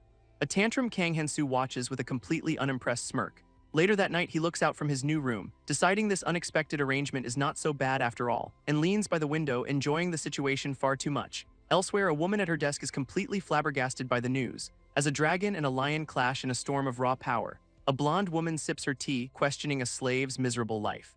While the horned woman recoils from what she calls a rotting smell, nearby a young man just smiles, enjoying the tense exchange. This memory shows the Duchess using 2 captives as a chair, a sight that leaves her male companion completely unimpressed. Back in the present, the tea-sipping man's calm is shattered, as the 2 women erupt into a fiery, comical clash. This sheer pressure makes him clutch his chest in agony. Meanwhile, in a bustling port city, new arrivals appear, and a spiky-haired warrior announces they have finally made it. A guide with an axe greets them, holding a quest sheet, but the warrior is more interested in finding something to eat. He quickly gets his hands on a delicious-looking skewer, complaining about his slow progress while enjoying his meal. Suddenly, a jolt of energy makes him drop his food in shock. A new skill called Avarice appears with a strange side effect, which immediately gives him a terrible stomachache. Later, his mercenary group gathers to meet their new clients, a man who introduces himself as Count Gerodes. This count's smile seems a little too smug, and our boy immediately starts to feel suspicious. Gerodes explains their mission involves a former slave, but the warrior can already smell trouble brewing. Still, he cheerfully accepts the dangerous job. That night, the mercenaries make camp under 2 moons, and he sits alone by the fire, lost in thought. He fiddles with some sticks, looking weary. 2 of his companions approach from behind, sharing a laugh to lighten the mood. While elsewhere, a secret message is sent by Bird. This warrior recalls a past mission with a weary expression, remembering a simple training exercise by a campfire. His task was to chase down a noble's carriage, and he successfully closes the distance, hiding by the wheel, where he begins to eavesdrop on the conversation inside.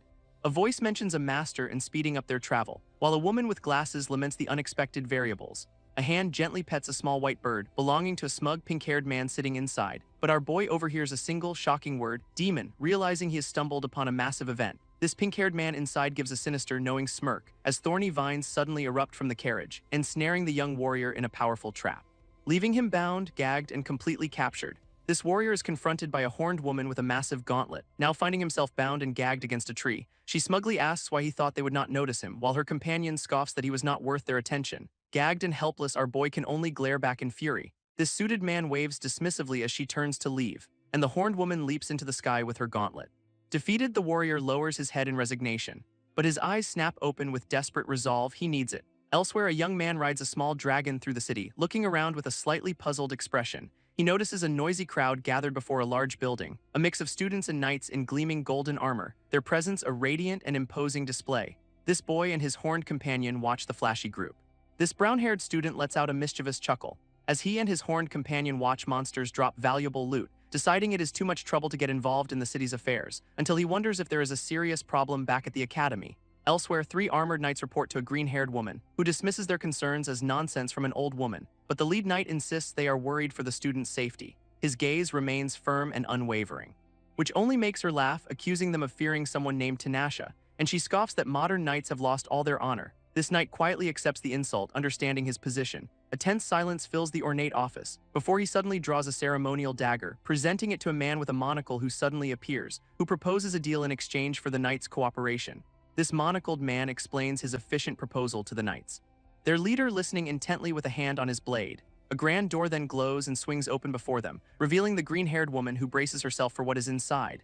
Her companion simply offers a confident, knowing smile. Inside the room, she leans on a table, looking utterly exhausted. He questions her about foregoing the massive mission fee, which brings up the memory of a powerful female demon king, a tragic figure whose cherished daughter was killed in battle. This man recalls the records of her last major fight, a desperate struggle against a newly born demon king. Since that devastating day, she has refused to join the front lines. In the present, the green-haired woman crosses her arms resolute, but her companion winks, confident they can handle the situation. Nearby, a small, curious dragon-like creature watches them. This group sits together, watching their dragon chew on its meal, while the young man complains about all the recent chaos. Suddenly, a small cloaked spirit appears, startling him, and his horned companion cheerfully explains the situation. He argues back, but she just smiles smugly, until the blonde knight interrupts their bickering. She speaks seriously about the lack of time, which gives our boy a brilliant idea, but she immediately dismisses it as impossible, convinced there is a traitor within the empire. He then mentions the legendary magician Amborora, shocking her. Desperate, she asks if he will help her lady return, and he considers her request with a serious gaze, his silence stretching the tense moment. Enraged, she demands to know what he truly is. This horned woman taunts him about his ignorance, her smug expression showing absolute confidence. Enraged, the blonde woman clenches her fist, as her rival simply laughs at their greed. Their argument escalates over their different natures, and our boy complains about the reeking corpse getting louder. This insult sends the hooded immortal into a rage, leaving the young man to realize how bad this has gotten. Elsewhere, a fallen flag marks a failed expedition. Knights report their dire situation to a commander, explaining that relentless troll attacks are exhausting their soldiers. This commander slams his fist down in fury. Furious that mere trolls are holding back his proud knights, he declares they will prove their superiority alone. While high above, the boy they dismissed watches from a rooftop. Our boy considers the knight's situation, his spirit companion floating nearby. Pondering their strategy, he closes his eyes in deep thought. He explains to the women that the knights want a short-term solution, while his horned companion gives him an adoring look, a sight that only makes him more uncomfortable. She continues to smile, clearly enjoying his reaction, but his shock returns as she mentions the temple guys. This blonde knight erupts, shouting about their different paths. He asks if this means the temple sent an assassin, and she slams the table, declaring their duty to uphold justice. Suddenly, another woman bursts into the room looking frantic, demanding to know what all the commotion is about. Her expression quickly shifts to one of pure excitement, leaving King Hansu utterly horrified by the word hero. This newcomer happily declares that Hansu has a lot of potential. His horned companion touches her head, feeling no hero's aura, while the blonde knight notes this is far from the prologue. Her explanation involves two legendary dragons clashing, a tale that leaves the newcomer completely terrified. King Hansu calmly states that their logic is sound, but he then argues for a much simpler solution, as a single eye secretly watches from a crack in the wall. Elsewhere, Hansu and the horned woman sit in a city square, his companion happily enjoying a snack much to his annoyance, and he continues to watch her with a suspicious side-eye. With a smug smile, she tells him to just speak his mind, so he snaps back in frustration from behind his newspaper, revealing the blonde knight spying on them from the bushes, utterly baffled. Just then, a nearby carriage begins to pull away, its passengers walking toward the entrance of a grand cathedral. A young noble watches the proceedings with utter disdain, his eyes fixed on King Hansu's back. This memory of our boy's chaotic nature makes him shudder, recalling his absurd offer to go hunt goblins. Inside, an older gentleman warmly guides the young hero, while the observer learns of his troubled succession. Nearby, a horned woman watches with a sinister grin. She erupts in manic laughter, thrilled by this reunion. With a furious cry, she lunges toward her target, prompting the student to scream out in a panic.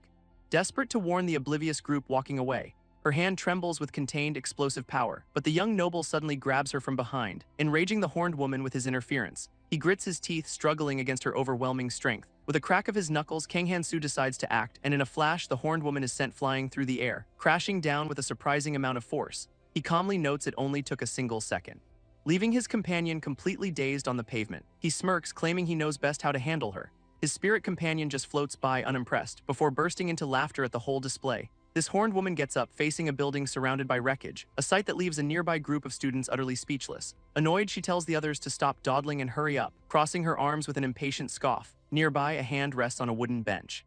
This whole group has gathered, with Hansu casually greeting someone, revealing a bright, welcoming smile. This scene shifts to the grand, imposing academy, where a blonde officer reveals a demon spy infiltrated the freshman class, and King Hansu listens with a deeply annoyed expression. While three other students kneel nervously before them, he thinks back, identifying the spy as someone named Gerodes, and suddenly gets a brilliant idea about the culprit.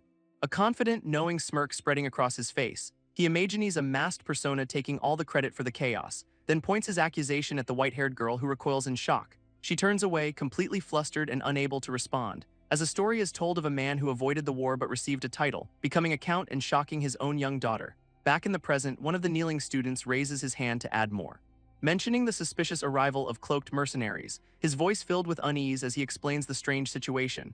This student suggests the mercenaries were on an escort mission, his companion panicking as he explains the harsh rules of their class. He nervously adds that the escort target never spoke up, and the horned woman notes they could not identify them anyway, which sends the blonde knight into a fury, slamming the table.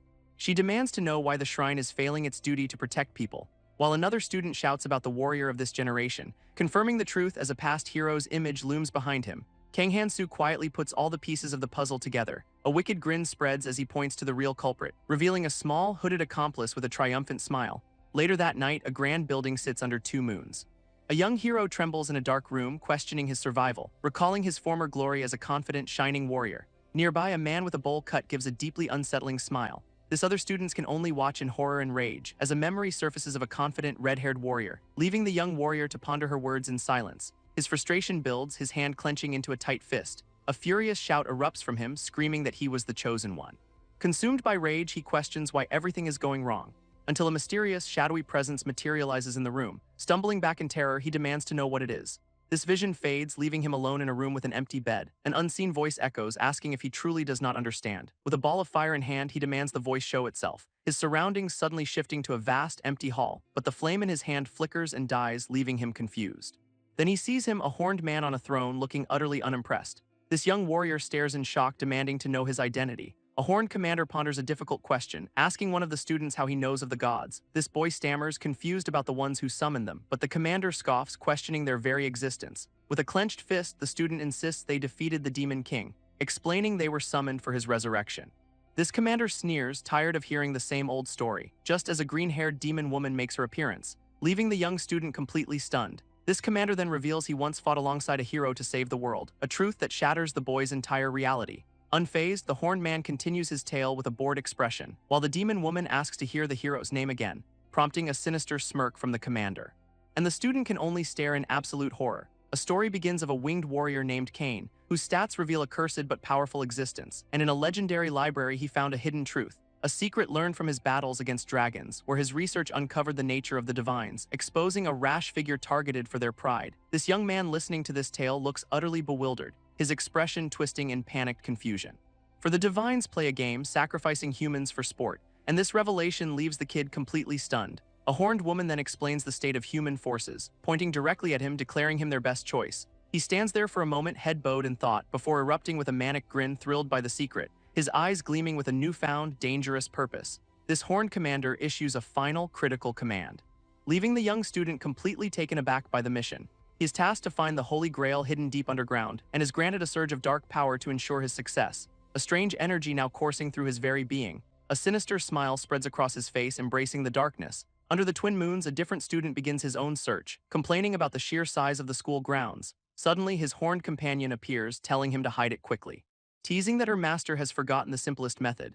With a confident grin, she reveals her demonic wings, prompting the boy to question her sudden helpfulness. She simply offers him a hand, ready to take flight. In an instant, they are soaring through the night sky, and he quickly senses a magical presence on the 4th floor. A young man is sent flying through a shattered barrier, landing before the horned woman, who asks if he was just tossed aside. In a nearby room, a spiky-haired kid laughs from his bed, a sight that leaves his two visitors completely bewildered, and the gray-haired student immediately starts shouting accusations. But the kid on the bed just looks completely dazed. This shouting continues as the two demand an explanation, prompting the spiky-haired boy to point back, defending himself wildly, which only confuses the student even more, until he suddenly agrees, a huge smile on his face, earning a gentle pat on the head for his cooperation. This spiky-haired kid then declares himself the true hero, a claim that enrages the small, hooded spirit nearby, sending the student into a panic as a divine power is mentioned, his hand instinctively reaching for the hilt of his sword. With a sword in hand, the young man confronts his friend, but his companion just cackles with a manic energy, his eyes gleaming with a disturbing, unhinged glee. A monstrous clawed hand suddenly appears in a flash of light, a voice promising to grant his darkest wish for revenge. This swordsman stares in shock, questioning the transformation. Even the horned woman looks on in utter disbelief, as his friend's body twists into a demonic form, vowing to shoulder the evil. A monstrous grin spreads across his newly transformed face, leaving the young swordsman to steel himself for the fight ahead. A sudden blast of energy erupts against the building's facade, this impact sending him flying back across the polished floor. Staring at the wreckage, he questions this sudden spike in strength. This newly winged demon stands confidently over him, a look of pure, triumphant malice on his face. This winged warrior vows to punish a friend who betrayed humanity. This target, a gray-haired swordsman, remembers a goddess's broken promise. Labeled an outsider, he lunges forward with a vicious swing. In response, the horned warrior unleashes a ball of corrupting magic. Their powers collide in a blinding, violent explosion. From the blast, the horned warrior's arm is left blackened and dripping, Undeterred, he summons a new blue flame to his hand, his expression twisting into a confident, dangerous grin. This display earns the praise and satisfaction of watching gods. Meanwhile, the swordsman is also being cheered on by a god. He smugly taunts his opponent Hanwoo to come down and face him. Hanwoo just smirks, promising he will get used to the pain. A brilliant light then begins to emanate from above him, before he shoots up into the rainy, dark sky, revealing another winged demon flying in, ready for a fight. This new arrival looks down with a condescending smile, vowing to reclaim everything that was stolen from him. On the ground, the onlookers decide to wrap up their own business, but the small, horned demon can only stare in disbelief. Suddenly recalling the beautiful partner his opponent once had, a whole group of women who were sacrificed for his growth. This horrifying truth fills the small demon with pure rage, and he lunges forward, vowing to destroy them both, only to be effortlessly blocked by the swordsman's blade. This sword cuts deep, sending dark blood flying, leaving the swordsman with a smug, satisfied expression, as the demon cries out, thinking of his parents' hopes for him. Before he is sent tumbling backward in defeat, yet a sinister grin spreads across his face as he asks about their power, revealing a dark benefactor who granted him a corrupt blessing. This swordsman stands his ground as Hanwoo taunts his stamina, a question that makes the swordsman clutch his arm considering his limits. His demonic friend flexes, boasting that the side effects are nothing. Seeing through the ruse, the swordsman leaps forward, accusing him of regenerating. But Hanwoo easily blocks the blade with his bare arm. This block sends the swordsman hurtling past, his attack deflected. Now with glowing red eyes, the swordsman grins and gathers energy in his hand, unleashing a powerful beam of red energy at his demonic foe. This blast rips through a nearby building, catching the attention of a golden knight. An entire squad of knights is alerted by the commotion, and they immediately rush toward the source of the chaos. Their blonde-haired commander looks on in utter disbelief, as the chaotic battle rages on between the demons and the students. Furious, the commander points directly at the combatants, while Hanwoo glares down, insulting the native swordsman below. A blast of dark energy erupts from the demon on the ground, sending the surrounding knights flying back in a violent burst. He rises to his feet, taunting the remaining soldiers to attack him. Suddenly, another winged man appears with a cheerful horned woman, but his friendly demeanor vanishes as he grabs her arm, only for a young swordsman to intervene, protecting the girl. This boy looks back in shock, holding the woman close, deciding to leave Hanwoo behind and deal with this new threat. This newcomer just smirks, completely unfazed by the challenge. As they face off under the triple moons in the night sky, he gathers a ball of green energy, mocking his opponent's chances. Asking the horned woman if she thinks she can dodge his attack. In a panic, she shoves the swordsman out of the way, leaving him completely bewildered by her sudden action, and he is sent plummeting through the air alone. A man in a red suit smirks, confident in his plan, but a horned woman screams as he launches a purple flame, leaving his spectacled companion looking on in shock. She asks what to do, but is told to just leave the boy be, revealing he has been carefully considering the holy sword's material. This revelation sends the kid reeling as blue fire engulfs his arm. Suddenly, a mysterious voice commands the man to listen, for the time has finally come. As a purple portal materializes, a single boot steps out from the swirling vortex, revealing a powerful horned woman who declares their key is ready. This man in red collapses to the ground in apparent agony, while the boy notices his flaming arm has almost fully healed.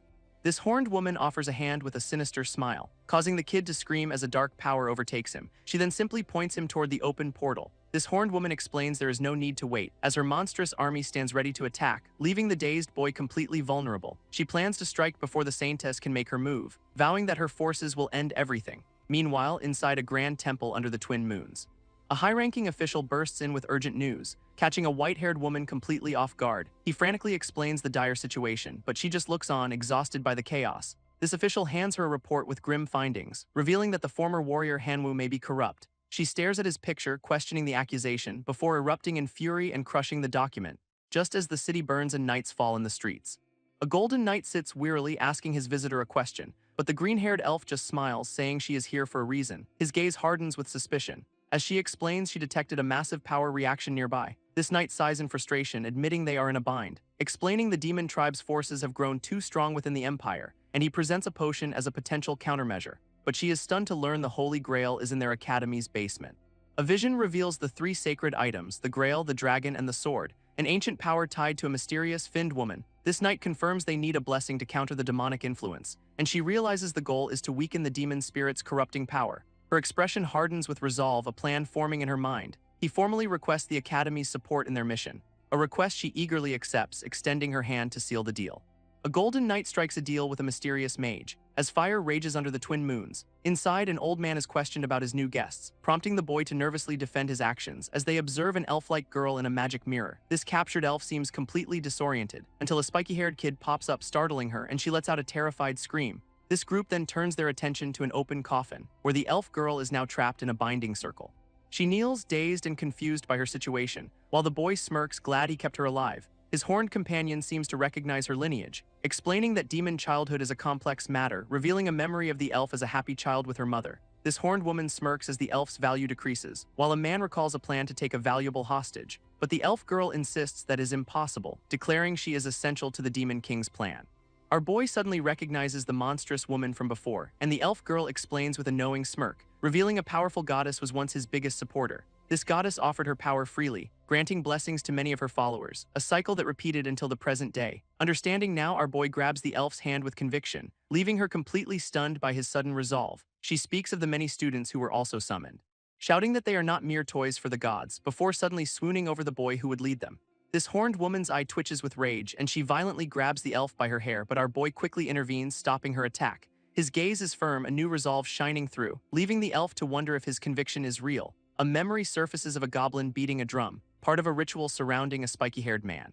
He appears calm, gathering his focus for the ceremony, until his eyes flash open, glowing a demonic red, confirming this was all part of a careful preparation. A system window appears, offering a skill for survival, while elsewhere a horned woman collapses in exhaustion, her power seemingly drained away. Now the spiky-haired man leads his new monster army, as a great bell tolls, signaling the start of their invasion. A message is broadcast to the Academy's defenders, demanding they surrender the Holy Grail at once, or face complete and utter annihilation.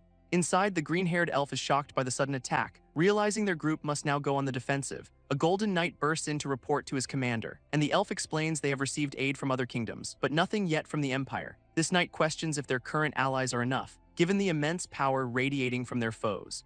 He wonders if the Golden Path Knights can even stop them, underestimating the true scale of the demonic threat. This commander and the elf listen with growing concern, as another official panics at the dire news, leaving the elf to address the knight directly. This sword instructor is praised for his work, as the students have now mustered their courage, but the green-haired mage worries about letting them fight, while the instructor proposes a new plan of action.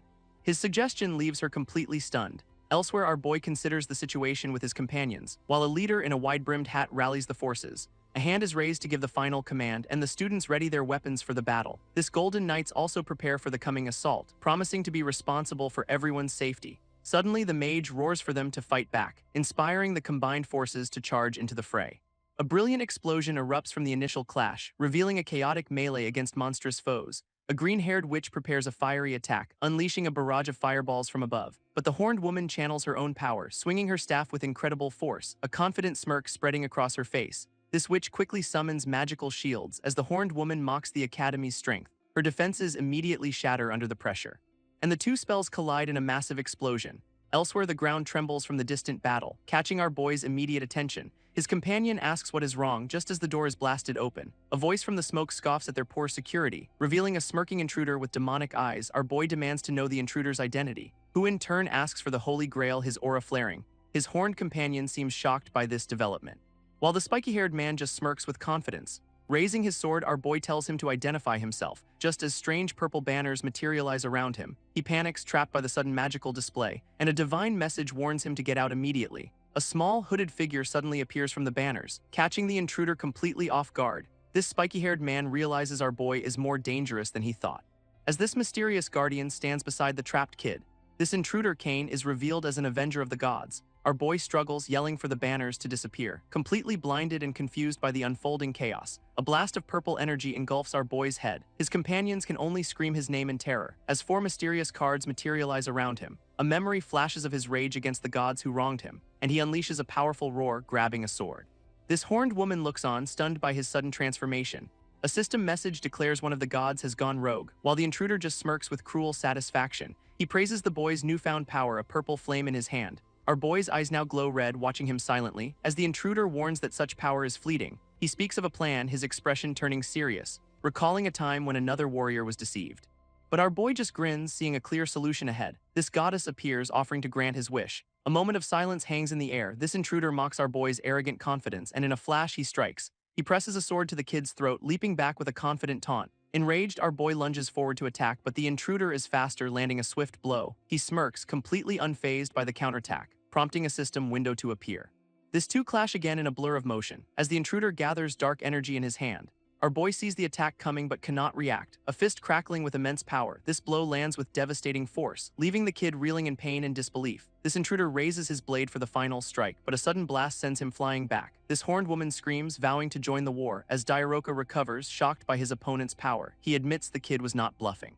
Recognizing him as a true king, our boy smirks, ordering his companions to act, then tells them to run while he holds the line. A blast of purple energy erupts from his fist, leaving him drained and collapsing to the floor. Suddenly, his eyes widen in disbelief. Dairoka is airborne, descending upon him, preparing to crush him with a devastating stomp. Elsewhere, an orc senses the violent tremors, as the impact sends shockwaves through the dungeon.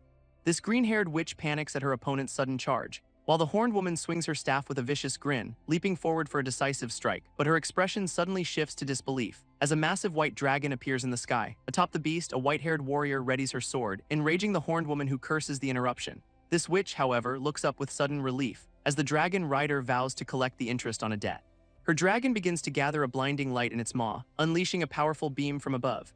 This horned woman quickly counters with her own magic, summoning a monstrous claw of green energy. Her attack soars to meet the dragon's blast, and the two spells are about to collide over the battlefield. A white-haired warrior clashes with the horned demon, their blades locked in a brutal struggle for dominance. But the demon just grins, mocking her opponent's strength, leaving the warrior stunned by her raw power. Far away, a lone traveler gazes at a distant, glowing city, as a new group of heroes gathers in the woods, its leader worried about the fate of a saint, while her blonde companion seems deeply troubled by this news, haunted by a memory of a frightening encounter with orcs. This leader comforts her, trying to calm her fears, urging her to face what is coming, and explains that a summoned hero's fate is at stake.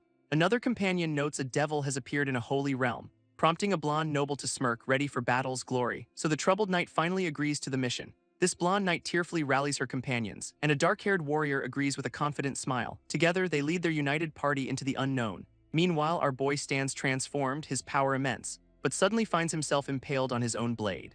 He grips the sword, pulling it from his chest, a bloody grin spreading as he admits the danger. Elsewhere, a golden knight panics in the streets. As a towering green monster looms over him, his comrade leaps in, slashing at the creature. Catching the attention of their commander, he orders the Golden Road Knights to fight back. As the city burns all around them, hordes of goblins swarm through the chaos, only to be incinerated by a sudden blast. A blonde mage prepares a powerful spell, unleashing a wall of fire to protect the rear guard.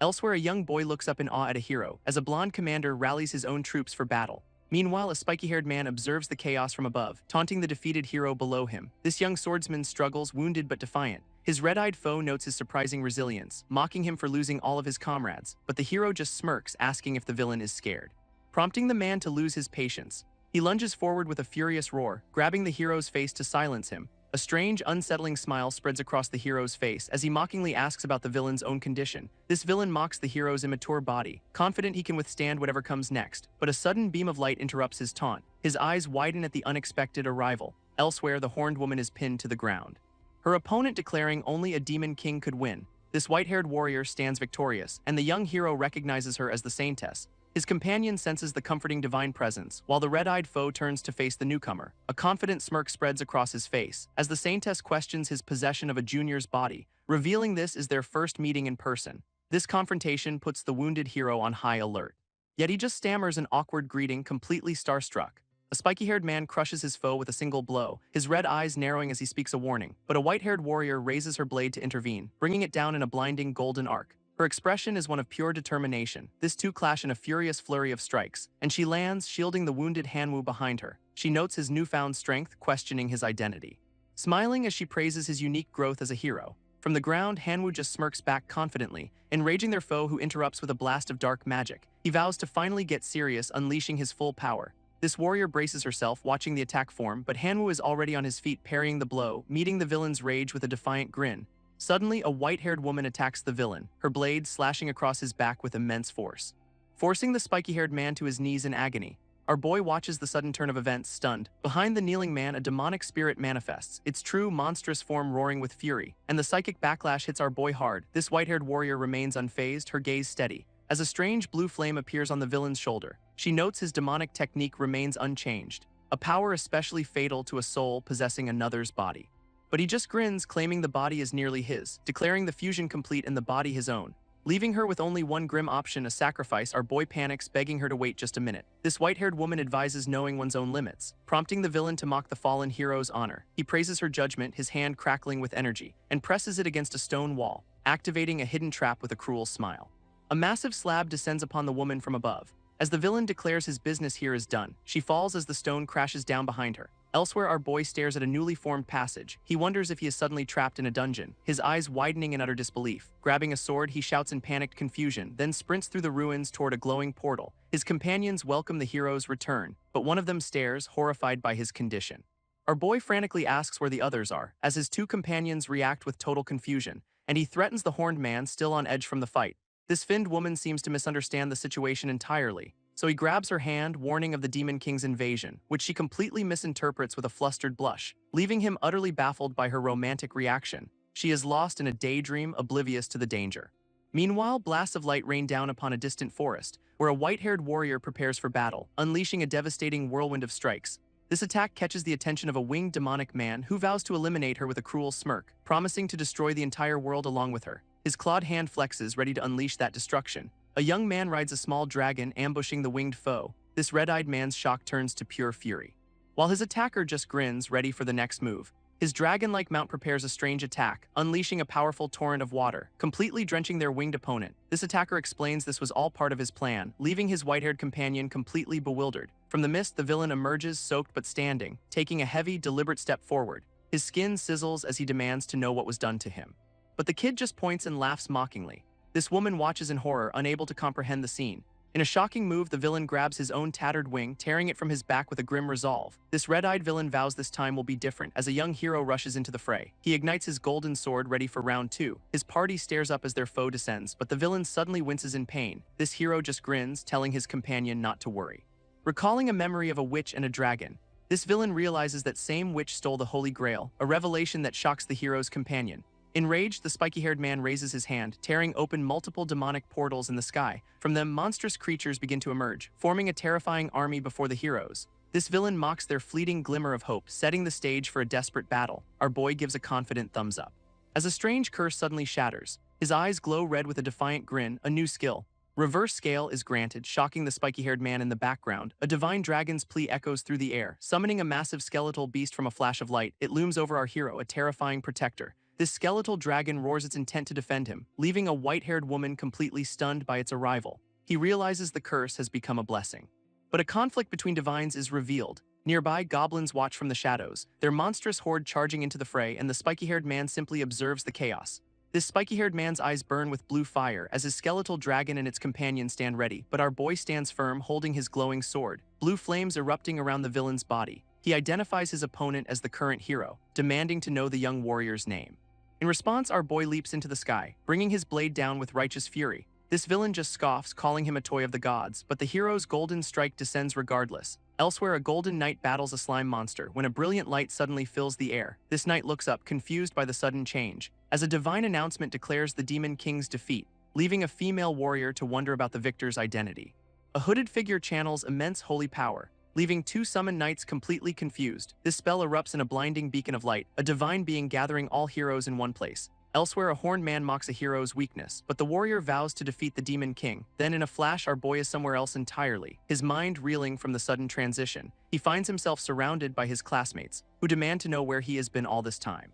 His strange mid-air posture startles them all, leaving him utterly lost and unable to explain. One of the girls just watches with a knowing smirk as another student appears in the distance. Relieved that everyone seems to be okay, a group of students rush toward a lone boy, his friends happily greeting him after so long. Nearby, a blonde girl points out another boy unconscious, as a divine being prepares to send them all away. These students look up, completely bewildered by the voice. And a hooded entity appears, offering one of them a wish. This boy greets the divine being with pure excitement, its face remaining hidden behind a gentle smile. This divine entity then raises a hammer over them, and the boy's body begins to glow and fade. With a wave, the being bids them a final farewell. He just gives a knowing smirk in return, suddenly finding himself back in a classroom. This entire class erupts in celebration, overjoyed to have finally returned home. Suddenly, he is back in his classroom with his friends, joyfully confirming he has finally returned to Earth. But his celebration is cut short when he sees the horned woman, who explains her master never specified the details of her return. She then playfully embraces him, suggesting a divine wish was granted, leaving him completely flustered and struggling to think, his mind settling on the simple need to scratch his head.